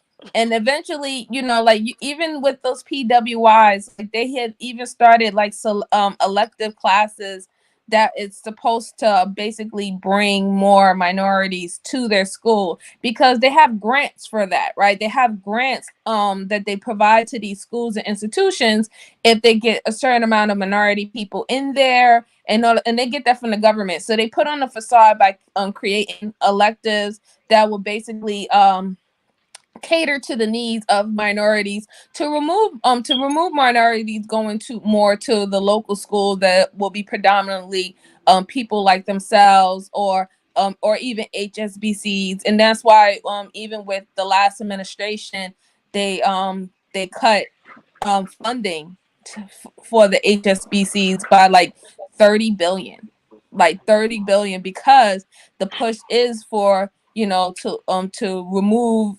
the original HSBCs, and get people and back in going to those PWIs and Ivy Leagues and stuff like that, because that's where they want more of the grants and the funding to go to, because people have been taking other routes and going to other schools, and knowing that whatever degree or that they get at those schools, they're doing just fine when it comes down to creating their own businesses and their own organizations and nonprofits and stuff like that. So like I said, they're already navigating to try to remove the little schools that supposed to be like a symbol of you know um minorities footprint, saying something that is for them. They're already trying to move that out and get everybody quote unquote back under one school kind of situation, so they can be in control of it. I think also, Swerve, you have to be mindful that what is it that black people really have left? Do you get what I mean? When I see the state Mhm. of what England has become from back in the 70s and 80s to what it is now, and the way that, like, obviously, to a lot of people, it's a multicultural society, and I can understand the why people believe that and think that. And yes, it is that, but also it took time to become that. So I was there, not right at the beginning, but through the time that I've been here on this planet to see how it's shifted and how the black community is shifted, and the schools and the things that we used to have that was specific to us that we no longer have because of jumping the fence, because of including the white man into things. Do you get what I mean? I don't think there's anything wrong with keeping certain things specifically for ourselves. If the Jewish are able to do certain things and the Chinese are able to do certain things, what is wrong with holding on to parts of what's left of our culture? Because really and truly, we're continuously every year, every day, through creativity, whether it's rap, whether it's design, whether it's just black women being the bum diggity badass women that we are. You know what I mean? They're appropriating things time after time. I do think we have to be really careful when it comes to the educational part of things, because we've learned time and time again, if you look at the cycle, what happens when the dominant force comes in, what happens with the dominant force is invited in. We see the impact of Africa and what it looks like from inviting the white man in. We see the impact now of what's now happening with the changing hands of China. Same thing with the Caribbean. They're going through the transition from it being really English led, and the way that the CARICOM is trying to pull away from the firm and queen of country, but Yeah. it's really being replaced with China.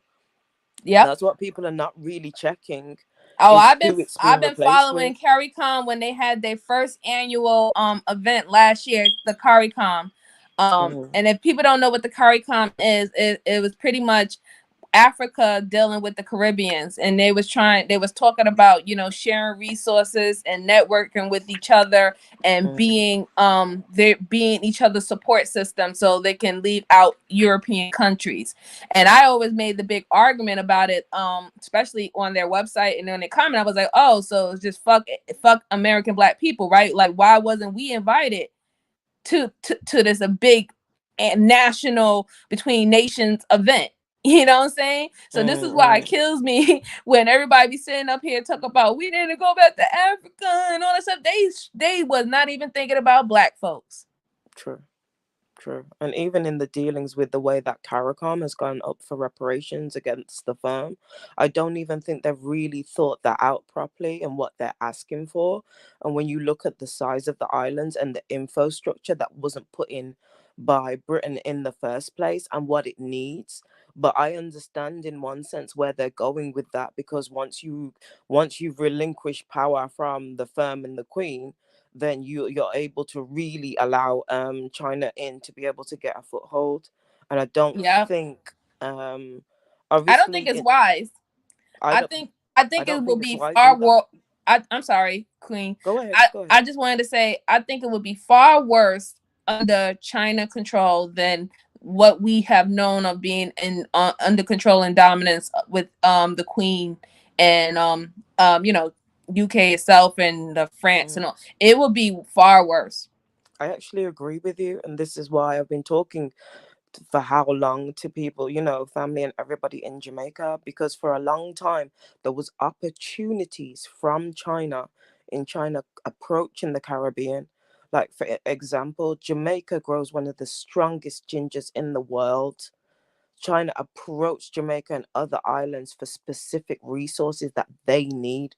Think about it. China uses ginger like at ridiculous They amounts. use ginger in everything. Exactly. Everything. Their sauces, their food, everything. Like, ginger is one of the predominantly used product in all Asian countries. So think about this for a second. You've had the opportunity through contractual agreement to go into business in that sense with China. But Jamaica didn't do that. The opportunities were there, but the people didn't take it up. People had land to be able to grow ginger and other things that China required, because they don't have enough resources with their, population of over 1.5 billion people. There's things that they're always going to need from other countries. That's why they're planning and doing what they're doing and sending their people the way that they're sending their people out. Think of it almost like an ants colony in one sense. So really and truly, like, a lot of now, what you'd probably consider ancestors or elders, actually bought land, actually left land. But there was a lot of fraudulent behavior that was going on in Jamaica, where people weren't paying their taxes or weren't doing the right thing in terms of the government schemes that were being put in place for people to be able to grow the ginger and the resources that China needs. Now, Jamaica didn't take up the opportunity. Well, I should say the farmers in Jamaica didn't take up the opportunity properly. China got frustrated. China has now gone in with the government. The government has taken back a whole heap of land because there's elders that have died. There's people that have not been paying their taxes. There's people that have squatted. There's people and family members that have not done what they're supposed to do with the land. And China has slowly bought up pieces of farms, pieces of land. They now own don't they own all fields. The ports now?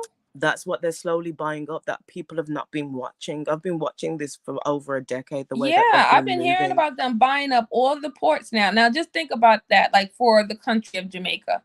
Exactly. If they buy up the ports, you can't bring anything in and you can't bring anything out unless you pay them a service fee. But check this for a second. Before even China started stepping in the way that they were stepping, when I went out there in 2015, I was surprised at the amount of things that were being imported into Jamaica and imported into Barbados and some of the other islands. Why is Jamaica and other countries around the Caribbean that have some of the best soil in the world, that is in the parts of the Caribbean, and you are having Haiti to has like import like onions. You're having also to Haiti. import the Yep. basics. So China have gone in there and taken up, just like most things they watch, they see what's necessary, they see what's needed, and they spread out, they take over, and they take what's necessary. So things like that England used to highly need, like sugar, like England thrives off certain things because of tea and scones and things like that. Yeah. Sugar beet doesn't produce enough sugar for the UK. It's sugar cane. That's part of the reason why, slavery came into play. But Mm-hmm. now China has understood the same thing in their needs, and the fact that they've become a dominant force in the way that they have, and outsourced everything to other countries to be able to do it. So the same thing that America was doing and England was doing to other countries back how many hundreds of years ago, China is basically taking the same model and just structured it for their people. Right. And the funny thing about what I think the reason why China is able to do that, because like I said, they're not doing anything different than European countries have done for centuries. However, they have put a spin on producing the same products that other countries have done by putting their stamp of, their twine into it. You know what I'm saying? Their flavor into these things. And they have made it very marketable around the world because of Asian cuisine and certain things that we know to be, from Asia, right? So they have made that market around the world where people have now taken these things as like, some type of delicacy, right? Some type of something of importance, something special. Even though we know that you can probably get the same thing from Mexico, get the same thing from Haiti, it just have a different name. But they have marketed themselves very well worldwide, that now when it comes to certain things, you want to go to this country to get it. You see what I'm saying?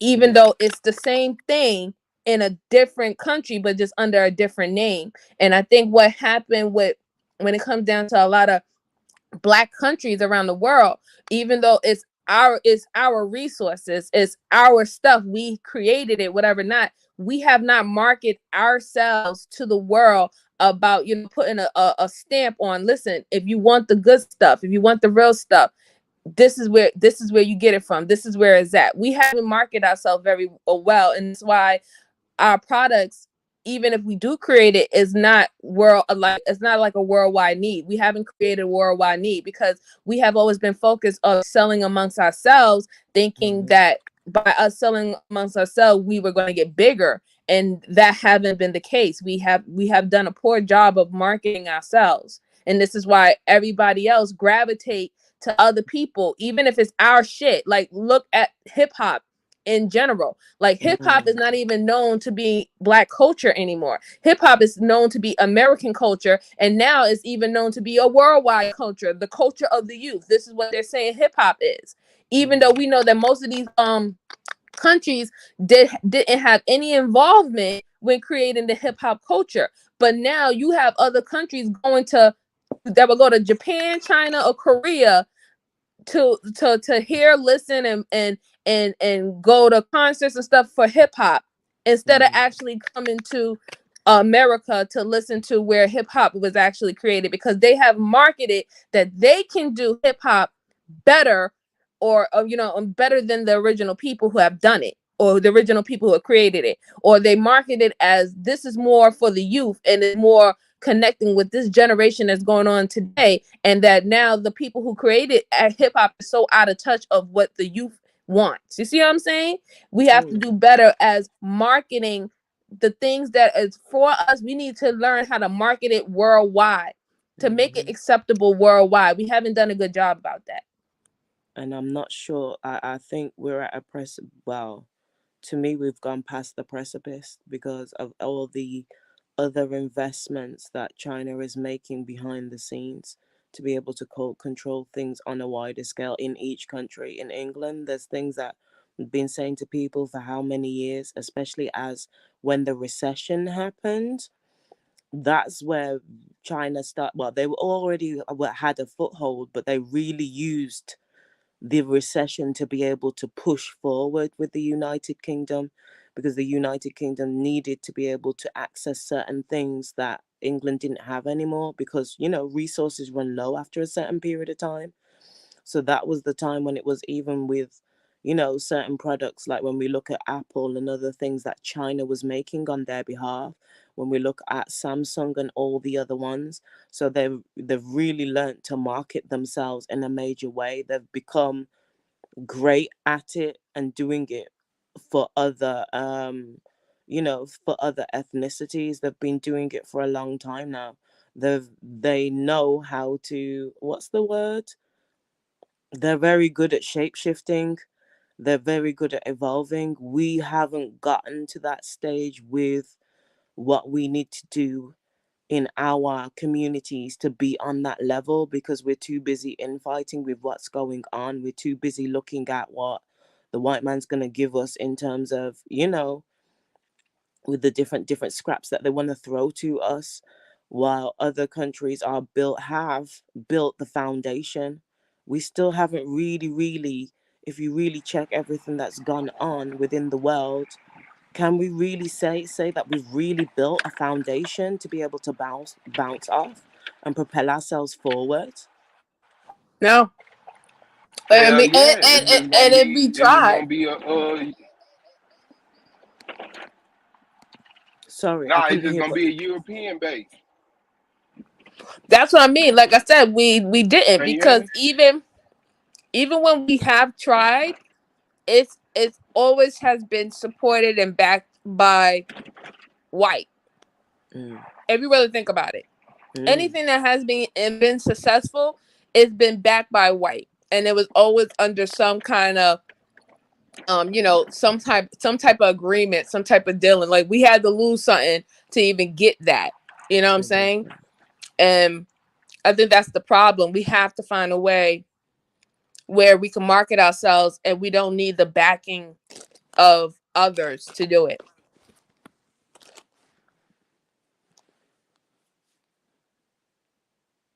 Because all we do when we do get the backing, they end up taking over. And this is why I said I wouldn't want to see Q Butter's school Mm, um letting in more people of other races in there, because I've seen it so many times where it mm, starts off good, it starts off for your people, it starts mm, off, unique and something that is your own. And then when it becomes the business aspect, the business asset take over, and you think that you're just only doing business with that person, but that person is all they're there is studying and getting everything that you thought of, getting all your ideas and stuff like that, so they can walk exactly. away and recreate what you created. True. and then you and Accent. then what they have becomes more acceptable than what you have. You see what I'm saying? So it's Mm-hmm. like you let people in and you create your own competition instead of basically defeating your competition that's already out there. And I've seen it time But and time this again. what I'm saying. At this point, don't we like? I mean, because the game was lost, like the board was set. This is a different game, right?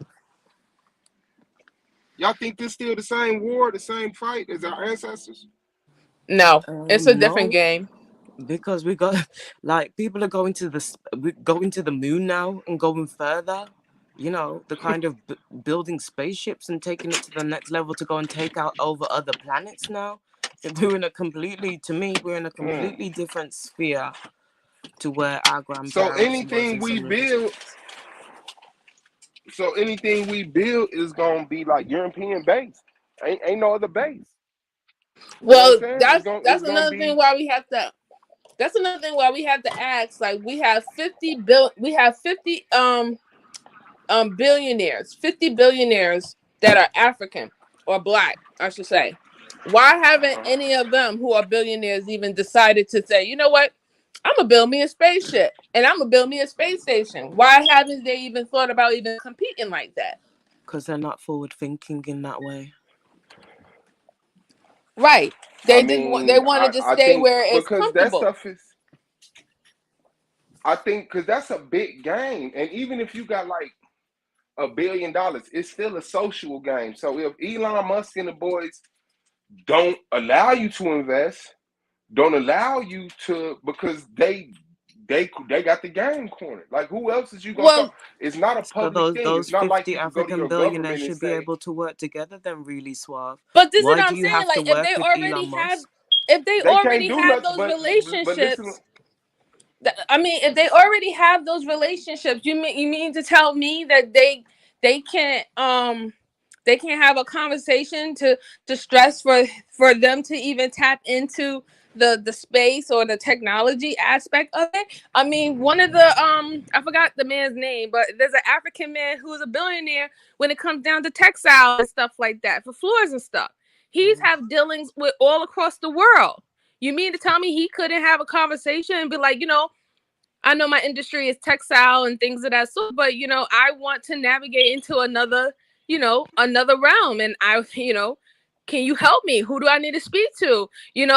Like those that's the conversations should be social able to game. have. That's when they say, yeah, and that's when they well, you could design the floors for the bathroom on our spaceship, but it's like that's the other side to it. Even when you get the money, if you're not rubbing shoulders with the boys, you're not in the room when they're talking about doing these things. And then it's not like they're astrophysicists; they just got the bread, just like you. So all you could do is say, "Can I put some money with your money and come up with y'all?" And motherfuckers gonna say, "Well, I already got my business partners." Well, It's all type of legalities. They be like, What I Swap.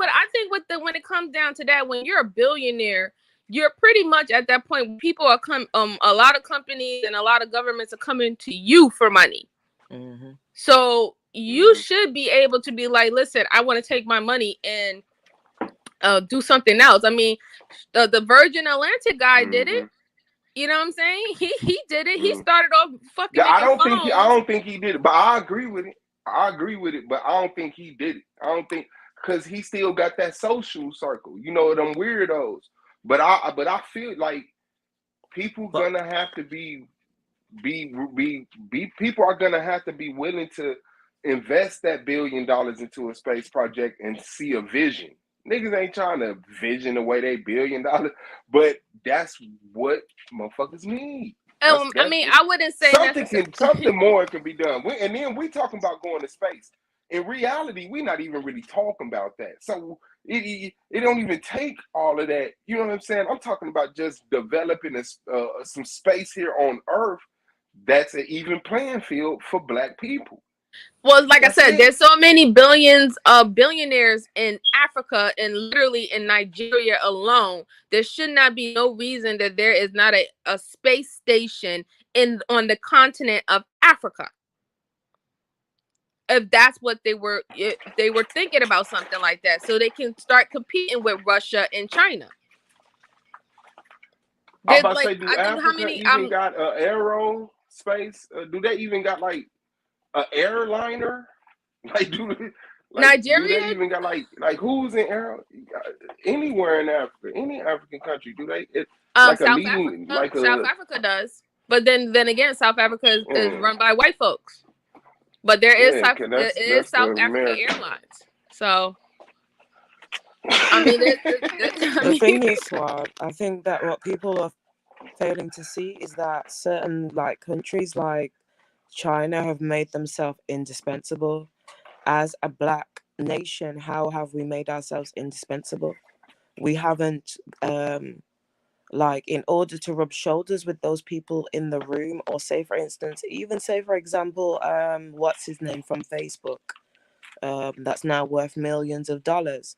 It takes it takes Black people going to universities and colleges and entering those circles earlier to be able to really connect and rub shoulders. But as a community, that work hasn't been done in the male side of the sector. So really and truly, the women that are pushing forward, that are going into science and engineering because Black men are not doing it, are the ones that are going to be literally rubbing shoulders.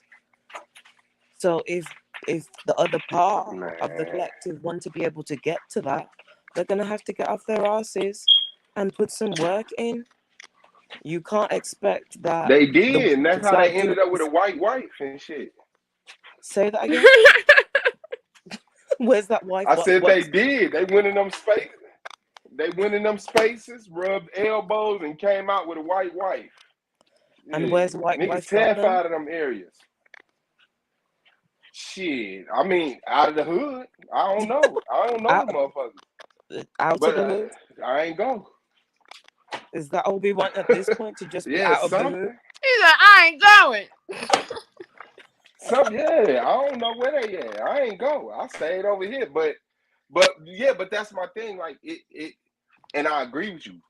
You got to go to school with these people to end up the friend of the son of the father that's a billionaire and all of that shit. And then, but man, that shit can't be that difficult.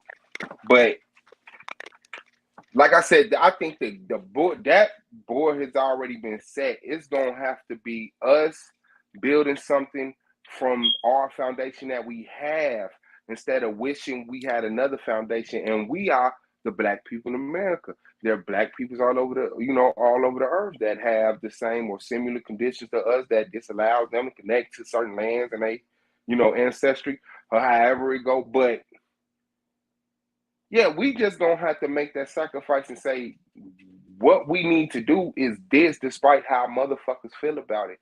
And that is competing in a certain manner globally in this world, but not having that old relic of the conversation that a lot of people want. Like, that emotion got to be gone, because like I said, if you got to deal with white people, you got to deal with white people. That's the value at this time. Can anybody go in that motherfucker and talk that language and talk how they talk and read them papers they finna write up some papers to combat them papers? Boom. Yeah. Because it's not about grabbing your guns and running in nowhere and making nobody respect you. It's not about that. Like, it'll eventually get there, but I mean, it's not going to eventually get there, but it has the capability of getting there. But right now, we could be doing a lot more without violence. Like, a space station would be nice, but just anything, some type of unity, some type of sign of life. It's like we ignoring it. We talk about black, and then when she get real, it's like, shit, the bears. Like, the bears, motherfucker. You know what I'm saying? Like, well, you have to. That's what I'm saying. that's We have to create first. I mean, you have to create something before you can protect it. Because if you don't create something first before you protect it, guess what you're protecting? Until you create something, you're protecting other people's shit. And that's just as real as I can say it. You're protecting other people's ideology. You're protecting other people's policies. You're protecting other people's treasures and property and stuff like that. So you have to create. So if you don't have the willpower to create, then I don't know what to tell you. And this is part of the problem, even in the creation, MJ. There's the problem that I also see, because it's not to say that there needs to be more black people creating, but from what I've been seeing of some of the young men that come over from Africa and other places, they're creating. There are invention and things being made. Part of the problem is the selling out.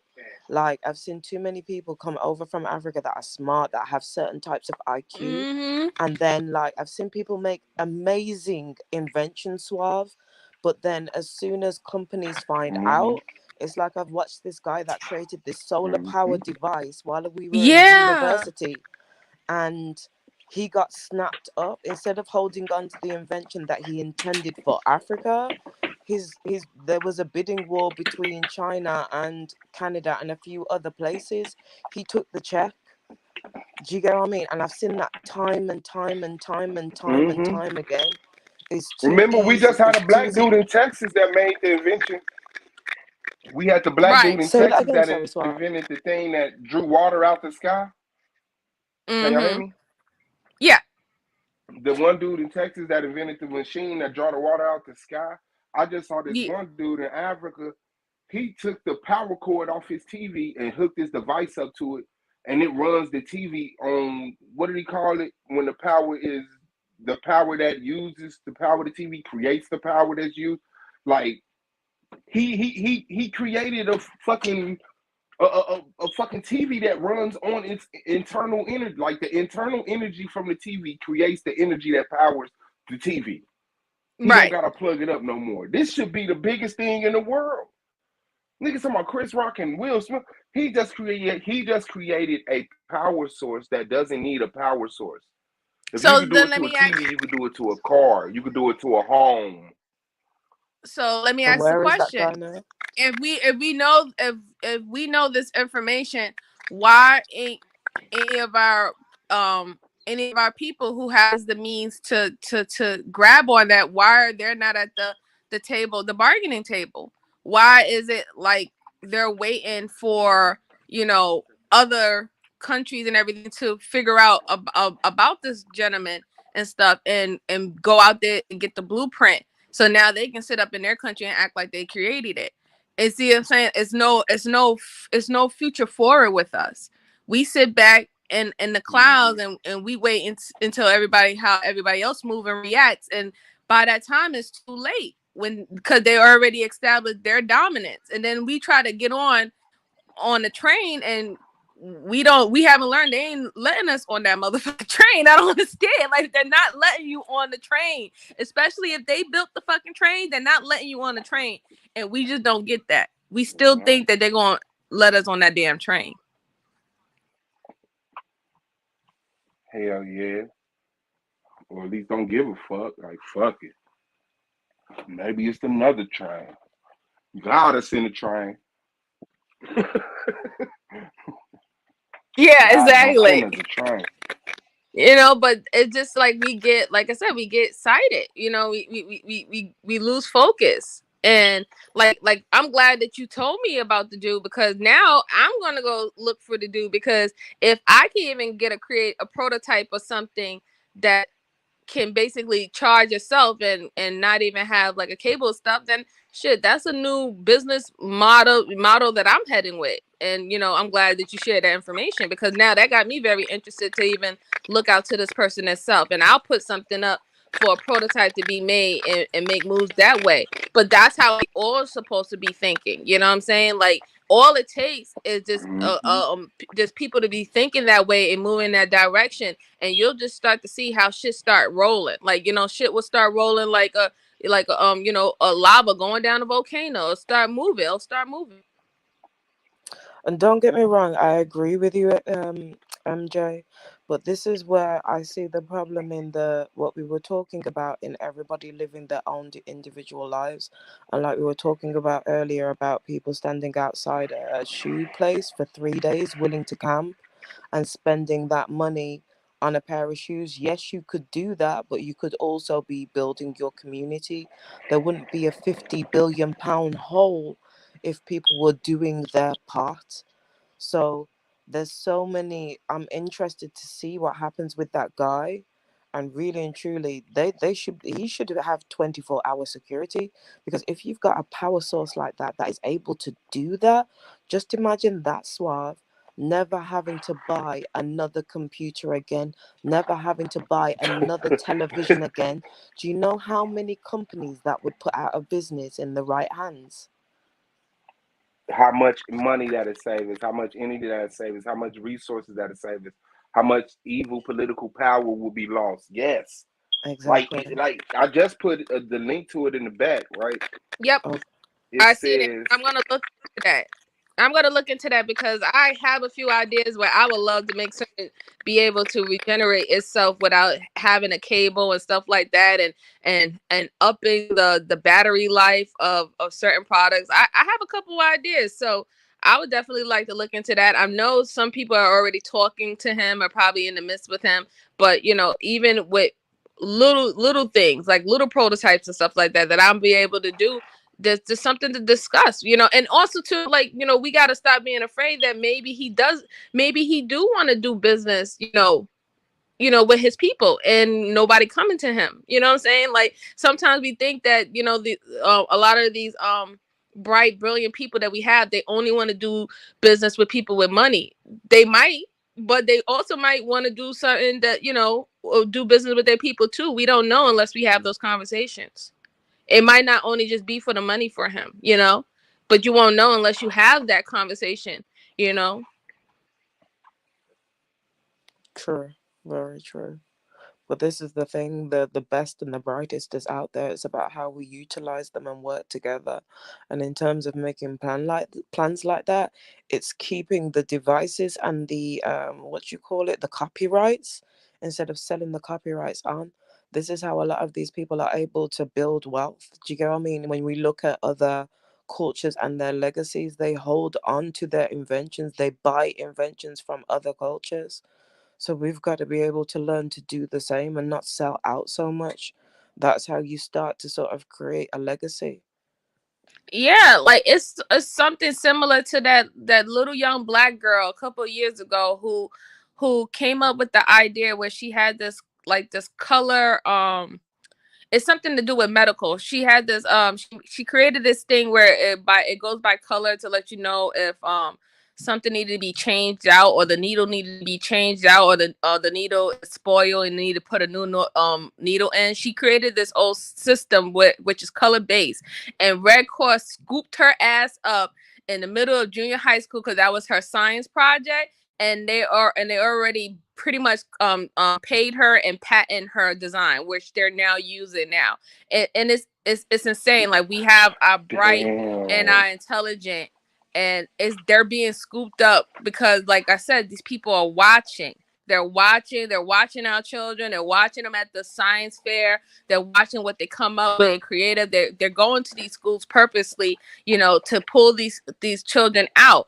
And we are not looking at our own children. That just goes to show that we're not even looking at our children. We're looking at our children, only our children who are successful, as in we see them, they're being promoted by this big company or this big brand or something like that. We're not even scouting out our own people. You see what I'm saying? We're not paying attention to that. Oh, most definitely. There's too many, like I've seen here, especially, the way that China is moving. They've got their scouts all over the place because we haven't set the foundation and we're not in a position. We haven't got the kind of scouting techniques. You know what I mean? They've got their people laid out all over the world. That's why I use the whole ant colony analogy for their business, but also the way that, their scouts will go out and scout for new places, new ideas, new things, resources that the colony will need in order for them to continue building what they're doing. We're not thinking along those lines Yeah, that's a smart to me. civilization for black people.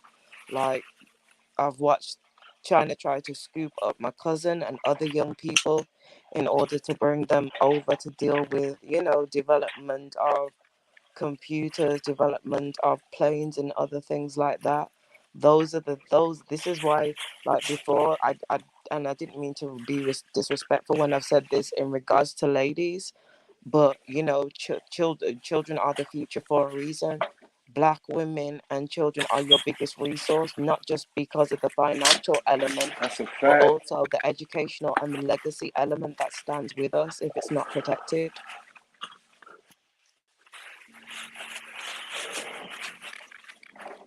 No, I That's agree. crazy. But I do yeah, agree. I mean, but ain't that just establishing a relationship with everybody?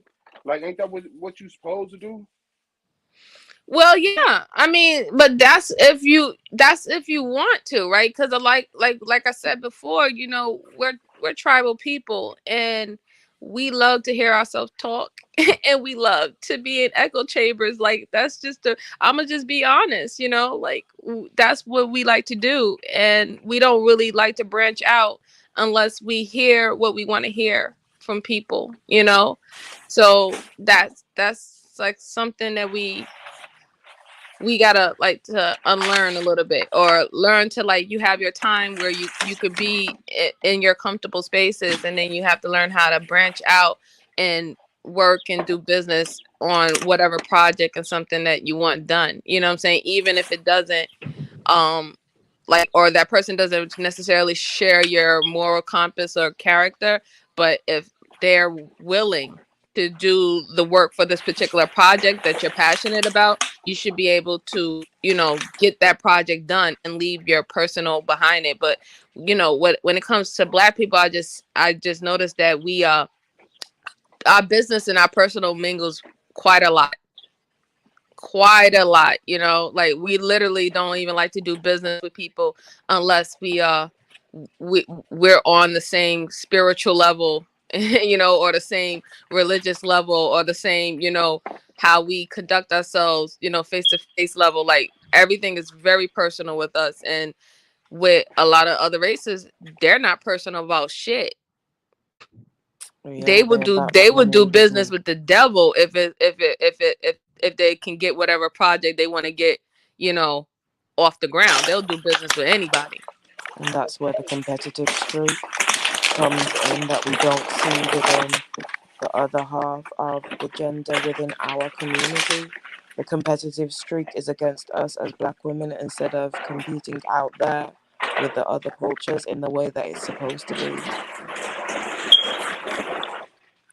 I mean, let's just be So perfectly black clear. women are stealing. Huh? No, So black women stealing white women jobs. man, listen. I hate to say it, but ain't no other woman comparing to black women out here. All right, like this is why we are mimicked and copied in every way. They're not competing with us when it comes down to education. They're definitely not competing with us when it comes down to businesses. They're not competing with us. I mean, the only reason why they still even make more money than us when it comes down to business is because they have a system that's already in place that will help push them up and push their products up higher than when it comes to us. But if that wasn't even the case, if they didn't have that security, they're not in no competition with us. I'm sorry, we're in a league of our own.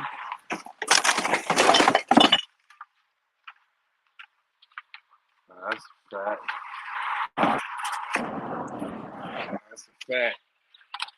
Now, the only thing That's is, crazy, man. I would just like to see, you know, I would like to see our I would like to see black men be on that Nigga. same competitive level when it comes to other men, you know, and definitely not competing with them to be like who has the most negative background and a negative record on them. You know what I'm saying? Like compete, you know, in that way. And I mean, I believe that y'all can do it. So when I get upset, Yeah.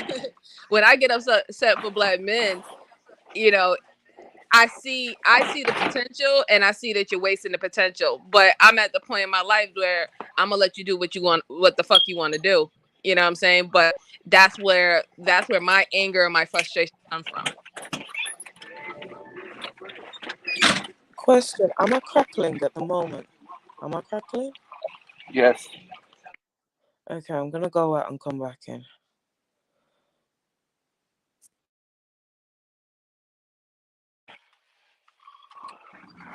You crackers better watch y'all back. I'm about to go to You school. funny. You Hey, for funny. real though, what if all niggas just fucked up like fuck this? We about to compete in school with y'all white ass. Oh my life. That's fucked up. What's good, big dog? Man, you already know, man. Man, what you drinking on, man? Tea. Look at you. Hear my nigga? He turned up on tea. T be where that sometimes. T be where it's Yeah. at sometime. I be catching myself Baby, sometimes Playboy in drinking here. coffee. Get in your cage. Cage.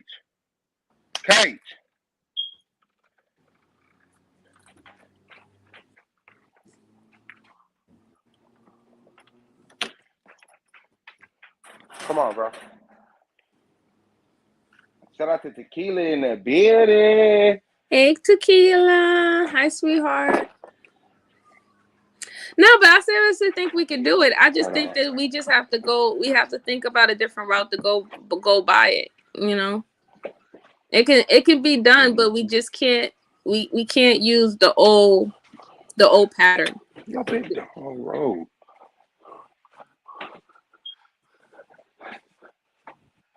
I'm listening. You said we gotta use the same dumb old pattern.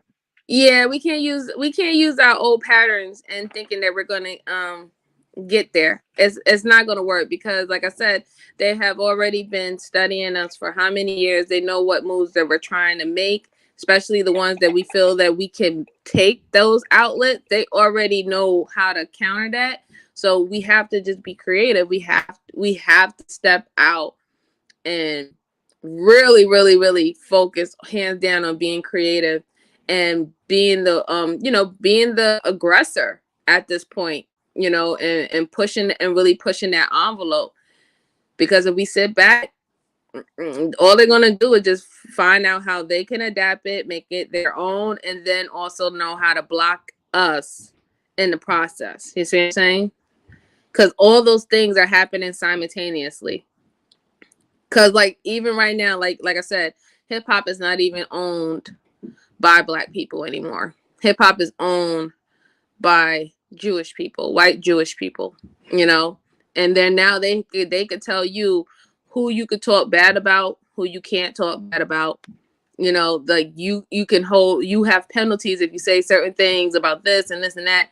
Like they're literally in control of something that there wasn't even a creation. And I hate to say we allow that to happen. And that's an L that we have to take, but we're gonna have to learn from our mistakes, accept that we made the mistake and start over. Like we gotta stop being afraid from starting over and now learning what you learned from taking an L and not making that mistake happen again.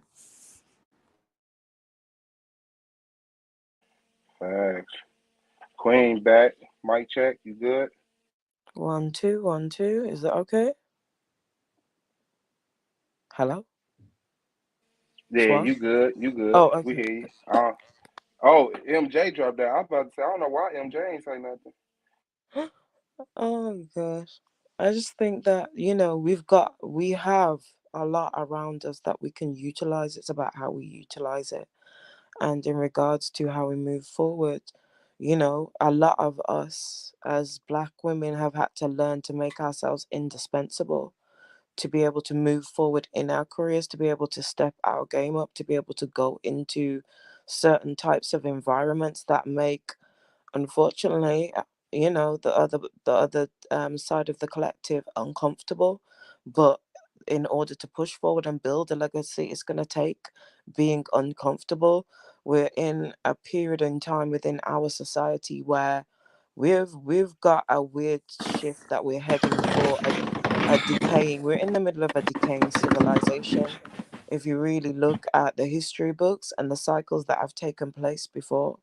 So, in moving forward, to me, it's like when it comes to our young people that are coming through, and the fact that I see things with how Kubota is moving forward with the institute, he understands that STEM is going to be massive. You know what I mean? And I think that's a great business move, not just for the school, but for young people's investment in the future. The issues outside of that are, why aren't our young men heading towards things like the coding, like the computing, because we see how much can be made from those things if you put your mind to it. These are ways that can be, these are things that can be done to help close part of the gap in putting in the work. People have to learn to make themselves indispensable. And Right.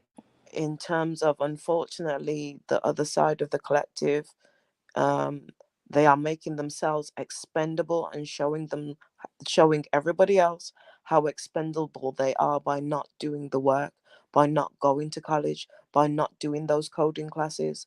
There's too many times over this during this pandemic swath where I've seen coding classes and other types of STEM classes that have been available online, specifically aimed at young boys, and the uptakes for a lot of those things has been low, and some of those things have been then opened to young women to take those things up. So people need to be aware of the way that they're behaving towards women, where and when a lot of things, or young women or young girls, when there's a lot of things that are openly ended, open to you guys first before they used to consider us, they're considering us now more so because they're seeing the fact that we're putting in the work and doing the work. Now, people may want to turn around and say, white man this and white man that. But like I said earlier, we haven't created the foundation for our collective and our children to be able to have that legacy, to be able to have that wealth, for us to be able to not turn to the white man. So it means doing what's necessary in the meantime to build that legacy so that eventually we don't have to. But if the work is not put in now, the gap is going to continue to increase. So it's really and truly on the other side of the collective. If you really, really wanna close the gap, we're gonna see it in the actions, not just the words. Yeah, I think like for me, like example is like you heard of Black Girls Rock, right? Queen.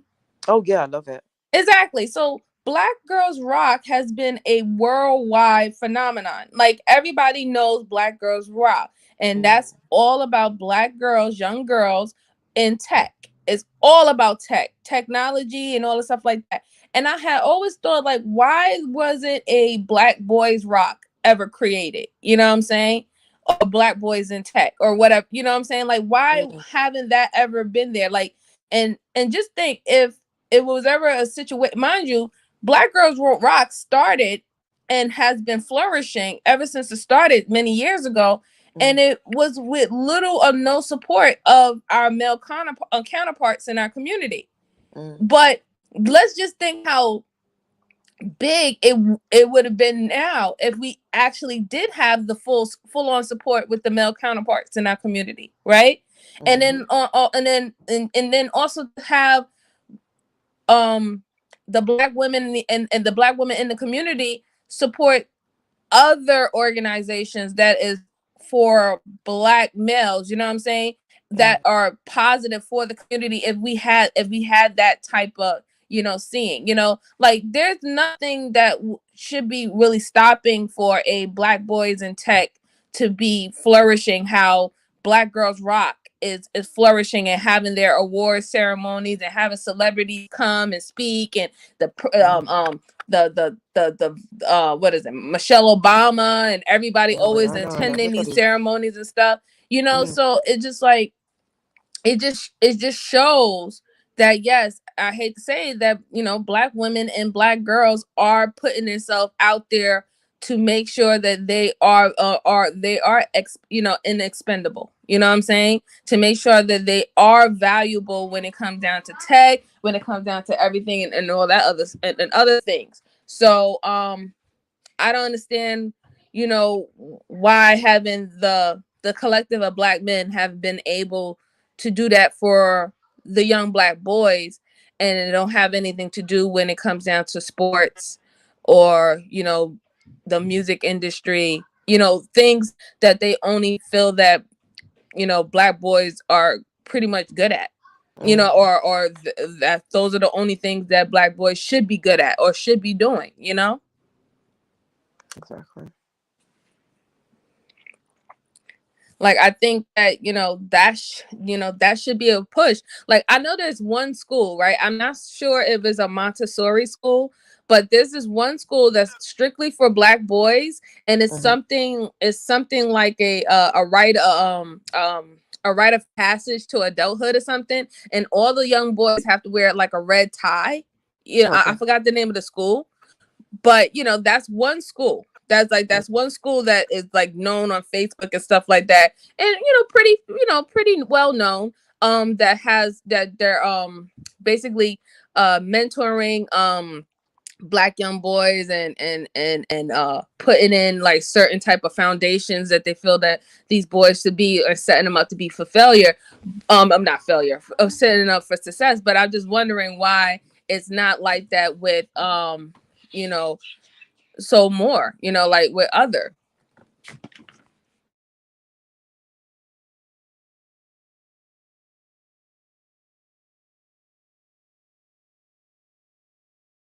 Nima in the building. Wow. Hello, Wow. all you beautiful people. Hey, Lima. Hey sis, how are you? I'm doing wonderful. I just wanted to piggyback off of what you were saying, MJ, about the Black Girls Rock and why it wasn't a Black Boys Rock. And I think it's because we do, as a community, value the boys to be into so much sports and stuff. And I think I even did that with my sons. Maybe that was a mistake, but that was what I knew, and that's what they seem to enjoy. And I think you're right because we don't have that for the boys. I don't think. No, it's not push. You know what I'm saying? It's really not push. And Hmm. then most of the time, when the boys who are into that, what do we call them? What do we call them? We call them the educated lames, right? We Yeah. call them the nerds and the geeks and the geek squad. And we have oh, you're not tough, you're not hard, it's always something negative about them being interested in anime or in coding and stuff like that. Now mind you, I have a son. I can't get that boy to play goddamn sports. I can't even get him to play sports. I'll be like, listen, come outside with me, let's go play, like play some football or something, some touch football. Nope. I can't get that boy to play in sport. I put him in so many sports. I try to give him basketball. He wasn't into that. Try to give him a soccer, like play soccer, damn it. Like he wouldn't get into that. Baseball, like baseball, nope. Put him in tennis club. Hell no. Like he doesn't really care for sports. My son is a damn coder. He know how to code his motherfucking ass up. Like he is a coder, a wizard on the computer and shit. It's insane. That boy built his own computer when he was 3 years old. And because I had bought him like a system that allowed the children to build their own computers and they can create their own Minecraft and they create their own world and stuff in it. And he's been Uh, doing that since he's 3 years old. I can't get that boy to play sports. So, but still, but I put all those things in front of him because I wanted to find out what his love is. You know what I'm saying? What makes him happy, and it ain't sports. So I mean, I think that's what we gotta kind of start doing that. We gotta stop, like, sometimes try to take a little in depth and finding out what our children want to that what our children are interested in, and hone us on that, and then and make them be great in that. Make them be the subject matter expert on that. wow, that's awesome. I really like that. What you were saying about how you put that in front of your son at 3, and he just roll with it. And I was thinking about what you said about the educated lane, and I think it's a lot of propaganda with that. I guess I was an educated lane who married the captain of the football team, you know, so because I was real nerdy but yeah, I think that it's not a bigger deal to be an educated lane if you're the girl, right? And I do think what you're saying, if it's the boy who's super smart, maybe they would get teased. So I don't know. I don't know, but that's real interesting. But um, I do know that boys gravitate, at least my sons, they would beg, and that would be a punishment. Like if they didn't do so well on a report or something, well, you won't go to practice or you'll miss this game. And that was like a big, big threat for them. So sports in my family and my household was really important to actually to keep them on track. And, but I think it would be good if we had more boys and you know, that might be something we as women could start, Black Boys Rock, or maybe not that title, but something like that for tech. That'd be Right? Yeah. awesome. I Like, would support that.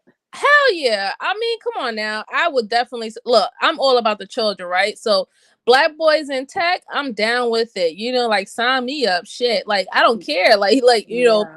black boys and engineers, whatever. You know what I'm saying? Like, I do for the girls and I do for the boys. You know what I'm saying? Because I love children and I want our children to be successful. So, one child, depending on gender, is not more important than the other child. You know what I'm saying? Like, I Yeah. just like children just needs to flourish. And I Yeah. just think that we just really, as parents and adults, we just need to like really see, give children options, right? Like, even if you come from a family who's heavy in sports, because like my son is completely opposite than my brother, then my uncles, then my cousins, then even my own father. Like, they were all into sports. They all played sports. They played football. They played basketball. Like, I have a cousin who was on the New York Giants back in 1985. Okay, like, he was actually a New York Giants player.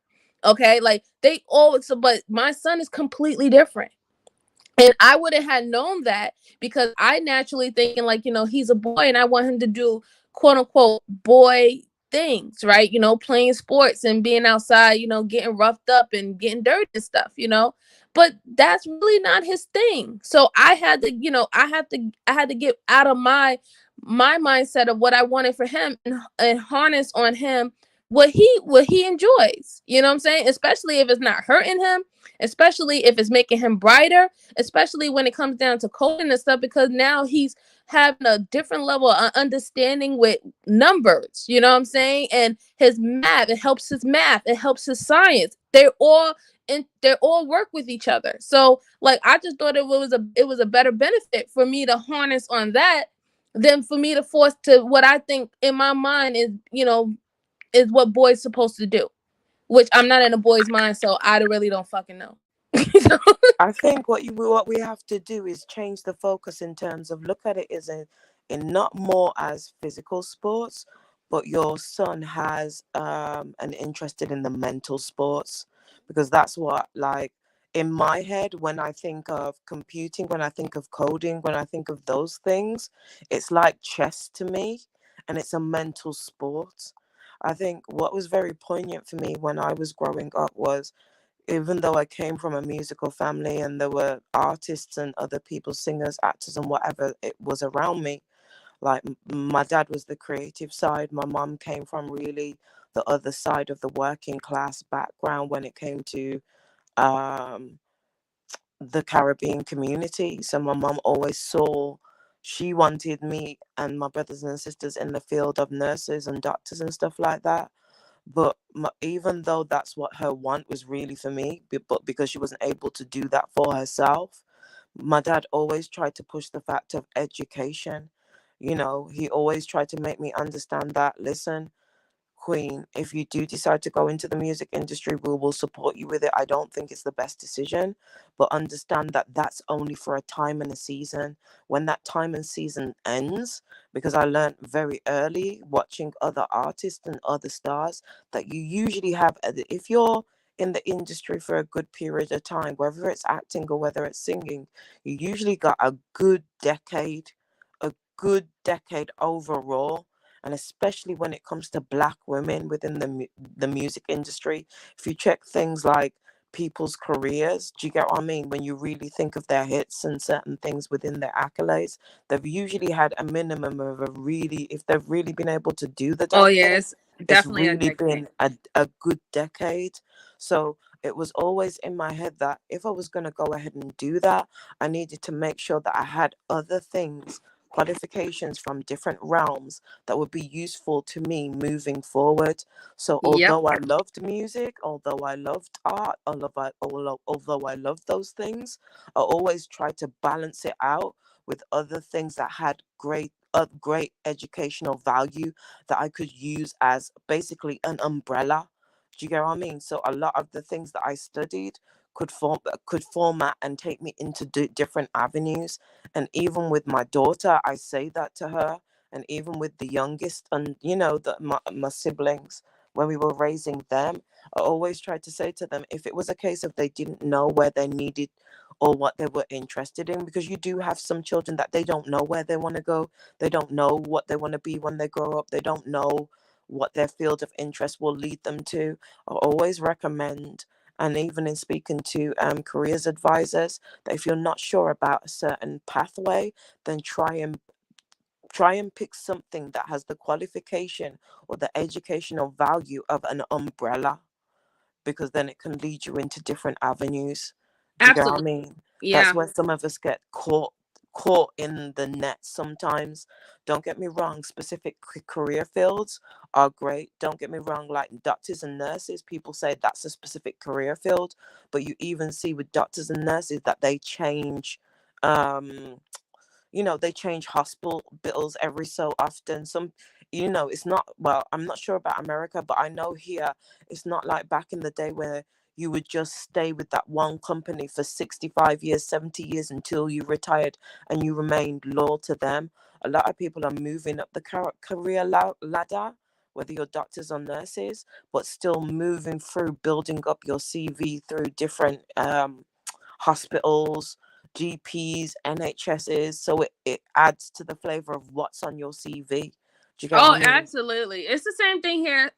It's the same thing here, Queen. Like, well, our nurses and our doctors and stuff, they'll start off, getting their doctorate in something else, and then later on, while they continue their education, because what people don't understand, when you're in the medical field, you're always learning. This is why they have to go to school for 8 to 10 fucking years, because everything is always changing when it comes to the medical field, and you have to stay up to date, because some things will be out of policy, something will be changed where you're not going to do that anymore. A medication that you was able to administer, you're no longer going to be able to administer because of lawsuits, whatever. That's what any situation, right? So it's always fluctuating, and people want to change certain things of their profession, so they'll go to school, they'll get their certification, or they get their something in this, and they can add that to their RN, they can add that to their saying that, well, I do general medicine, but then I'm also licensed to do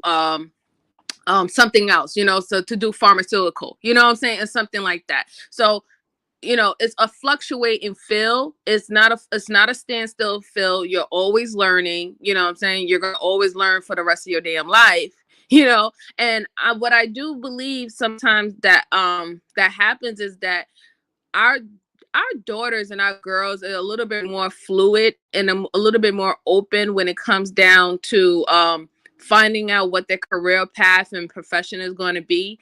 And I think that's because, our girls have an understanding that we are not going to be the same person we are when we're 10, we're 20, we're 30, we're 40 and 50. So we always changing. So we have accepted that who we are when we were 20 is not going to be the person, or we're not going to want the same things that we want when we were 20, when we were 30, right?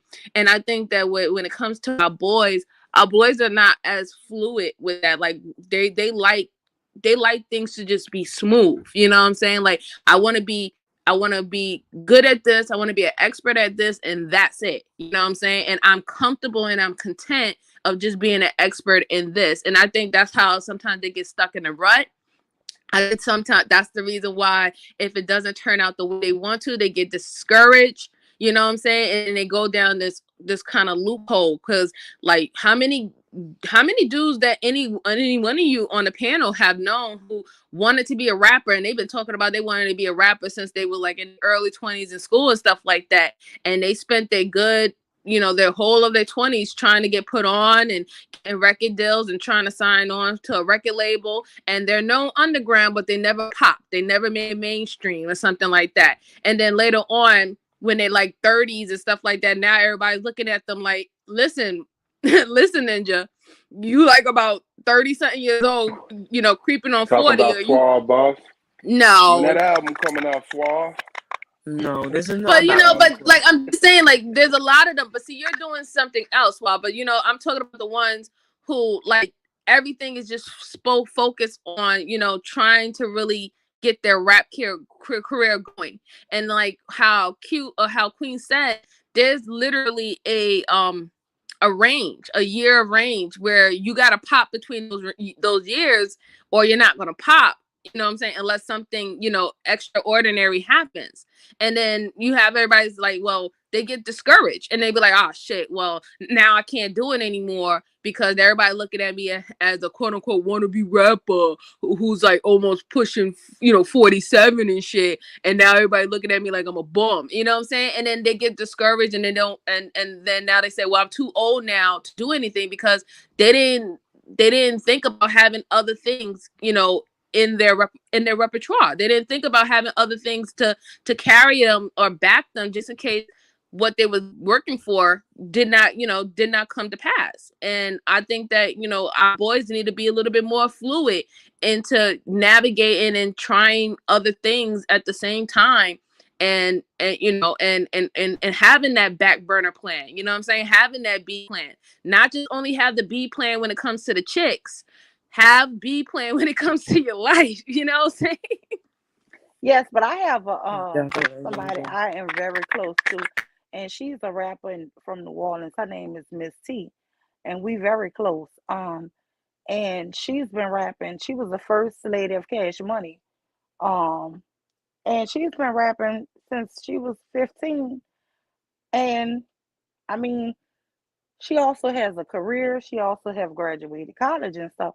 But I always tell her, don't give up on your passion because that's something she loves. And she still does tours. She goes with Big Frida. I mean, they go all over in California. They book them for shows and stuff. She's not known in the industry actually, but I mean, she's a legend in New Orleans. You know what I'm saying? So I mean, I get what you're saying. I always tell people never give up on your dream. You know, I write poetry, and when I go visit New Orleans, maybe 10, 15 times a year, because I'm always going home. You know, that's where all my biological family is. You know, but that's here in America. That's where my family is. So every time I go there, there's a couple of clubs that I go and I do poetry slams at. You know, it's just something I love to do. And I'm not going to stop because I feel like I done reached a certain age. That's something I always wanted to do. I always wanted to cut an album with my spoken word. I always wanted to put it to music. I never did that before in my life. I mean, you know, I feel like if it's something you like, it just don't really have to be your age. If it's something you into and you passionate about, I just think, you know, you can do it, but also know, okay, this might not be what I make my income from, but this is something I love to do. And Yes. just one day it might do pop, and you never know. Yes. No, I absolutely, no, I totally agree. I'm not saying that anybody should give up on their dreams, right? Or what makes them happy. You should continue to do that. It makes you happy, right? And it's deeper than a level than you just getting a paycheck. And I totally support people in doing that. But the thing about it is that sometimes when people get older, not per se for you, right? Because you love poetry and stuff, but let's say for instance, if you have gotten older this age and you wasn't that fond of poetry now, and then you have a new fond of poetry, a new fond of doing something else, right? um I think that you should try to do them both simultaneously. You know, I think that you should give, you know, especially if you didn't, if you've been working on your poetry for quite so long, you love the stuff that you do, you're able to perform whenever you get a chance to perform, and that's beautiful. But then let's say you're interested in interior design, right? Like let's say now that has become a passion for you, that you like to create beautiful designs for people houses and stuff like that. Like, should you also, like, you know, should you give that up too, or trying to see if you have a nick for that, you know? Like I think that you can try to do certain things simultaneously, you know, because you never know what might happen, and you never know if your view on what you love when you were younger is going to change when you get older, you know? Like that's for certain people, that's not for everyone. But you know, I just feel like when it comes to our boys, they're very like straight as a board about what they want to do, and you really can't talk them, you really can't tell them or show them anything else outside of exactly what they want to do. And I then get what you're saying because I you have a know. girlfriend and her son is like 35, and he was the man in football, right? And he went to college and did like 5 or 6 years in college, trying to prolong the college just to, I guess, see if he would get drafted. And he actually went overseas and played football in Italy and stuff, but it never kicked. And he's 35 and he still won't give up on that dream. And it's like, dude, you just, you know, one injury after the next. And I mean, my heart be breaking for him because that is what he really wants to be known for. And Right. so I get But what you're then saying outside about, of the football, what is it that he doing anything else on the side while he was doing the football? well, he graduated from the University of Wisconsin with a criminal justice degree. Okay. So so really he's never worked in that field. He does do personal training for a lot of people. Oh, okay. So he's a personal trainer. That's a good, Yeah. that's very popular today. And if he definitely have good clientele and stuff like that, that's good. And That's good. even if I it's mean, a I case of he totally. can't even get into the football, say for instance, he could be potentially looking at being a personal trainer for the athletics Yes, association, for the exactly. football teams. There's still ways, like say for example, I'll use myself as an example. Yeah, with the singing and stuff like that, I realized when I got to a certain point with my career that I wanted to be able to be a decent mom to my daughter. I didn't want to be um with my career, I when I got the contracts and we were negotiating, I wasn't happy with what these people were offering me. We tried to negotiate and the negotiations failed. I decided that I was going to stick with being independent and sorted out my own management team. It took some investment. At the same time, it was the best decision I could have made for myself. But moving forward into motherhood, I realized that that was something that I needed to change. I didn't want to be one of those moms on the road all the time in the record studio from to ridiculous a clock and just having somebody that was just going to be babysitting my child 24/7. I wanted to be an actual physical mother. So if I wanted to be able to continue with the music industry, I was looking at doing the production side, the sound engineering side, the writing side, the production side. So this is why I'm saying about the umbrella, because the umbrella means you can shift. Do you get what I mean? You can shape shift into different areas because you've taken up those skills. So as he was trying to be a footballer, or the fact that he's got a criminal law degree, then he can update his skills. And if he continues to keep learning, obviously I'm not sure how long that he hasn't, since he's got that criminal law degree, there might have been things that have changed that he needs to, you know, the law is continuously changing, legislation is continuously adding. So he would have to update that. But look at even that, the fact that working in sports and trying to get into a football team, he's got the option of potentially being a sports coach or a personal trainer for footballers or sports people. If Sports law. exactly the Become a lawyer sports for the law, sport. Yeah. yeah, where he can be lawyers for his sports clients. So this is what I'm saying about thinking outside the box and utilizing and using your qualifications as an umbrella. And for parents also, when they're advising their children or taking them to careers advisors, to look at the qualifications that have a good umbrella around them to protect them, to use it as a safety net so that you can get the best value out of the qualifications and the education that you're investing in. Yeah, I mean, a lot of the old football players do it. That's why they become football commentators after their whole career and playing in the field ends. That's why they become the sports illustrators or the sport moderators and stuff like that. I mean, they're the best person to be talking about that field, especially when they were a player. They understand it. They have depth. They understand the career in the field inside and out, and that's another way for them to make income, and they're still a part of something that they love even though they can't personally participate in the game anymore. But then it's also the stepping out of the comfort zone and not getting so much involved in the sex, drugs, and the rock and roll, and getting involved in the contacts, in the networking, in you know, building and elevating while you're in those circles, utilizing them to the best of your ability. That's how you're able to, you know, make the connections to open doors by rubbing shoulders with other people, you know, sending your kids to school with other like-minded people, being in community centers with other like-minded people.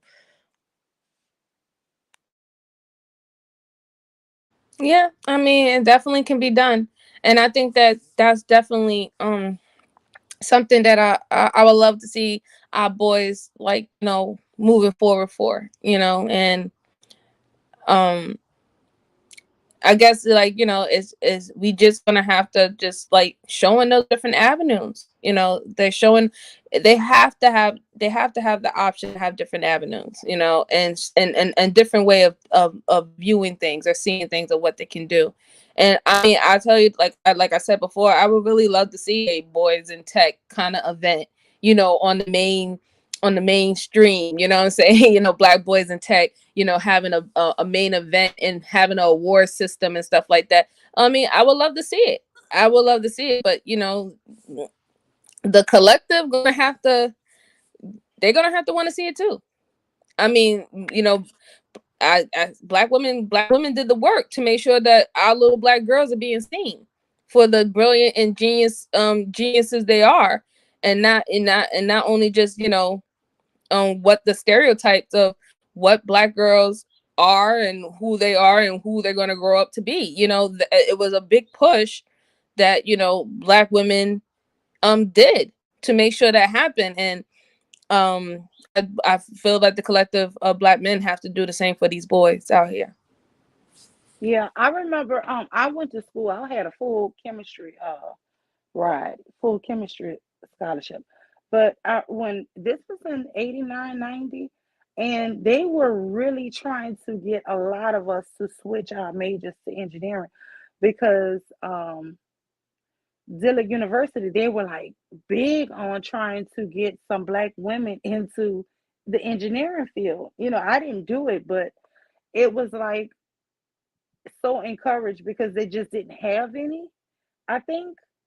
But and I think that started way back in the early 90s with trying to get and I think that's why that propaganda with the Black Girls Rock for Tech, that was something because it just wasn't enough women going into those fields. And man, when I tell you the opportunities that they were offering back then, my daughter got a internship at Shell when she was in, I think, the 11th grade. And because she had that internship, they actually, if she went to school for engineering, they would have paid for her education. But she luckily got her own scholarship for something else. But I think that just them seeing that it was a male-dominated field, maybe that's why they were pushing for women. I'm not sure, but I would definitely support it if they had something for young black boys. Like I said, I have my last son is only 11, and he does kid fit, he does boxing, and he does football. But you're right. I do send him to I think I was telling Suave this before. I sent him to a online GD class, and he's in the 6th grade, and he's already in 9th grade levels for algebra and geometry. I know you did say that, and I told you I was gonna do the same thing for my son. Yeah. This school year when he go back to school, I'm gonna do that too. I'm gonna put him in there for GED classes, even if I have to sit there with them if he gets a little nervous and scared Yeah. with all these Yeah. older folks. I'm gonna go with Yes. him. Yes, and that's what I do. I'm right there. I promise you, I'm right across the table. I'm right across the table. I'm listening to everything. I'm right there. Sometimes if he'll look at me, he'll say, "Mom," and I say, "Mute it," and we'll work out a problem together. So I mean, because it is tough, but I do believe in pushing his he's just so intelligent, but my son is intelligent, but he doesn't have that when it comes to sports and stuff, it's like extra confidence, right? But when it comes to his math, he's very not confident, so a lot of Yep. times he'll get the answer right, and then he'll be like, before he answers a question and they'll call his name or something, he wants me to make sure he got it right first, and then My son he'll is the same exact way. I don't know if it's a little boy thing, but young boys, they seem a little insecure when it comes down to math and like like even sometimes with English and writing. It's like for them it's like they want to be right, yes. and they Hmm. hate the fear of them putting themselves out there and let it be the wrong answer. Now it's like their whole confidence crumble. It's like it's different when it comes down to sports or physical activity because they believe and they're confident in what they can do on the playing field. You know what I'm saying? Yes. But when it comes down to anything like just dealing with wits and technology and things of that, or or learning in that way, like math and stuff like that, they're not as confident about it, and they hate when they get something wrong. Like they that's like something that they can't accept. Like they have so much trust in their physical but not in their mental. And Yes. I don't know if that's that's something that us parents can do to help the young boys be more confident in their mental. You know what I'm saying? Because like it's like you can't tell them nothing when it comes to their physical strength. Like I can tell my son, boy, you can't beat me up, and you can't tell him nothing. He be like, girl, he be like, Mom, I got you. I can put you in the headlock. I got you. I'm strong, Mom. I can lift you up. Like you can't lift me up, short boy. You not even taller than me. Like I be having full on conversations and arguments with him. Like you cannot lift mommy up. Stop trying. You're You gonna just put your gotta back flex out. on them one time. Just flex on them real My fast. son Let them is know. taller than me, y'all. He's already taller than all my kids are taller than me. Yeah, my son is So like he's like almost half my size, and he's not even 10 yet, right? Well, his mommy's short, but it's what it is. But but he's almost like half my size, and he swear he like, Mommy, I'm strong. Look, and he'll try to lift me up, and I'm like, boy, if you don't just stop, put me down, you're gonna hurt yourself. Like I can't tell. Even if I tell him like you're not strong enough to pick mommy up, he has it in his mind that he foresees it that he is strong to pick me up, and there's yeah, nothing's gonna stop him. But he yeah, doesn't have that same type of confidence when he knows the math, when he knows the science, when he knows the words, when he knows vocabulary. He doesn't show that same type of confidence as he feels with his physical strength. And I wish there was somewhere something that I can help him more for him to feel confident about his mental strength. You know what I'm saying? And my daughter was opposite. Can I She would just be say loud this? and And then wrong. I've got to And let drop me tell off you, because my she would be so phone is loud and fucking up. wrong. She would get the exact same question, and she would work that problem out. And if they said, well, that's not right, oh well, how did you get your answer? And she's gonna figure it out. She's gonna talk it through, she's gonna work it out until she actually comprehends it. And whereas my son, he's smart, but he's gonna be quiet with it. He's gonna just try to see if he got it. He's not gonna answer if he's not sure. Whereas girls are more outspoken, I think, a little, because she would just be like, oh, if I got it wrong, it's not a big deal. With him, I think if he gets it wrong, he feels, maybe intimidated or something. I don't know. He feels like he feels that he's a loser, right? Like he feels like I'm silly, I'm dumb, and I'm like, why I do ain't you want to feel? do this in the first place. Why'd you make Yes, me and do I'm this? like, why do you Yeah. feel like that? I'm like, why do I know you go with to that me, extreme?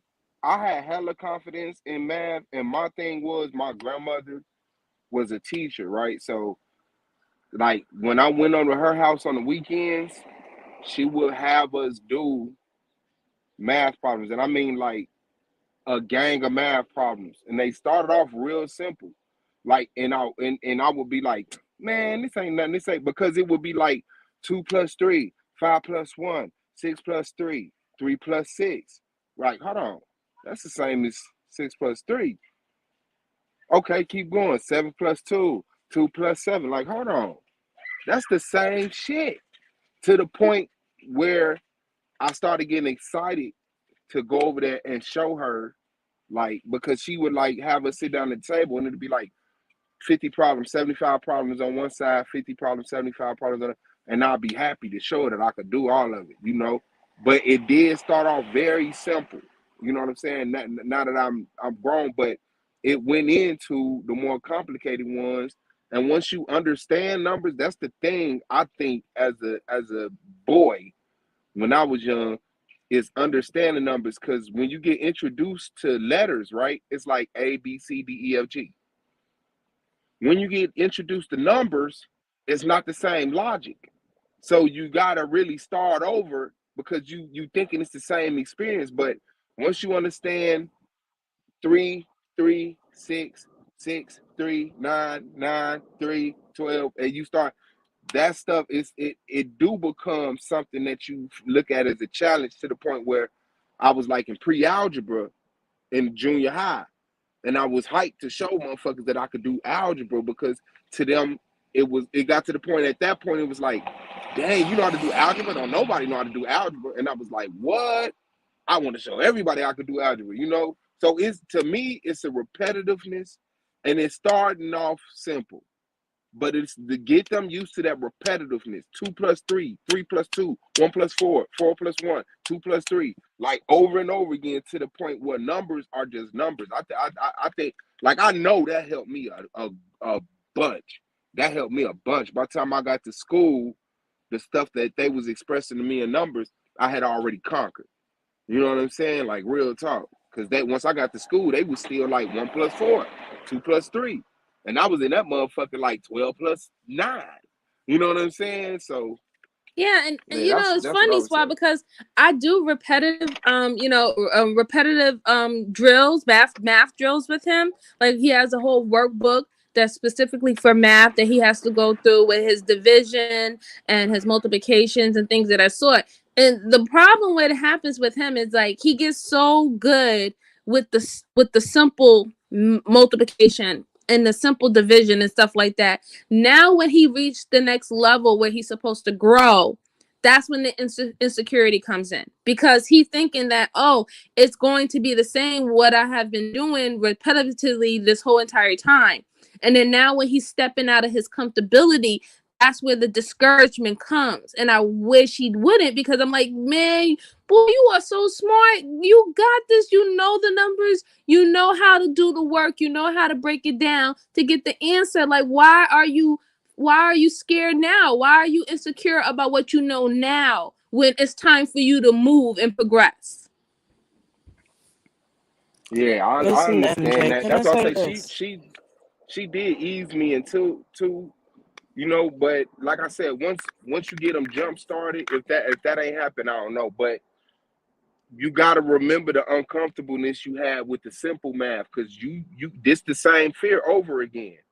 And you see how you forgot that you used to be scared of the simple math. You conquered that. So it gets to the point where it's like, okay, let's see if it, because once you figure out that it's not impossible, people are doing this every day. Like, there is a correct answer. That was the challenge for me. Well, let's find the correct answer. And it may took a minute, but it was the correct answer. And like, I was like him in that aspect. I it got to the point it was like 30. Yeah, just say it, 30. Oh, okay. Then that was like the blast breaking point. Go ahead, Queen. Oh, Queen fell off real quick. Oh, she fell out. Okay.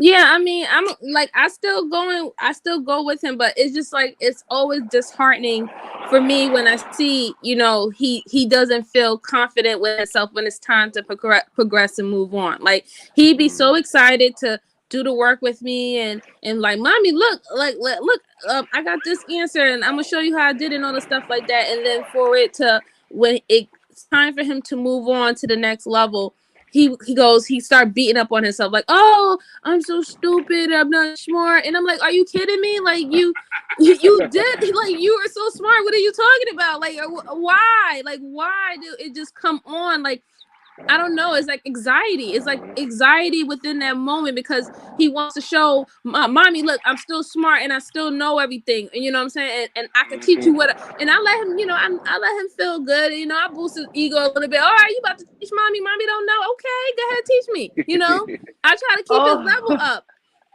Oh my God, that sounds like my son MJ. For Christmas time, he got a 67 in his GED class, geometry. And now this boy has been making straight A's in 6th grade in his real life, right? Butterfly 70, girl. It's the same thing with my son. Go ahead, Lima. But he made a 67 in his GED school. And he was like, it's too hard. I'm stupid. Those people is grown. I don't want to be with them. Yeah. And I was like, no, you're going to stick with it. You know, don't keep saying that. Now he started making like 80s and stuff. But I mean, yeah, I don't know what it is. Like I tell you, my daughter, she would fail. She would get something wrong, and she's gonna, you know, she's like my husband, like her dad. She's gonna have to figure it out. It's actually better for her to get something wrong. Let me tell you something. My husband if he don't understand something, he's gonna keep figuring it out and tinkering with something till he can fix it. And she has that spirit. My oldest one have that spirit, but this last one, he is a combination of everybody in the house. He's a combination of everybody. You know, each child is different, right? But he has a little bit I see in him of everyone, including myself. So with him, I just always have to tell him, you know how smart you are. If you're in the sixth grade and you're doing ninth grade math, if you made a 67, you're still like, genius level to me, you know. And now Right. he's making 80s in it. So I mean, hey, listen, never shortchange your kids. Never don't think they can't learn it. And when they're trying to quit something, I I don't don't let allow them. my kids to. No, no, no. I No, don't no, let them no. quit. There's no quitting in my house. Like you're Ladies, gonna I've got figure to it drop out. off. But I wanted to say this before I go. In regards to, I don't know if you saw the message that I put in the back chat, but girl, you better do it. Okay. No, I seen Um. it. I definitely seen it. Okay. In regards to your son, this is what I want all parents to know in general, and this may be useful to you, MJ, and some of the ladies out there. Like when I talk about affirmations and manifestation, it's not just for us to do as women. What I need us to start doing is when we're doing our affirmations and our manifestations, that we also show our children that we're also doing it, so they know that what the work looks like.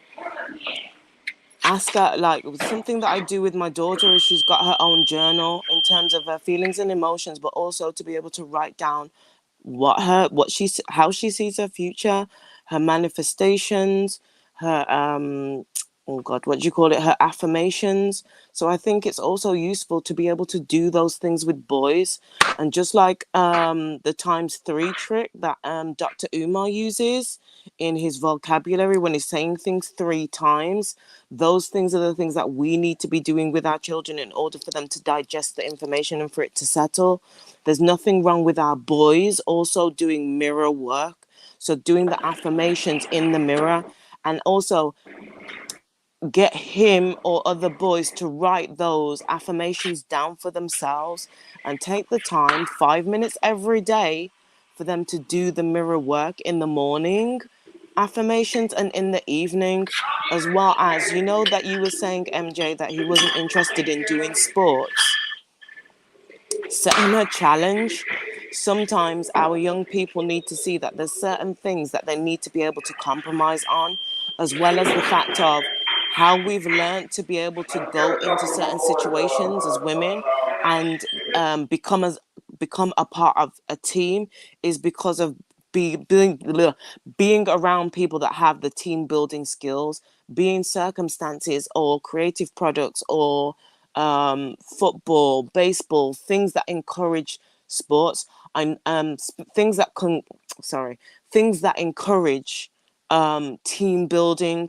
Like, I know you said that he wasn't really interested in sports, but I've got an issue with Lioness right now, and I've had to set her a challenge. Like, she doesn't really want to do self-defense and stuff because she thinks she knows it all, but I understand what she's about to face in the world. So there's something that she really, really wants, and I've said to her, in order for her to get that, she has to do some of what I require. So she wants that item. I need you to take self-defense classes and certain things for the next how long? And there's no way she's going to get out of that. It has to be done.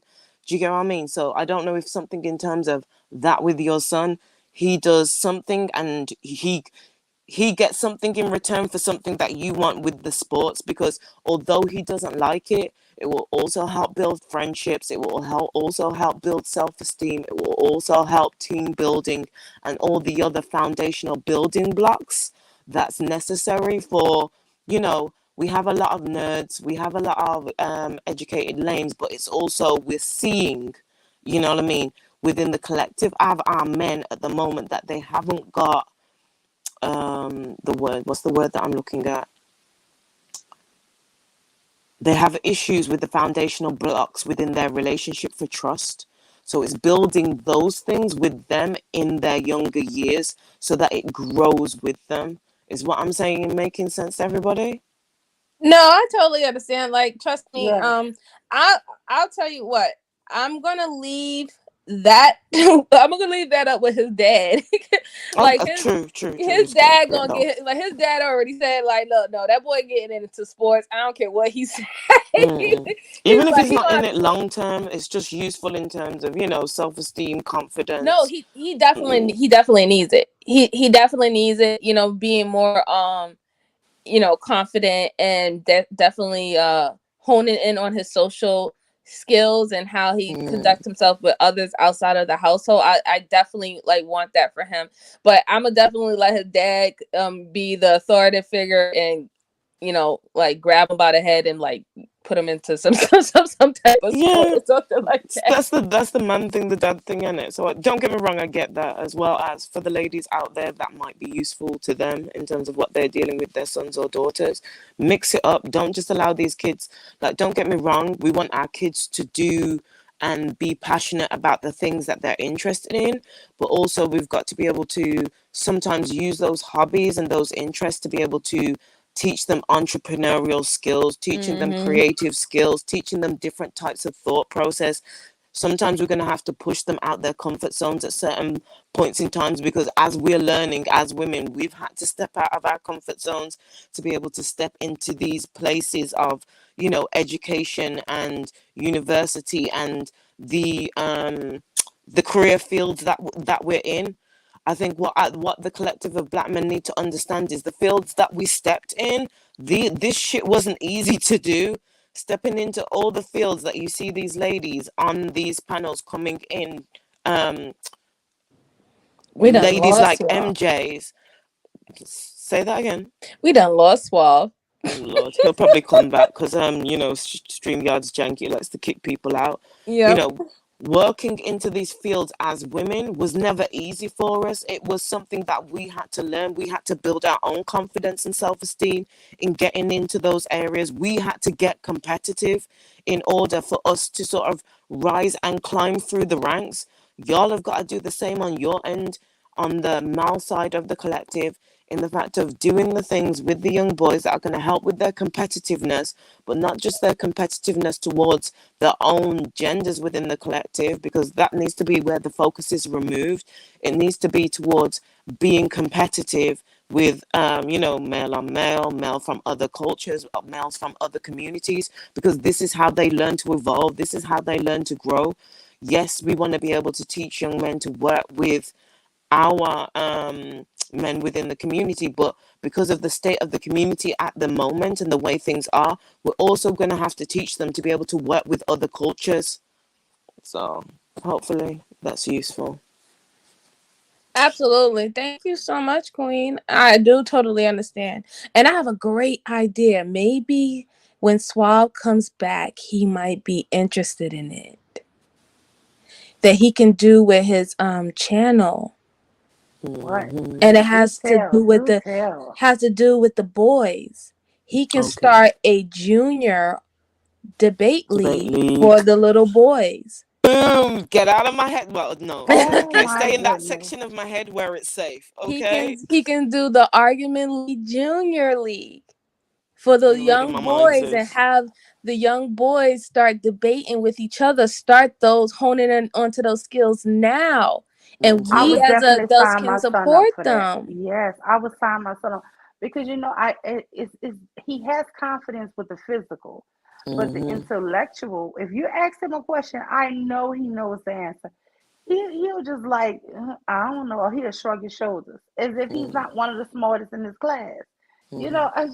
It's really weird to That me. would I think that would be a great idea because it will bring new life, new Mhm. Yeah. subscribers, a new crowd, new source onto this channel, and Mhm. it's Hmm. getting and you know how parents who are involved with their children, they're going Exactly. to definitely support it. Like that's just a market avenue that is always growing. Hmm. I think it would be great for this channel.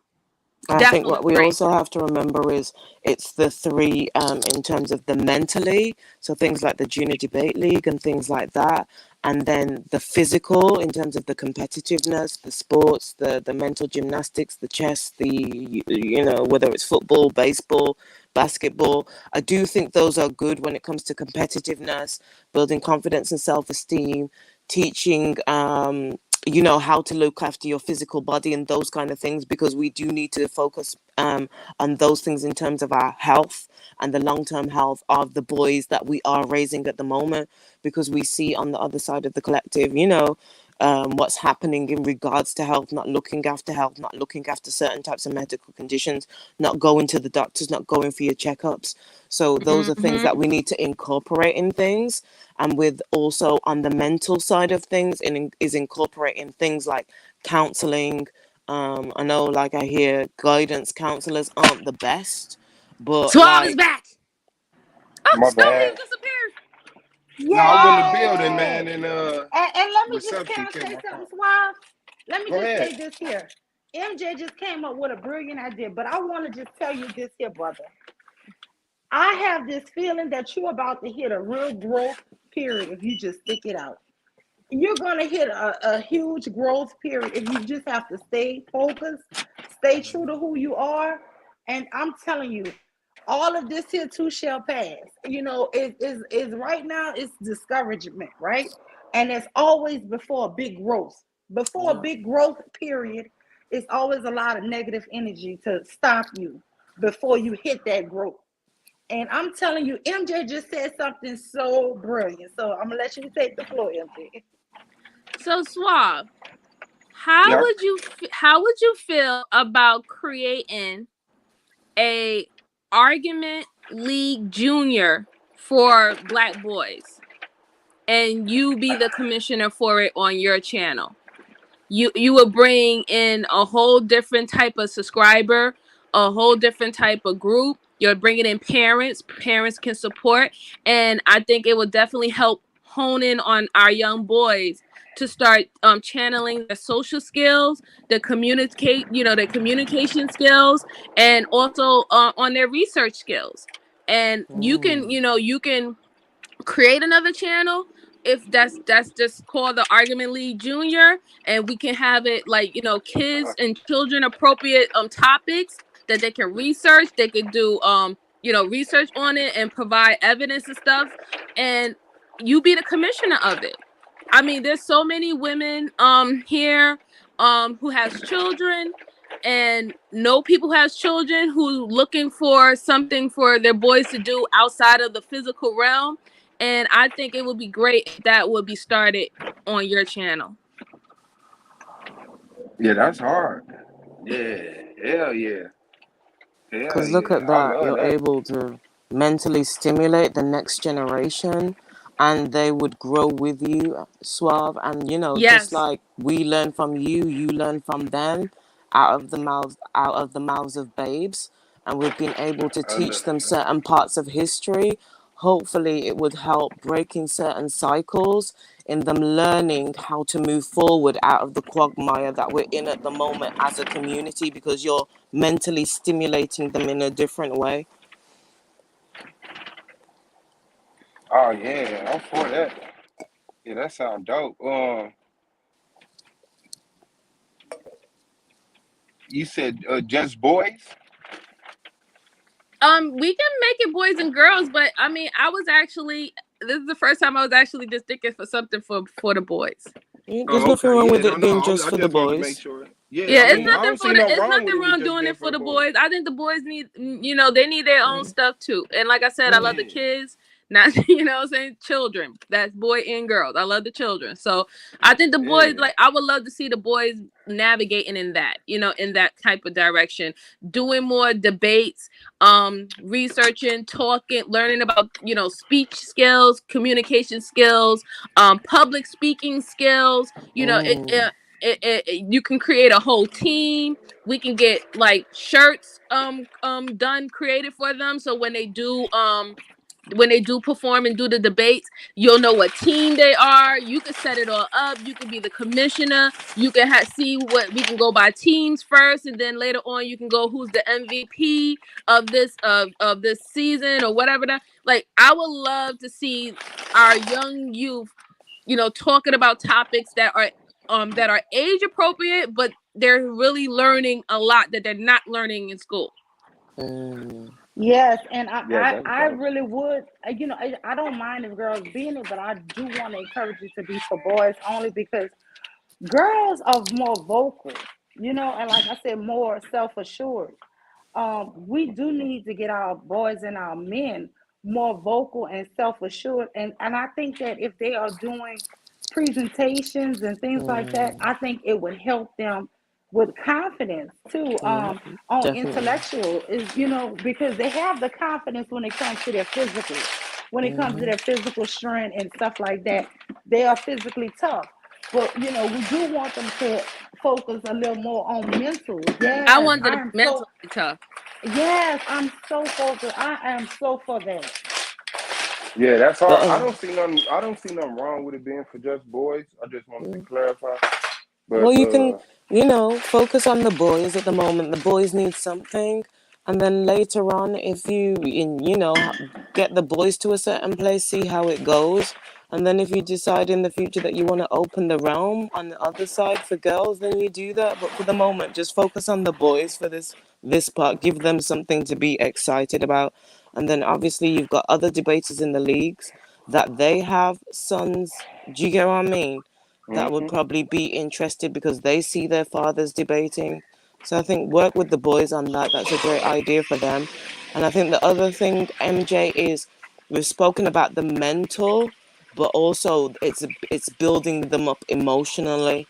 So you know me, Yes. I'm always about counseling, therapy, and starting kids with that young because that will also grow with them, and having an outside outlet to be able to express them emotions and feelings, deal with triggers, dealing with, you know, social anxieties and Yeah. other elements that there can be helped with in different ways. You have to learn to troubleshoot the main areas, the mental, the physical, and the emotional. Do you get what I mean? So you got the sports and that lot that's covering the physical and the competitiveness and certain things. You got Suave with the junior league that's dealing with the mental and that lot, and then Yeah. you Like invest I in would love, counseling services to deal with the emotional side of things, and that will also help their growth on different levels, and then yeah. it comes together. Do you get what I mean? Almost like the Holy Trinity. Yes, that's what I'm Yes, saying. That's why it would be so yes, good and because butterflies. Thank you. You heard it first here on Argument League too, baby. First here. and it would be so good because I already have like several debates that I would already love to see young boys talking about. I want to see a debate about which one is the better sport, why, how, and they have to do a whole format and letting us know when it was created. What they could tell us what makes it good for men to play this sport, what doesn't make it good. Is it good for you in the long run? Is it good for you as a career wise in the long run, or is this something that you should do seasonal? Like I want, like even to the point where they can get so technical as researching to find out the medical aspect of if they play this sport, how can this affect your body? Like I have Hmm. so many debates that I would love to see boys um debating, that they will start thinking about things that just besides just moving the ball to point A and point B. Like we can Hmm. get real wicked with it. Yeah, and my son is big into video games, right? So I would want to see him debate like, it's Minecraft, teaching you how to really build a real Oh, my society. son is a mind My son is a demon. I want to see monster him do that on debate. Minecraft. See, I love this. This is so exciting. I just want to go, Hercules, Hercules, Hercules. Listen, ladies, hold some of those thoughts in your head. You know how the internet is. This is Argument League Juniors, so don't try stealing this. Anybody else that's watching it in the chat, this was here first, okay? So, ladies, Suave, hold open on to that your channel today, ideas. Argument League Junior. Okay, and Argument just like hold on to Jay. those ideas and do some think tanks behind the scenes so people aren't stealing, I know you're good with these things, MJ. You get what I'm saying? Oh, I know. Ladies, I love you. I gotta go. Suave Love you boss, too, stay Queen. up. Goldmine, I don't know if you're there, but bro, take care. Ladies in the chat, peace You out. I already love know, y'all. sir. Good Nah, night. be good. Good night, Queen Cascade. Thank you. Thank you No so much for problem. hitting the panel. Yeah, Always a pleasure. yeah. Yeah, that's dope. Yeah, I think you should do it. I really think you should do it. I really think Little you should do it. rascally league. I'm telling you. I'm telling you. I have a degree in marketing. I think you should do it. I am advising you that you should do it. I Yes. yeah, I'm with it though. I'm with it though. For real. You should do it. Like I will definitely help out, and I will definitely support. I'll market the shit out of that bitch. Like Yeah, Let me and we see what's always popping up. waiting for other people to do something. This is something that, you can do and we could all take a part of, instead of waiting for somebody else to do it. Tequila messing with us now, y'all. hey, Yeah, what's Tequila. up, Tequila? I was trying to catch Queen before she left. I just wanted to That's say all right hi now. to her before she clicked off. Aw. Oh, you ain't want to say hi to us? No. Yes, I was calling y'all Can y'all too. hear her? Oh yeah, we Yes. can hear you, Swab. No, can y'all hear her? Oh Can she yeah, we say hear her? her. Oh, I can't hear. Hold on, let me go out and come back. Okay. So how are you this Sunday? How was church? Church was awesome. Excellent, excellent. Did you get your palms to put on your door? I most certainly did. That's right.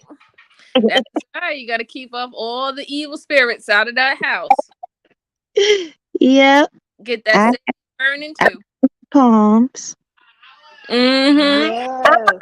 weird kind of Christian.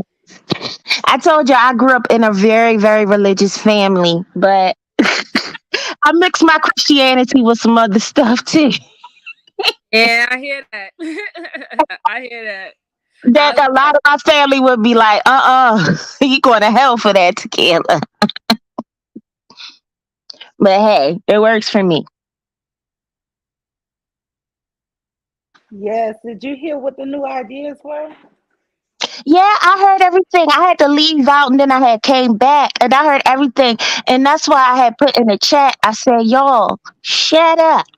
It's like I ain't say shut up. But I was saying like talk behind the scenes because everybody's always listening and these still ideas.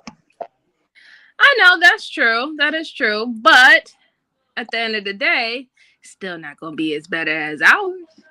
And Yeah, also I also say too that what I'm doing is for the children.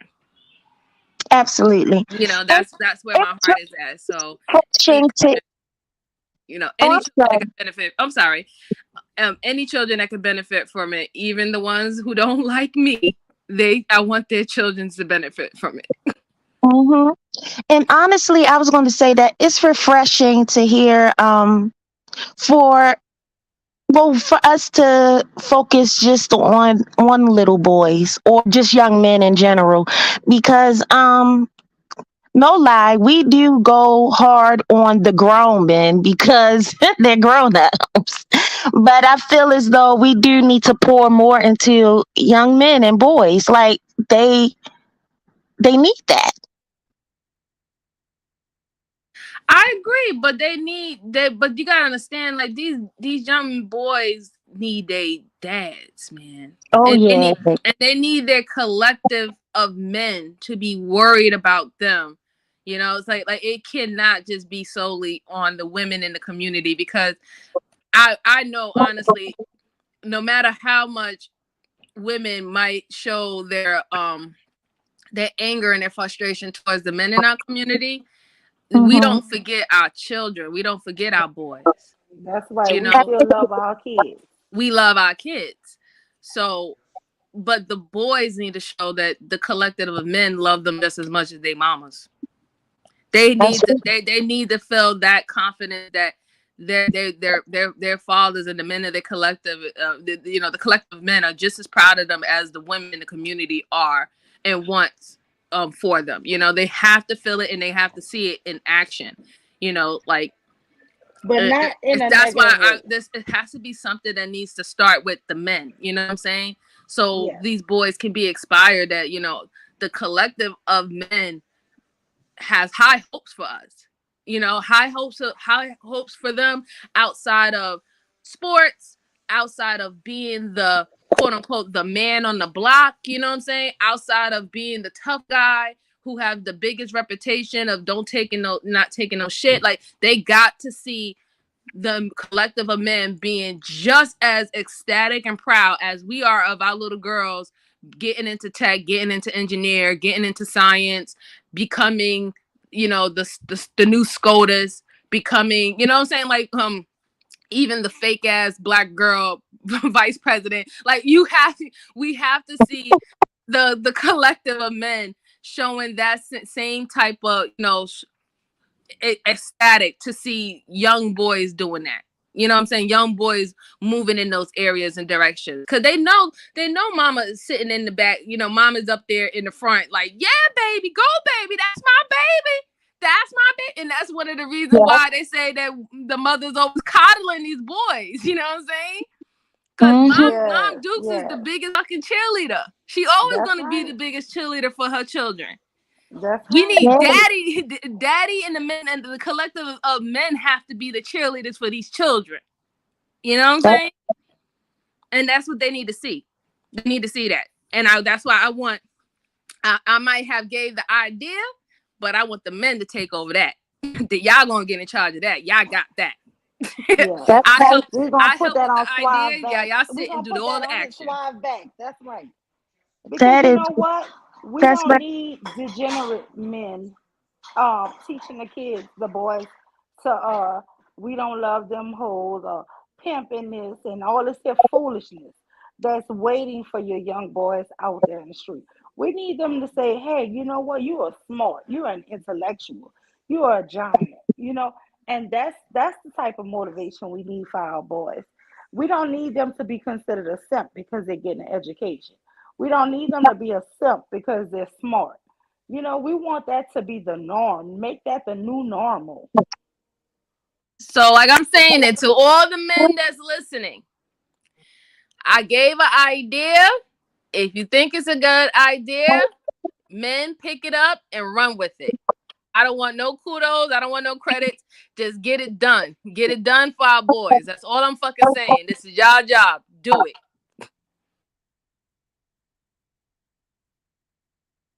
Well, I better be in the background putting up that Argument League Junior. That's what I'm about to Google. I'm about to go on YouTube to see if we done started Argument League Junior already. Shout out to Lima.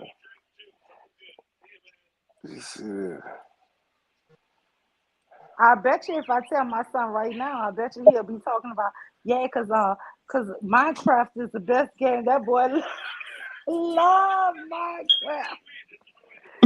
You know how many bucks I have to give him for Minecraft?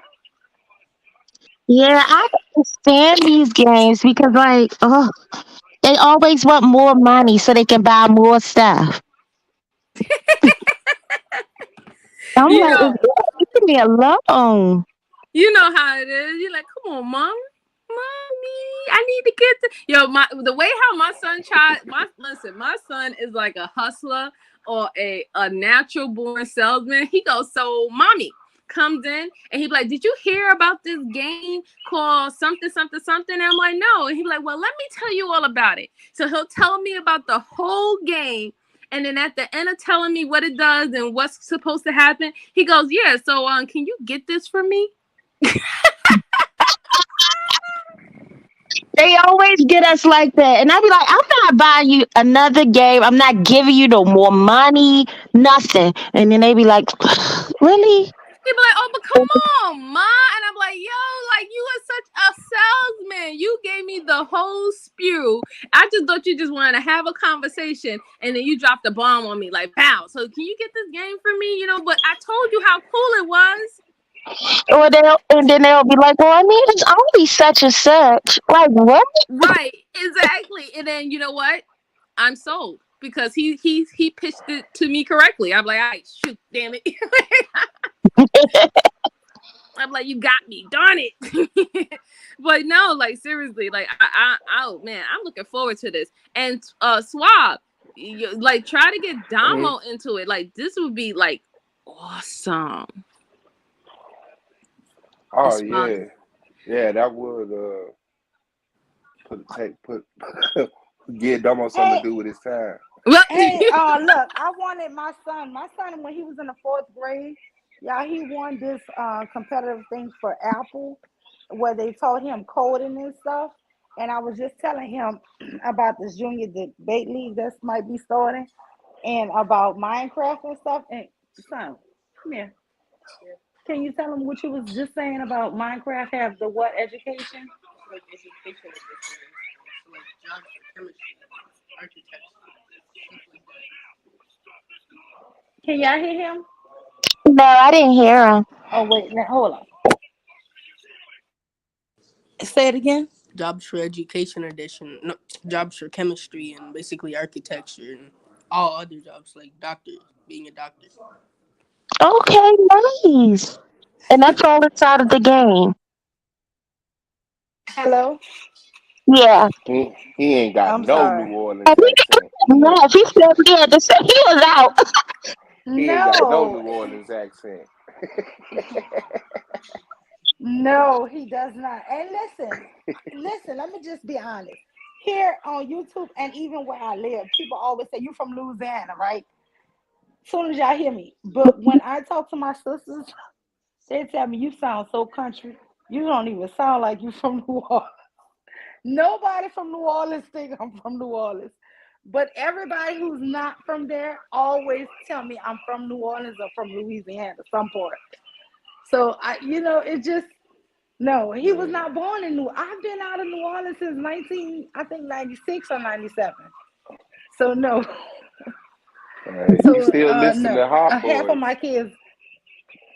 Hey. I was like, you keeping that And guess accent what? I somehow. still want to be down there for Super Sunday. I don't want to miss a Mardi Gras. I don't miss a Jazz Fest. I don't want to miss Essence Festival. I don't like to miss nothing down there. I promise you. Well, what I'm gonna say So is my grandmother is from South Carolina, and if you were to hear her speak, and she's been in Maryland for over 50 something years. She's been in Baltimore for over 50 something years. So if you were to hear her speak, you would think that she was still in South Carolina. I That's promise you, crazy. people always be like, "You from New Orleans, ain't you?" And I'm like, "Yeah." But when I talk to people from there, they're like, "Girl, where you from? You sound like you so country. You don't sound like you from here no more." I'm like, ah. I'm like, oh my God, that's all I get from everybody outside of there, right? mm-hmm. So I don't know. I don't know.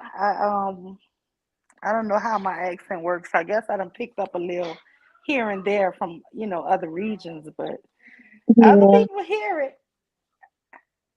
I think Tequila has a cute Baltimore accent, except for that guy Chin Chin. I don't know. I think I like the way the women in Baltimore talk. Like the way he talk drive me insane. You like a lot of people in Baltimore talk like that. We sound crazy as hell. What? No, I was just saying a lot of people in Baltimore talk like that, and I said we sound crazy as hell. Cause like when I mean, I'm used to hearing it, but now when I really just try to like pay attention to what we really sound like, I be like, damn, we sound crazy. Don't feel like that, because even when, like, it's the same thing with New Yorkers too. Like, you hear a lot of people was making fun of New Yorkers slang Mhm. talk. Now I'm saying, yo son, yo B, your all that's like a lot of people like, what the fuck? But every place have their they special little twerk, they special little Right. tingle. I So didn't know New York said yerk. yep. I thought that was a Yeah, they Baltimore say. thing. No, we say yerk. No, that was an internet thing. Well, Like no, you're. no. I grew up hearing a yerk before the internet. I'm talking about when I was a Oh, little okay. girl. Yeah, me too. But Like, when I was Uh, younger, they used to say "you're," especially yeah, in my area, in my little town. You're like, yeah, when what? you try to talk to a girl, like in elementary school, they be like, hey, I'm like, what? Yeah, us was what was it? For us is "Hey yo ma, what's up?" Right. Hey yo, ma. It was like a whole. It was so fluid. Hey yo, ma. You couldn't say ma. I was saying hey yo, ma. You would think they were speaking Spanish. Hey yo, ma. Like seriously. Like They would say, hey shorty, hey. But I think about the In New perspective. Orleans, it's so funny. It's like old lady and old man. I mean, you could be a teenager. That's my old man right there. That's my old lady. that's just like I don't know, like y'all keep up with the same old type of thing, because even like when my mom was young, like back in the 60s, 70s, that everybody was somebody old lady and old man. You know what I'm saying? Like What you doing with my old that's lady? the old man. That's my old man right there. Girl, they got songs. Where your old lady at? Where she at? Where your old lady at? Y'all sound crazy. Yes. Yeah, nah. Barbara, this is Shirley. Where your old lady at? My old lady right here. Exactly. I'm his old lady. You see that? From way back, they had a problem with older women. But it would be like that for like my husband. When I'm talking to people from the city, I'm like, yeah, my old man, he over there. They'll be like, where your old man at? They don't say where your husband at. We don't. We So don't dude ever say asked husband you? and all of that. A dude ever asked you, would you be my old lady? I have actually had people ask me that. Would you be my old lady? And I was think like, so. I was literally in my 20s looking at them like they done lost their goddamn mind. Like, who you calling an old lady? I thought that was before I understood it. I was like, is this motherfucking calling me old? Like, no, and it's really not an insult. That's the craziest part. It's not like you have your old man, you have your old lady, and y'all be the same age. Y'all could be teenagers and be like, "That's my old man." And what you call your parents? Fight over her old man. What you call your parents? That's the thing. We didn't call our parents old lady or so. We call our parents mom and dad, pops, moms. Hell no. We didn't call our mom old lady or our pops old man. No. Yeah, we be like your OG. Where your OG at? Where your call them man pops. You be like pops or mom. I mean, I call my father daddy because he was always daddy to me. But like for the boys, he was pops. He was never dad or daddy. He was pops. Yeah, I say that's my daddy. Y'all got me fucked up. I be like, daddy. They be like, listen to this nigga calling for his dad. Nigga, fuck God. Swab, and I say daddy in a possessive. That's my daddy. What my daddy is. Hell yeah. I was like, I was possessive over my daddy and my granddaddy. Like my first words was granddaddy. Literally, I was a little baby in the crib. Granddaddy, because straight up. I love my granddads. I still cry out to this day. Like I miss them so much. Me too. Y'all could hear my grandson say "Papa," or he could hear his voice on the phone. He could be in the middle of a conversation with me. That boy is gonna stop, Papa, and he's 2 years old. Papa. Yeah, that's how my grandbaby was doing me. Papa, I said, man, you trying to win. They trying to win. It's a takeover. It's a takeover. They know that Papa melts your heart. I got him now. I can get whatever I want. Candies. He gonna take me to the corner store. I'm gonna get whatever I want. I wasn't even thinking about that. You're right, Papa. I know it, cause I used to do it with my granddaddy, and I used to do it with my uncle Herbert, God rest his soul. Like he used to take me everywhere when he came up from Virginia and visit us in New York. He used to come and take me and go all over like the whole city with me, and like he was like he loved me. He called me his little China doll. Don't ask me why.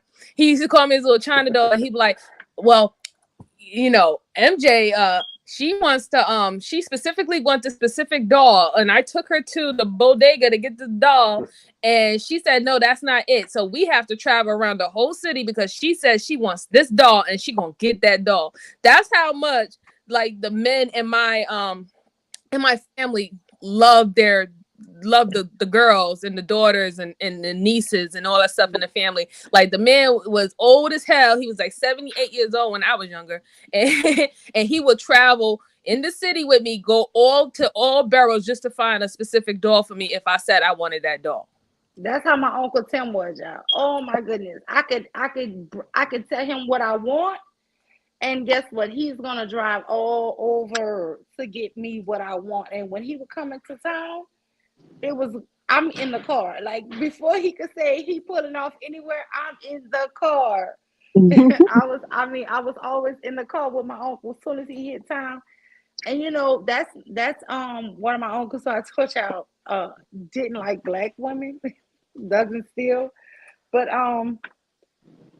he always just doted on me, always. And that's the only flaw he has. I can't stand when he talks about black women. And I don't even understand where he gets that from, because he loves me and he loves my kids.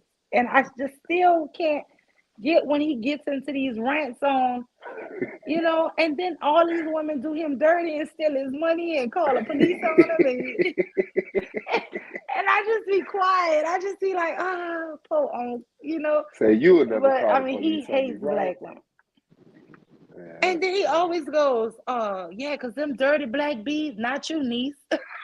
Like, oh my God, I Shit. can't stand you. He always does that, Suave, I promise you. And then I just be looking at him like, you realize I'm a black woman, right? But no, He it be was like, the no, first. you're not a black woman. You're part of my family. Yeah, You're I more mean, than it's the that. weirdest shit, I Yeah. promise you. But guess what? When I tell you somebody who always doted on me, who loved me, I mean, it's like I brag on my dad. My dad is an awesome father, best dad you could have. But guess what? Don't marry my dad. My dad cheated on. Listen, my mom died when I was 3. My stepmom was there for us, did everything for us. My dad would bring us with him to go cheat on her. Damn. It would bring us, girl. We be He downstairs. can't even do Y'all wrong just right. stay down here and play. But it's the My we just have to have the we just my have to understand. I'm Oh, sorry. sorry. My granddaddy was the best father, best granddad. I love him so much, but he wasn't shit. He Well, shit wasn't. as a husband. He wasn't shit. My grandmother was. He was like, man, this man had so many women. He was like, she was like, That's all I my dad. He was the all best dad. I He said was a was, wonderful dad. But guess what? Don't marry him. wait Man, till listen. my children get of age. My grandmother, as soon as my mother is the youngest of my grandmother kids, so as soon as my mother, I think she said my mother turned like 17 or something. She was like a senior in high school, I think. My grandmother said she broke up with my granddad. She was done. She said, hell no. Man, listen. Like all I'm gonna say is my dad had 15 children in total, and they're not all by the same woman. So you know how that goes. But my father was a great father, and he Yeah. was a great And that's that. and he was a great provider. And I have learned to accept that there was areas of him that wasn't good at, and ain't shit, if I was to think about it in a whole. But that doesn't take away from him not being a good father and a provider. But what happens is that when we have this type of illusion of how we feel about somebody and what we experience with them, we really think that that's what's supposed to cover all their actions, and it doesn't. These people are human. They err, they make mistakes, and they probably even could do something bad.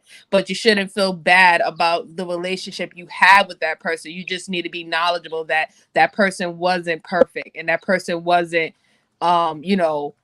didn't do any wrong, or you know what I'm saying, that person was capable of hurting people. That person was capable of doing bad things. But you don't have to diminish your relationship with that person. But you just have to have that understanding in the back of your head that that person might not have been that person to everyone else, and learn to accept that. Yeah. And you know what? It's a hard reality to it's a hard reality to cope with and to deal with, because honestly, I'm going through that now. Like when I say my children's father is such an amazing dad. I give that man praise all the time for being an awesome father to my daughters. When I say my daughters adore him, they love him deeply. And for that, I think I'll always have care and love for him in that way. But him and I, on the other hand, that's a Y'all different ain't none. that's a different story. But when I will never diminish him as a father because he's amazing to my daughters. I couldn't ask for a better baby father. Thank you, Lord. Thank you, God. A better baby father. I That's what's couldn't ask up. for a better one. Seriously. Yeah. So many men don't want to be for their kids or be there for their kids and all that. And I hear what other women talk about how they have to push um push fight for the man to be a part of the kid's life or Mm-hmm. when I hear all these different stories from different women, I don't personally go through that because he's a great father. Whatever my girls need, he got it. And Yeah, the that's right. great thing about it though is he still got my back. Let me say I'm going without. He'll try to because he realizes that I have the girls. So if something's going on with me, he want to make sure I'm good. So I'm good for the girls. Even My son's father does the same thing. He's if he knows that if the child is with you, if the mom ain't good, the child ain't gonna be good because the child is with you, and that child is gonna be an That's a extension fact. of whatever you're going through. So this is why I don't understand when there are those guys who don't want to do nothing for their children, or they leave their children alone, or they feel like they don't have to do anything anymore because the relationship is gone, or they feel like they shouldn't even worry about the mother because they're not in a relationship with them, or they don't have access to her body in that way. Because if she's not okay and the kids is predominantly with her, then you're allowing your kids to suffer my because my the my kids are not with you. daughter, So my daughter wanted to say hello to y'all. hi sweetheart, how are you? Hello. Mom. Well, here, take the thing off your face. This my. Oh, I'm sorry, Moo Moo. Pick it up. Pick it up. Whoa. I'm sorry. Pick it up. Where'd it go? What I'm No. sorry, boo Oh, boo. you're looking Hey. cute in purple. Go ahead, Tequila. That's a nice color. It makes your Ain't it? skin look Solo glowy. layout. Put her on the spot. Hey, Hey. Tequila. Oh, What's she's up, her? beautiful. Does she Look look? at her. Hold on, wait. Y'all look just Oh, she is alike. She is your beautiful. spitting image. Oh my Yeah. She is beautiful, Tequila. See, because you ain't have to say all that. I did.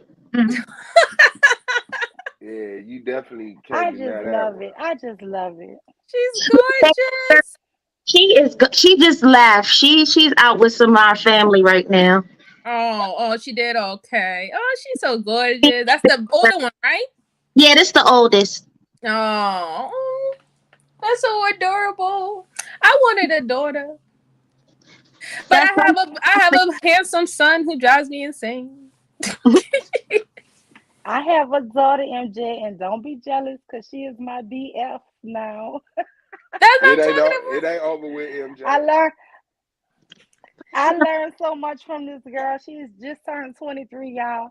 And I'm telling you, it's nothing better. I swear to God, it's nothing better. She's about. truly so thoughtful to me. and let me tell you And this. I'm talking about what challenged me. Mm. And let me tell you this little girl right here. She is so talented. Oh my God. Mia, get one of your paintings. Or Get hold on, two of your paintings. get get two of your paintings. Get the ones out there around there. Yeah, get it. My child can paint. She can draw. She does Did you engineering as well. Like did she's you just put her stuff? Did you put her stuff on Skillshare? no, I didn't. You need to put her art and stuff on Skillshare, and then she can and also start learning about the ETFs or the NFTs because she can get paid for her paintings. Hold on, I just grabbed two of them. Hold on. I'm trying to. You already know. Hold on. Yes, I, go. You set up an account for her on NFTs, and she can sell her paintings. This one boy last year during the pandemic, he did a art and he put it as an NFT. Tell me why somebody bought his art for $15 million. really? Yes. Wow. Yes. Isn't that pretty? That is so pretty, and Let me it's so see. it looks so vintage. It's nice. She has a vintage She type has of some- style. I love it. Hold She on, look at signed that. it so you can't steal it. Oh, that Oh, one. I that's like that one. nice. I like that one. I Bring it love up closer. it. Bring it up closer for me. Oh my goodness. Wow, I like that one. she's Oh, Like I them love colors. great. it. That Mm-hmm. color popping. And that's a great Yeah. use of brown. Yes, She's it is. digital art. Like this is the one I was saying. Like she could do like you all's like covers and all that kind of stuff. Like she also can do like what else she do, boo boo? That was a smart design. Cause like the first one, it got Yes. Oh, the hold on, look, teal y'all. and the pink, She read but that that one iPad. got them autumn Look, colors. look at this. Let me She see. drew that. She drew that. She has vitiligo. Yo, you need to put her stuff on Like, She said NFT. she got vitiligo. Put she's that And right she there. Get she's albino. the one that you just did on the tablet right there. You need to put that on NFT ASAP right now. Do you know and how make much sure they those know pictures it's a are going vitiligo for? page. What's the word stuff up with her? Like she's so talented, y'all. Like I don't be lying. My baby got that sauce. You need to Yeah, that's a seriously. You fact. really. That's a Oh my fact. Wow. God! Yes! Oh my Wow! gosh. You need to Uh, put I that, yo, love it. All right, tequila, put more stuff up. tequila. Yeah, I'm listening. I'm not playing. You And you need to can tell. it's always paint. You gotta put that stuff on NFT. Okay. You don't have to say all that. that's hard. I'm Wow! about to say, watch your mouth. My bag, that ain't my baby. That's Yeah. great. Yeah, Mom, can I Yeah. have those Oh pants? my goodness. You have those pants? Yeah, I want those. We have them in real life. Okay, we'll pull them up for me. Anyway, all right. You need to definitely put her stuff out there. We want to show you something else. Hold on, wait. This What? a That's a suitcase. no, it's a room. You see, like the door. It's So it's room, that's a like the window. window. A brick wall. Looking into a It's a window. brick. Oh, okay. That's dope. I like the way how she used the colors. Yeah. Cause she makes Yeah. everything pop. She crazy with them colors. Yeah. For Oh real. my God, that's amazing. Yeah, that's amazing. She's an You gonna make artist. your mama rich and you famous. Hell yeah. You better put her stuff on Yeah. Shield Scare. You better put Okay. and maybe even set up a video where she can do a instruction video on Shield Scare, how to draw this or how to draw that, like one of her arts and paints. I'm Mhm. telling you, like girl, Oh, who's that? Girl, I am telling you, that is Oh, this beautiful is work. what I love. Beautiful work. She want to show y'all one more thing, girl. I- You told me to look for stuff. Hey, hold on. I love how it's just so quiet. Cause they waiting to see your stuff. oh my God, that's so Oh my nice. gosh. Look how Yeah. she got the texture of the hair on point. Uh-huh. Wow, That is like the hair beautiful. looks lively. Like it looks like it's alive. Like if you look at the hair looks like somebody It looks real like somebody's curly hair actual right now. portrait. It Mm-hmm. looks Yeah. like an actual portrait. I love it. Yeah. She's good. She's really, really good. She's really good. Girl, do not slip. I'm telling you, put those things on Shield Scare. Start reading about NFTs. Create an account for her. Put her stuff up on there and let that girl make some coins while she getting her education. You hear me? I sure will. I Like sure. Aunt Hillary on Bel Air. I'm the only one watch the new Bel Air. No, I I don't know that. haven't. Are What? they even going to continue it after the whole I situation? don't know. I know. After the Will Smith situation? Yeah, because Listen. I heard that they Wait, said they no. weren't gonna Did y'all see that? You know, Suave, you liked it. You like it. Yeah. My husband Yeah. them, they like it, but I don't like how they got Colton as a drug addict. I don't like how it's just too real to me. They made this here new Will Smith, Fresh Prince of Bel-Air. They made it so real, girl. It's just I just can't. I don't even want to watch it because Carlton is sniffing drugs. It's girl. He is on a coon level type times 10. You hear me? what? Girl, he's cooning all the Man, way I out. like I that mean, shit, we man. already For knew real, I ain't gonna lie. This fool. Man, it's too much. It's too much, Suave. It's too much. Lima, what Tequila, it's too much. It's What you say? about Bel Air tequila. what network is it? Dang, what did that come on? Because I watch it on the app. I got a free movie app because I was raised in Gary. But let me see. Let me see. It's on I don't know because Peacock. we have all the apps. Peacock. It's something Peacock? called Peacock. Yeah, Yeah. we have everything. Okay. So, Oh, I got one more thing to show y'all. One more thing. This is one of my absolute favorites. Well, don't feel bad, girl. Go ahead and show us because Lilith in there. She like, listen, you can show me all her art. You feel me? So Since you want to be showing, man. honestly, I really could be bringing up my pencil art too. Well, bring up your pencil. Look at it. Look at it. She ready. I really could be bringing up my pencil art too. You're not even seeing my best work. you know. Whoa. Oh my gosh. Oh, that's hard. That's hard. Yeah. Yeah. That's This really girl. good. How I old love is she, them lips. Tequila? She's Crazy. Shout out to How Niqua old? B. Her EP is out. she's Oh, that. hey, Tequila, What's the name? congratulations. Oh, no, not Tequila. Niqua, congratulations. yeah. I'm sorry. What you showing that for? Yes, congratulations, Niqua. Oh, you just want to show the statue? Amazing. Oh my God. Look at that. I like the Okay. you gotta do a big picture with the shorty with the Wow. braids.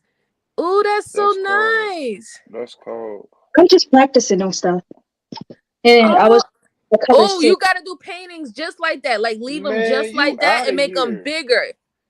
Do you know if you do that Man, for this 10 little girl years, right what you're going to here. be known for 10 years from now? If you stay That's committed to that, dope. do you know by the time you get 20-something what you're going to be known for? Oh Look, my Oh my gosh. goodness. you official. You could probably The find you an app and details. make you a cartoon or something. Man, Look she at it with the what weave exactly? braid. I like that. I don't know why she want me to show y'all the eye. Oh, look at That's that. a Yeah, the hard eye is eye. banging, man. That's Yeah. a hard eye. To make a character, but that's not important. I Okay. try to make a character. I All love right. it. That's strawberry shortcake. All right. That's what it look like. The black strawberry shortcake. Strawberry She shortcake from reinventing the stuff. hood. Hey, You she got some. reinventing. Those, Let me see that.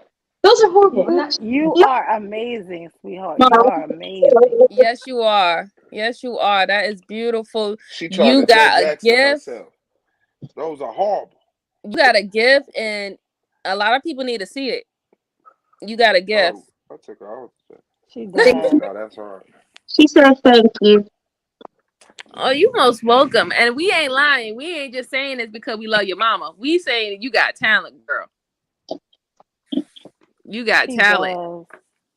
That is amazing. She said you always bragging. I can't help it.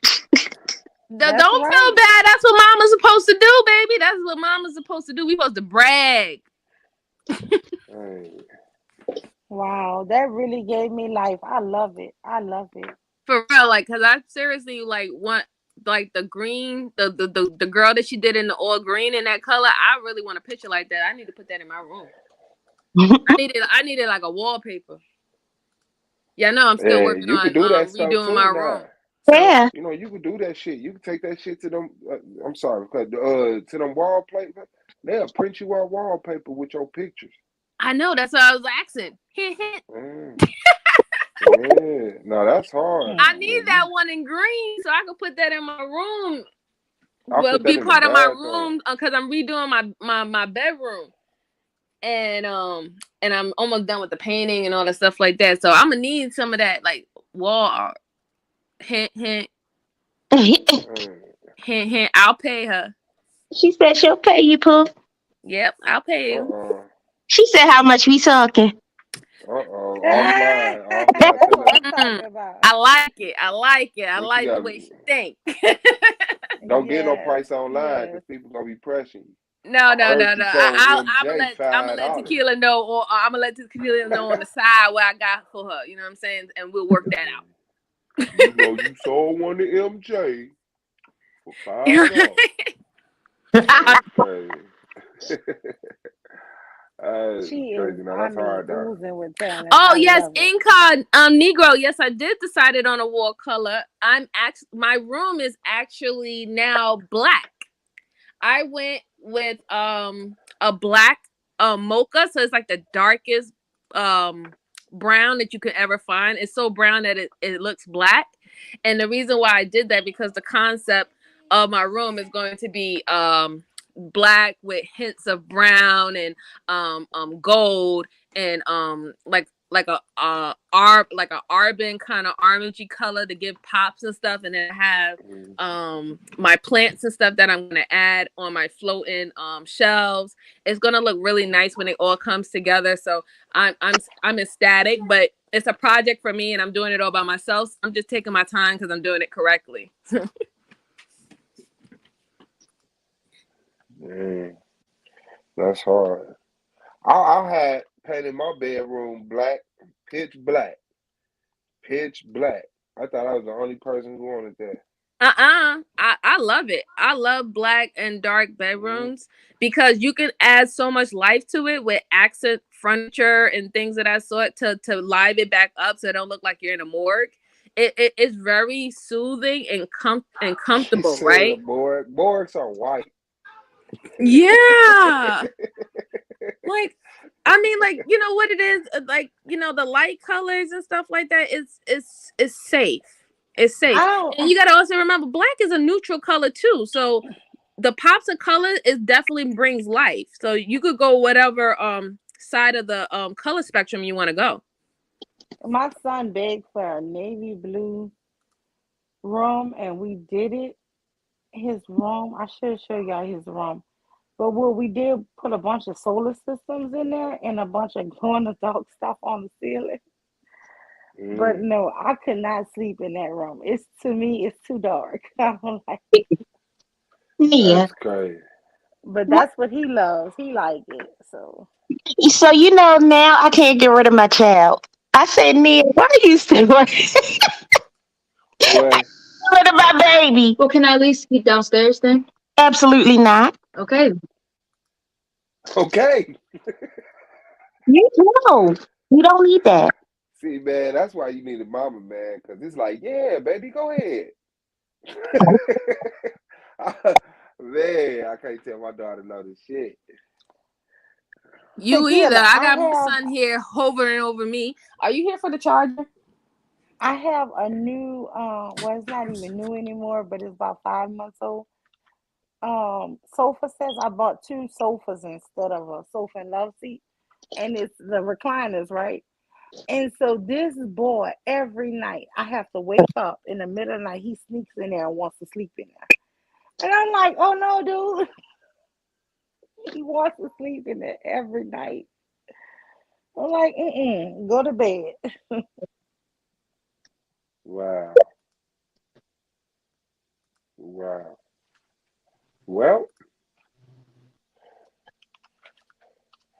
nah, I mess with my kids, man. I be like, man, you ain't do nothing to make me whoop you today. Go ahead. I got your back. For real. But I remember because when I was a kid, I felt like I had it real unfair. Cause like I was smart, but I was like I would do stupid shit. I guess that's how my father described it. Like, you do such stupid stuff to be so smart. But it was, to me, I don't know. There was a thought process to it. But yeah, I just remember how I was when I was a kid, man. And I want my kids to just not feel that fucked up feeling of, you know what I'm saying? Like a no. I don't want them to feel, you know what I'm saying, that fucked up. Like, I don't know, man. I'm Wish I nice was to me to my my kids, babies, man. but I'm also mean as hell to my kids. Your mom, you're mean. Your mom, you're mean. Because the minute they get on my nerves, Mm-hmm. Get out! oh my goodness. I'll be like, don't bother me. Get the hell up out my face right now. Eggy, nah. When that set it off right there, like, you know what? You right. I'm gonna get the fuck away from you. But I always start off being nice, but then they keep trying me. So then I gotta act mean. I don't even want to be mean. No, we don't. That be naughty. No, that be you. That be naughty. Nandi don't be. Nandi is my little crybaby. She be like,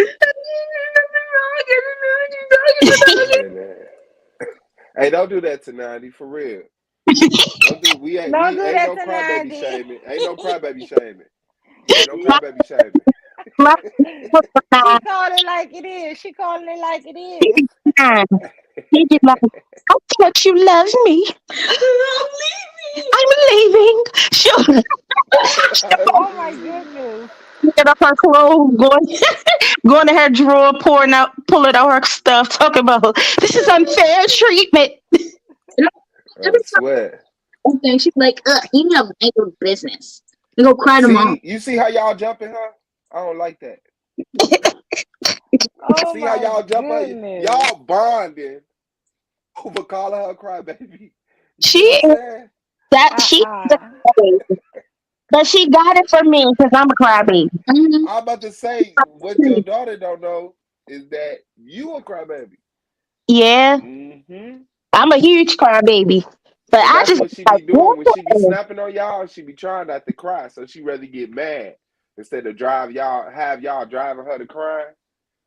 Get away from me!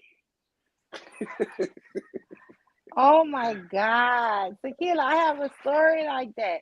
Listen, I Hey, was your son maybe made you 9 cry? years old. Mhm. No, I was like 9 years old. And I was in my house just packing up like I was packing my clothes, his You was baby on your dolls way out and of stuff. there? Yes, she grabbed her dog. Yes, I was packing up my baby dolls Yeah, I don't like y'all talking but some about her, toys and some clothes. And I asked my mom, I was like, you can fix me some sandwiches? And she was like, sure. Why do you need 10 sandwiches? Because I'm about to run away with Artemis. It was a little boy named Artemis. His mom was crazy. Like, she used to beat them so bad. And one day, I was over there the day before, that night before, and she pushed this boy head through a wall, beating him. Damn. And I told my family, I told my dad and everything, and I just couldn't believe. Ah, yay! All right, Suave Boss, own it. Yes. Oh my I goodness. love There it. I we go. love it. I love I it. like it. Yeah, boy. That's a man right there. I That's the love it man right right So y'all there. thought there. I was a Yeah. procrastinating, lazy ass, no good, dusty nigga, then y'all. I love it. Hey. No, I'm waiting on the email to be Hey. officiated. It won't let me create it yet. I guess it takes 24 hours or some shit. But anyway, I'm like, I'm running away because this lady gonna kill Artemis, and I'm telling my mom. So she was like, "You're not going nowhere." So I'm like, "Okay." So soon as she went to the bathroom or something in the back, I run out the house with my bag, and my bag had more toys in it than anything. And so I go to his house and I'm throwing rocks, right? So I say, "Come outside." We running away, and I have sandwiches and chips, girl and baby doll. Woo! Cause he was like maybe 6, so I felt like I don't know if I felt like I was because I was 9. I was his protector or whatever. And so we walking up the street, and my dad finds me. He's like, "Get in the car," and I'm like, "Nope, she gonna kill him." Lord. And he was like, "So where you walking to?" I was like, "I don't know, Dad. We gotta go." And so my dad was like, "You gonna get in this car?" So we get in the car, and I remember he called CPS. But that was the craziest thing. How do you think at 8, 9 years old you gonna run away with baby? The baby doll, 10 And sandwich. my Tequila, Well, at my least she know dad that she opened up. wasn't gonna leave her children. Girl, my dad opened up At my 9 years bag. old, they come with me. Yeah, he opened up my backpack. I had like one pair of drawers, one t-shirt, like all my toys. Girl, I was so dumb. I'm like, I never forget that he tells everybody that, yeah, because she run away with one shirt, one underwear, and all Be out toys, girl, there all trading them this. toys for clothes. I Okay. don't know what I was That's thinking, crazy. but I know I was so emotional. I was always on the side of right. Even as a little bitty kid, I knew right from wrong. I don't care what nobody said. I might not have knew how to execute a plan, but look, I was always on the side of right. Hear that? Y'all see that song? Oh, I like that. Supposed to be Mother Earth. Oh my gosh, that is beautiful. Wow. Yeah. Wow. That is nice. Oh my goodness. I really like that. That is so ethereal. I love it. That is awesome. Oh, she's so talented. I'm so happy. She's so talented. Say thank you, girl. Thank you guys. You're welcome. Oh Oh, it's my God. beautiful. That is so nice. I love it. Don't that look like she should give that to Moonflower? That look like something Moonflower would use as her avatar. Like for Yes, I real. just was thinking that. Yes, I was like, oh my god, because it's like anime a little, right? Yes. Mm-hmm. Beautiful. She is so talented, Tequila. Thank you. Yes. Yes, that's a blessing. That is beautiful. Her stuff is awesome. I'm dead serious. Hint hint. I'm about to actually put in the chat where I'm gonna give that girl for that picture. You know what I'm saying? Tequila. Hint hint. Oh, she really want that picture, Mama. Okay. I'm honestly, I'm fine with anything. And her name Yeah, I is want that picture. my little I want cousin. that picture. It's Nia. Mia. Aww. No, That's so Nia with the N, like Nia Long with the N. Oh, Nia. Oh, Yeah. okay. Hey, hey, Awesome. Suave. Niqua want to know if you can play her song. It's the second song on her album. She said, "I want to hear it." Can you do that? Or are you busy?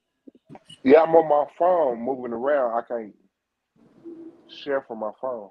Oh, okay. Oh, okay. Yes, but I am excited just to even see that, you know, little juniors. That just got me so hype. Me too, girl. I'm like, oh my god, girl, you hear me scream when I saw it. Argument League 2. No, Argument League Junior. Hey, he owned it. You see, that's what I like when men step up to the plate. You heard You're a me? big head boy. It's intellectually getting it in. Hell yeah. You know we Yes. got so many big-headed boys. They be having stuff on their mind. And they My daughter actually like, yeah, they are big headed boys. She she gonna be our cheerleaders, y'all. We gonna need the girls to come on now, just like we have them for the football team. Gonna have the Please, girls. those girls will be like, forget that. I'm about to take over. Wait a minute. Hold on. I can do this debate better. You know? Girl, my sons was playing doing football, and my daughter used to do gymnastics from 3 to 12. But when she was about 7, because she was such a good flipper and stuff, shoot, we put her on a cheerleading team. She was running that thing. All right, throw that away. Oh, yeah. Okay, so Aw. get out my face. Enough is enough. I didn't even. Put this in the sink and throw this away. I don't care. Do what I say. Just like me, just like me, just like me. Tell me how you like it, okay? Don't ever want you feel dismay. What's your desire? Just like me, just like me, just like me. Experience your pain. Explain that unshielded, untamed anger you feel. So ashamed to reveal, you keep concealed. Just let me reach my hand out, I'll branch your existence. Be your pollute, consolidating your impression of masculine expression at your own discretion. A cover that burn from your undesirables, the hatred you have within, that cry you hold as sin, that scream you are so afraid to let out while winded, strong but broken, bended. Just let me, just let me. Tell me how you like it, okay? No matter what you feel this way. What's your desire? Just like me, just like me. Bet I can help your insane insanity. Thoughts of wanting to turn, to run, to walking away, to running. Transforming to standing still and meditating. Procreating anew in the thought process. Just let me be that bandage, that alkaline water to cleanse. When I truly want to catch your tears, increase your confidence. Your cane to walk. I'm your brace to stabilize and collaborate.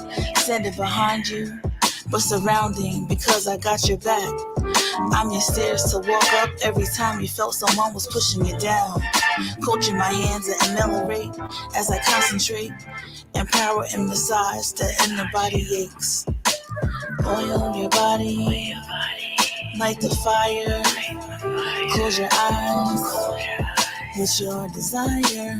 Desire, desire.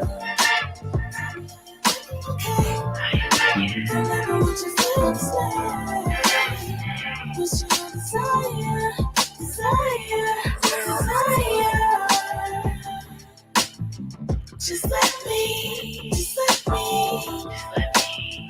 just let me. Tell me how you like it. Tell me how you like it.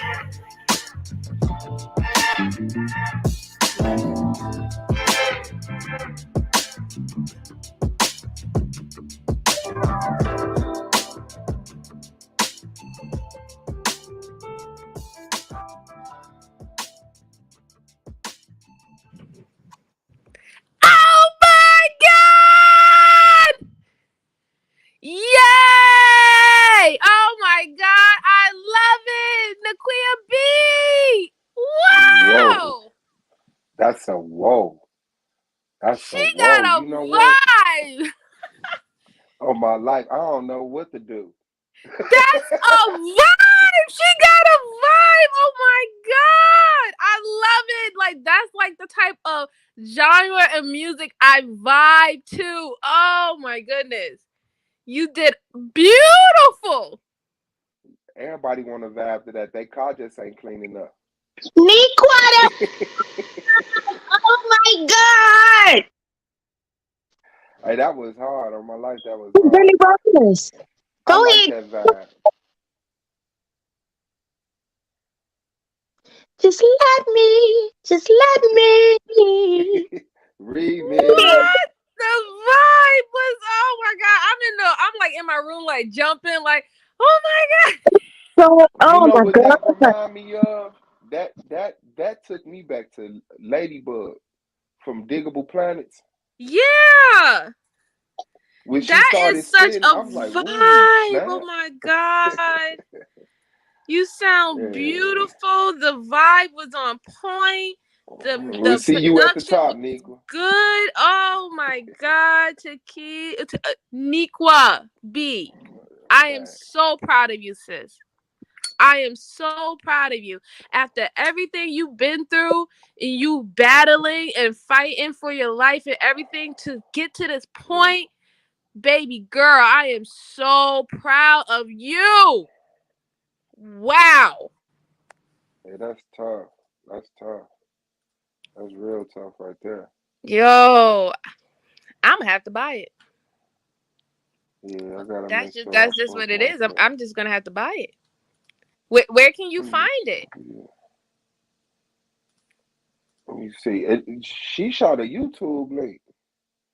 It's on Where's YouTube. Oh, she got the whole EP on YouTube. She just dropped that. What? I'm gonna have to describe. She got 8 joints on that thing. Oh, That it's even an everywhere, EP. Yeah, and it's it's under your out. name. Oh, good. It's on iTunes. I could. Oh, there we go. I could download it right now. Here we go. Okay. iTunes, Spotify, Spotify, iSpy. Okay. Yeah, Oh my that's out. God, that is so amazing. Oh, I love seeing good things happen to good people. It makes That's me how I so feel. happy to hear good things happen to good people. You don't understand. It puts a smile on my face. Oh, I'm so happy. That was beautiful. Thank you for sharing that with us. Yeah, that's a fact. That's a fact right there.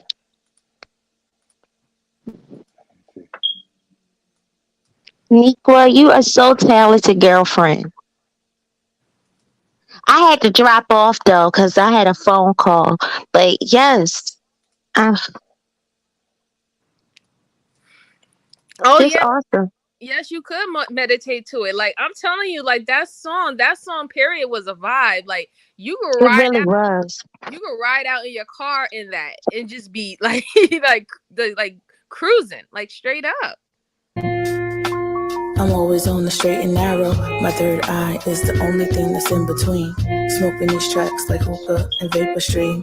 Only thing is I have my word and loyalty. Everlasting relationships is what I preach. Don't double cross trying to keep my karma clean. Favorite color is white. Hands of purity. I'm stepping out the box. It's called maturity. 10th lesson, rule life or rule you. Watch your words or the universe will bruise you. Cruise tranquility. Leave it where it stay, that's on the epitome. Kill that ego and face your fears. Add on happiness for elongated years. Thinking backwards, am I here? Here I am. Don't mess with too many cats, the Uncle Sam I am. Too busy copying fake lives on Instagram. Tweaking your mind to align with their program. Can let my legs shake me, I'm above ground.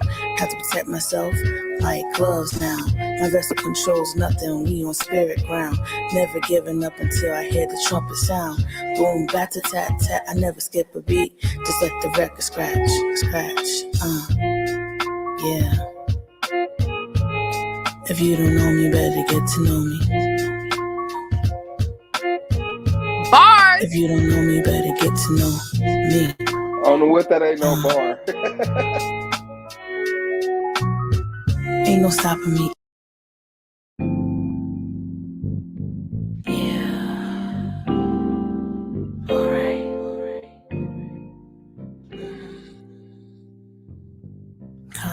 Conscious, anonymous French kiss. I just want to enjoy that Kendrick Marvin Superfly garment. Martin Malcolm with some black power knowledge. Air smell damp, but inside is warmish. Cocoa butter garnish. The world card pick, lumberjack hunter farm-ish. Cutting wood, my fire pit. On some alpha male shit, let's spliff. Crown always tilted, peeking in my bathroom window. Good mischief, talking all night, new love with grown intentions. Let's kick, animated, enthusiastic.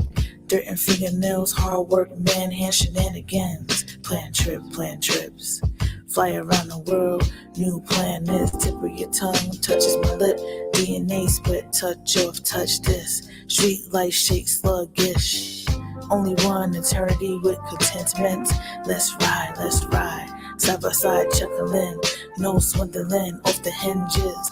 Red silk flowing as I'm glowing. Shaping my smile like Play-Doh. It's like a telescope microscopically brought two human cells together. My hypothesis that couldn't hide from this needle in the haystack vibe. Butterflies, you and I, seeking quarter eye reassurance. Take me high, you imply, I comply. Looking through your soul, pull the Skype nearby.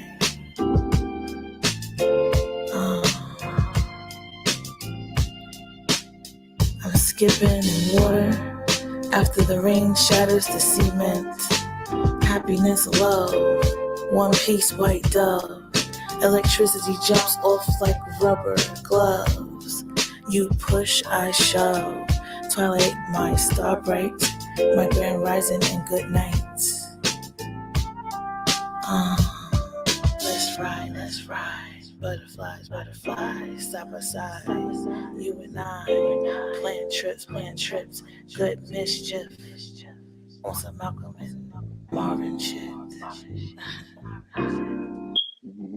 Look at you with your nasty self. That was fire, dog. That was fire. I'm surprised that came so early in the album. That's hard right there. Nico got that sauce, man. On my life, you here? Yeah, that's hard. Okay, Don Michelle. I know Don Michelle. Don Michelle Ralph's cousin. Ralph Michelle cousin. I don't know Don Michelle. Okay, let's hear it. Yeah. Well, alright.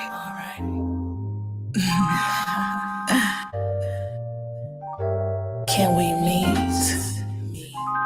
Can we speak? Can I peek at all the loveliness you have this week? And I gotta say this artwork is hard.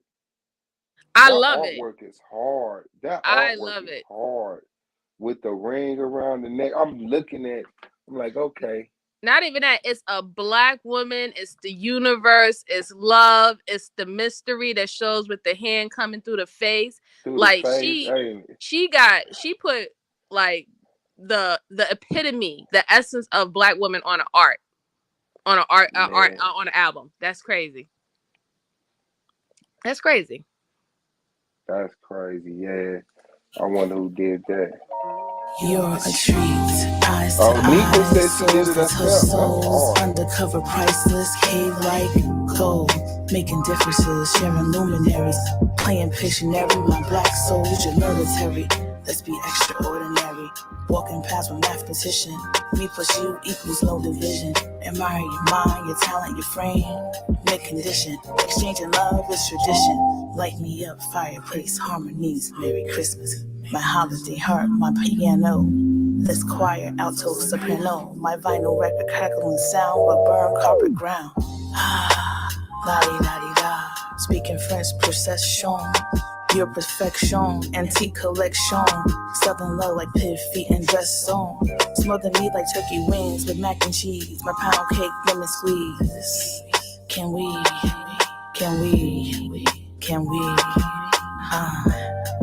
what?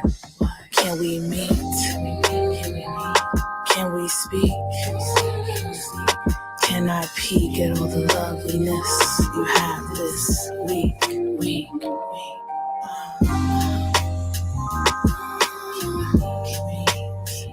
Man, I need something without a top on it. I ain't gonna lie.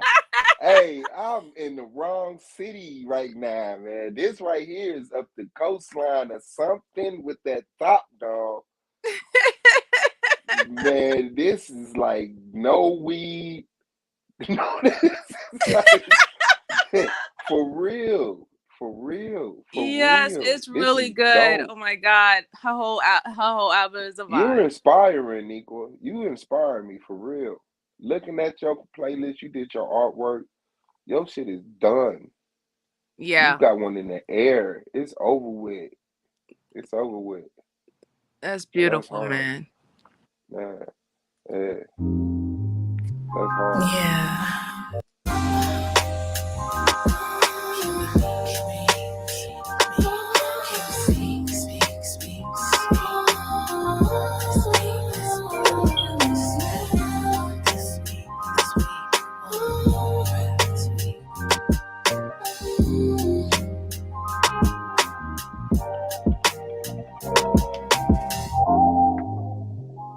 Can we? Can we?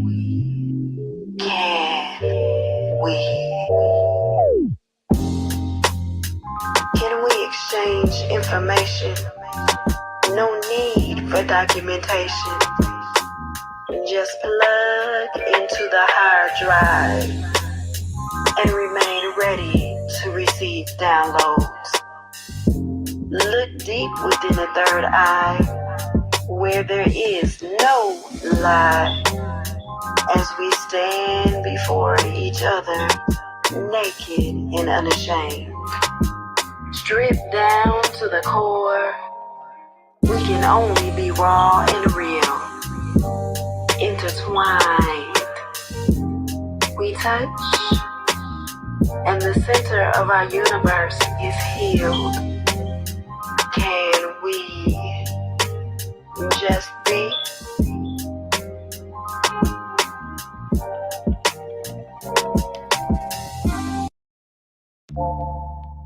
You told me to trust you. Be vulnerable. But when I'm with you, I feel eggshell weak. So many thoughts on my mind, feels like a mouthful. I scream to you. I cried to you. You closed the door when I sighed for you. You wanted my loyalty, it was given. Meanwhile, you was living your life adulterated sinning. Let me start from the beginning. When we poured our hearts out, me and you, and my mental was winning. Express our highs and our lows, untold stories, how our insecurities unfold. We met in the projects, went from just listening to kissing, making it to first base, touchdown, New York Jets. I just wanna heal from everything we've been through. But heaven sees six with you. That's a killer. That's a killer. Hey, that shit turned up. That shit turned up. I wasn't ready for that. That was hard. Hold on, my bad. You told me to trust you.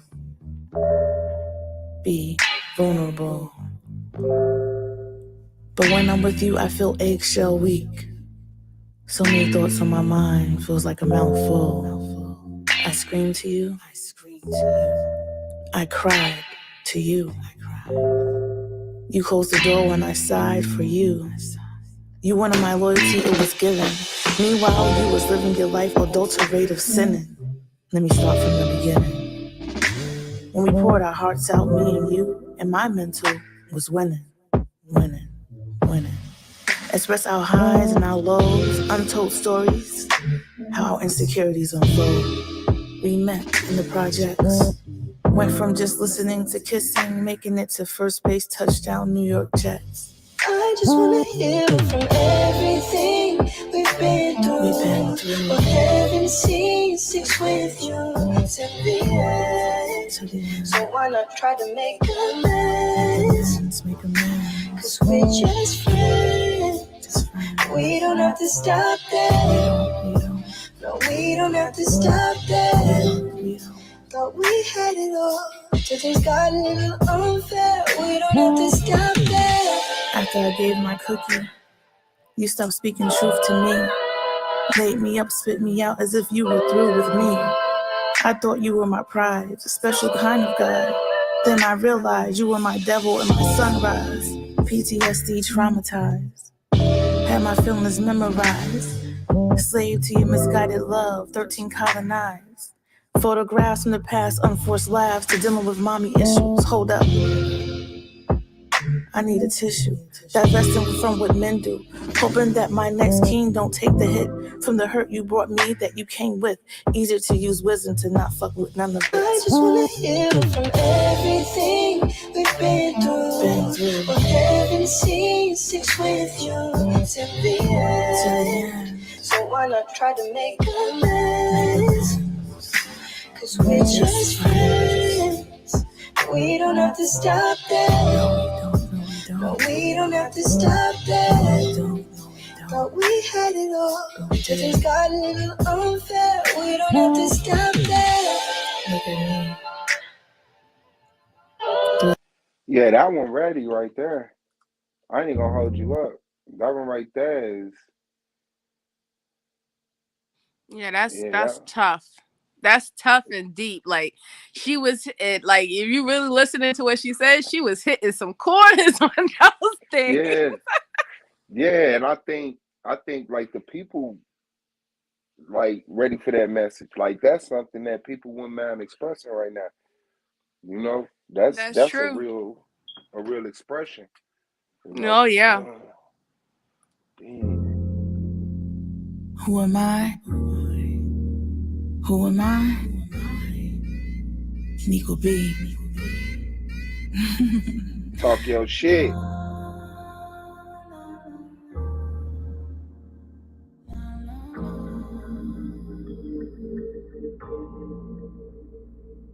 I'm that bright, light, southern Afrocentric plain Jane, clinically insane, but stable. Never let aside, I eat at my table, ordained in this rhythm, irresistible, artistic, exquisite, perpetuitous form of activation. Let me be clear on my manifestation, using my spirit of discernment to embody my conveyance, to embody my conveyance. I'm a little bit of this, a little bit of that, sprinkle some glitter, purple melon, astonishing constellation. God is creation, God is creation, God is creation. I'm a little bit of this, I'm a little bit of that. Sprinkle some glitter, cocoa melon, astonishing constellation. God is creation, God is creation, God is creation. I'm commiserative, socially conscious, classical language of hood economics. Stories are told but never truly clear. Two ears to listen but nobody hears. I mean nobody's here, maybe I didn't say it clear. Is she perfect? No. Is she worth the hell? Yes. Giving you that boo-boo with that foo-foo and the crucial fluorescence with fluorescent auras. Can't cut the cord on someone who's clearly floating. Streaming up rise where the air resides. Levitate a new galaxy. Flow guide. What is she? I'm a little bit of this, I'm a little bit of that. Sprinkle some glitter, cocoa melon, astonishing constellation. God is creation, God is creation, God is creation, God is creation. I'm a little bit of this, little bit of that. Sprinkle some glitter, cocoa melon, astonishing constellation. God is creation, God is creation, God is creation, God is creation. Emotion, intuitive being, intensive intelligence, integrity, creative, commitment, the carrier of some real shit. Quality over quantity, queen, uncommon, underrated, universal, asymmetrical. That adrenaline that keeps me one step ahead of you. The baddest, basic, untraceable, lazy force to be reckoned with. Blank pages that's already written on, but only a few know the shit I'm on. But it's the understatement, abbreviated Nequa B. Nequa B. What am I? What? I'm a little bit of this, little bit of that. What? I'm a little bit of this, a little bit of that. Just sprinkle some glitter, just sprinkle some glitter. Nequa B. Now you see me. Peace out.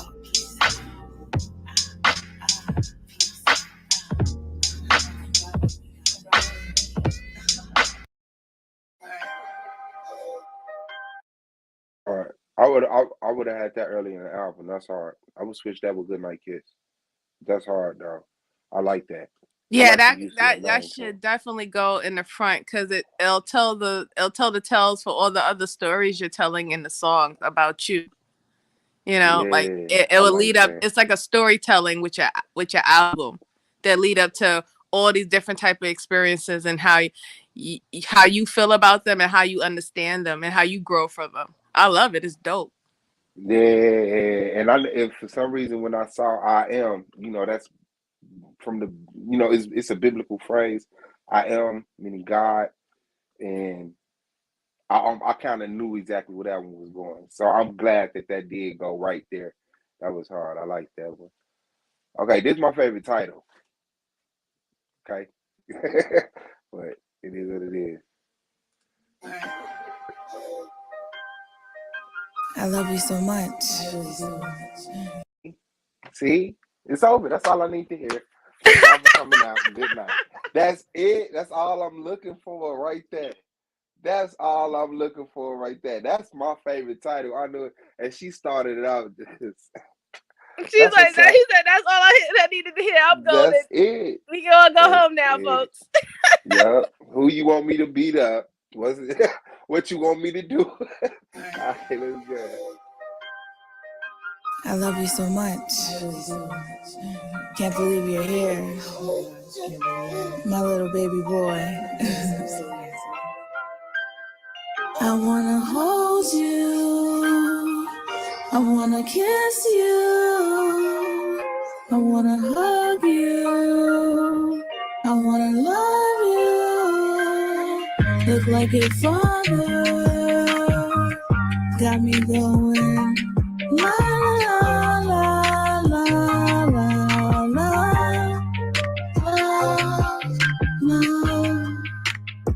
From amniotic fluid to birth, then as my seed was planted, the branches enchanted my feet, lifted me secretly, being afraid of what's before me.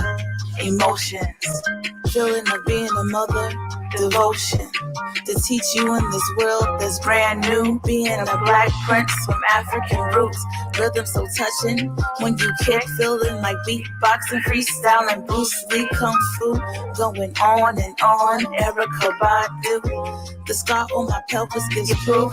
Never want to leave your side, and my stomach postpartum happy cries, uncontrollable cues. Giving you love without pride, dignity, honor, self-identity, straightforward. Contentment, sentiment, one-hearted, unconditional understanding. Fear could never separate the emotions of wanting to see you.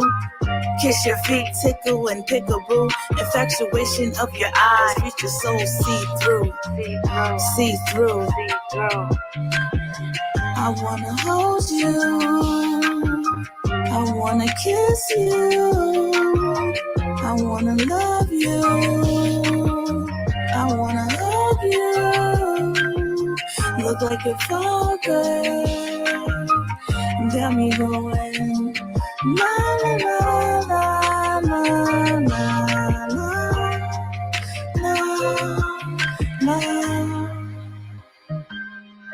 Your crown. Being crowned. Protection covered in the blood.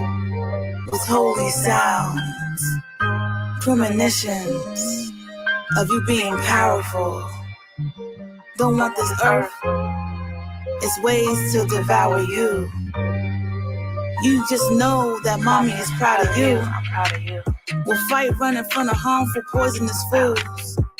Crushing the enemies that seize your potential. Seeing green like Poland Spring, individuals. Just want to hear you scream when I give birth. First cry, first hug, first touch, first light, first breath. Your first time contributing yourself as your perfect self. Wrapped in the cloth of honor, feeling heaven like yonder. My heart could never grow fonder. You got me, you got me, you got me, you got me.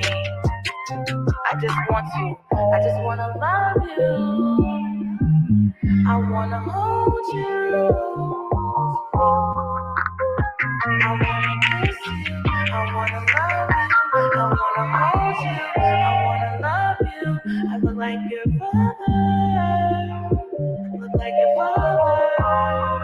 Got me going.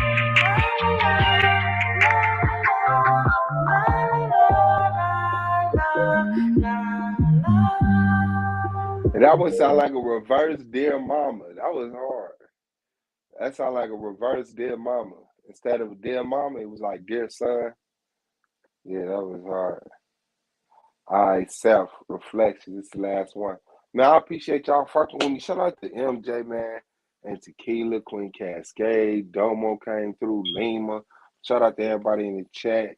We gonna on my life that one made another me cry in an alternate reality.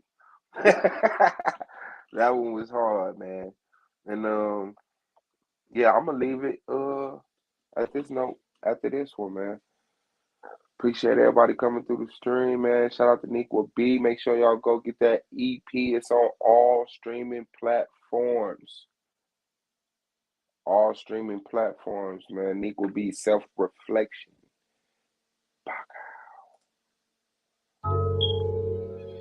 No, trust me.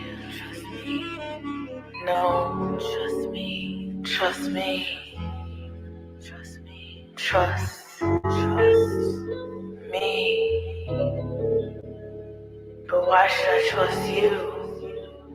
Bearing spoiled fruit, burning my very thoughts of once was, realizing we were always lost, paying the cost of new laws, divulging the new cross, cloaked with new ribbon, state-of-the-art crucifixion, speaking of all needs, new words, and never the definition. Outside the new prisons, widen the gates, widen the gates, widen the gates. Right on the block, you have no business, you have no business, you have no business. Locked up for going the distance, still having engrossed on the mental illness, raping women and children. Turn your heads. None of my business, none of my business, none of my business. Black boys, blooding and crippin', blooding and crippin', blooding and crippin'. Fruits of their insides dripping. So you go look and listen. All white, everything white, envelope, white suit, white pulpit, but the preacher is black. Yelling and screaming, creating the scene, collecting that envy green. Sun shining on that pinky ring, where the outside is suffering. Hands on his head to sell you a dream, to sell you a dream. That dream though.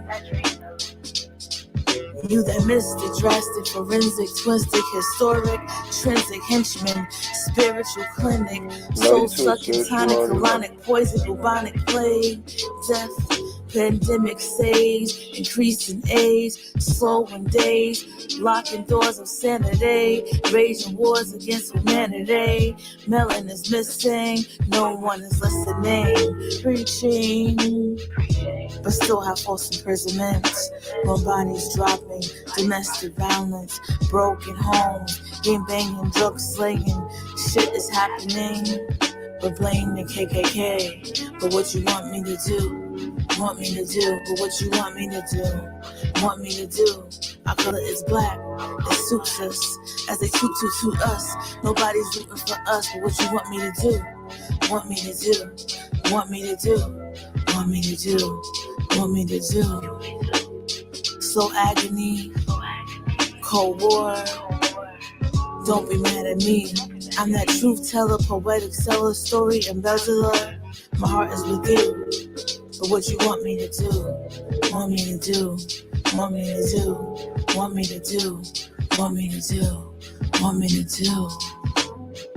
Tired of speaking on the publications, constant situations. Exasperated for duplicating the same discussion. Aggravated with comparative narratives of who we are as a population. Mainstream news have our society looking like out of control assassins. I'm telling you it's embarrassing. Education of our civilization is needed. Seed of knowledge and feed it. Extermination is being broken. How we treat one another is provoking. We on our last breath and we choking. Speak life into yourself. Raise your frequencies and your health. You were cheated. We were a rose into this life. But it's up to you to be defeated. What you want me to do? Want me to do? Want me to do? Eyes on my hands, hands on my eyes, smelling the heartache as I walk on by. Come here, baby, just lay low. It will soon be over as the shots fly. Hearing that scared cry as the tears turns to magic. Things take a shift and you take a left. I just don't know what to do. Know what to do.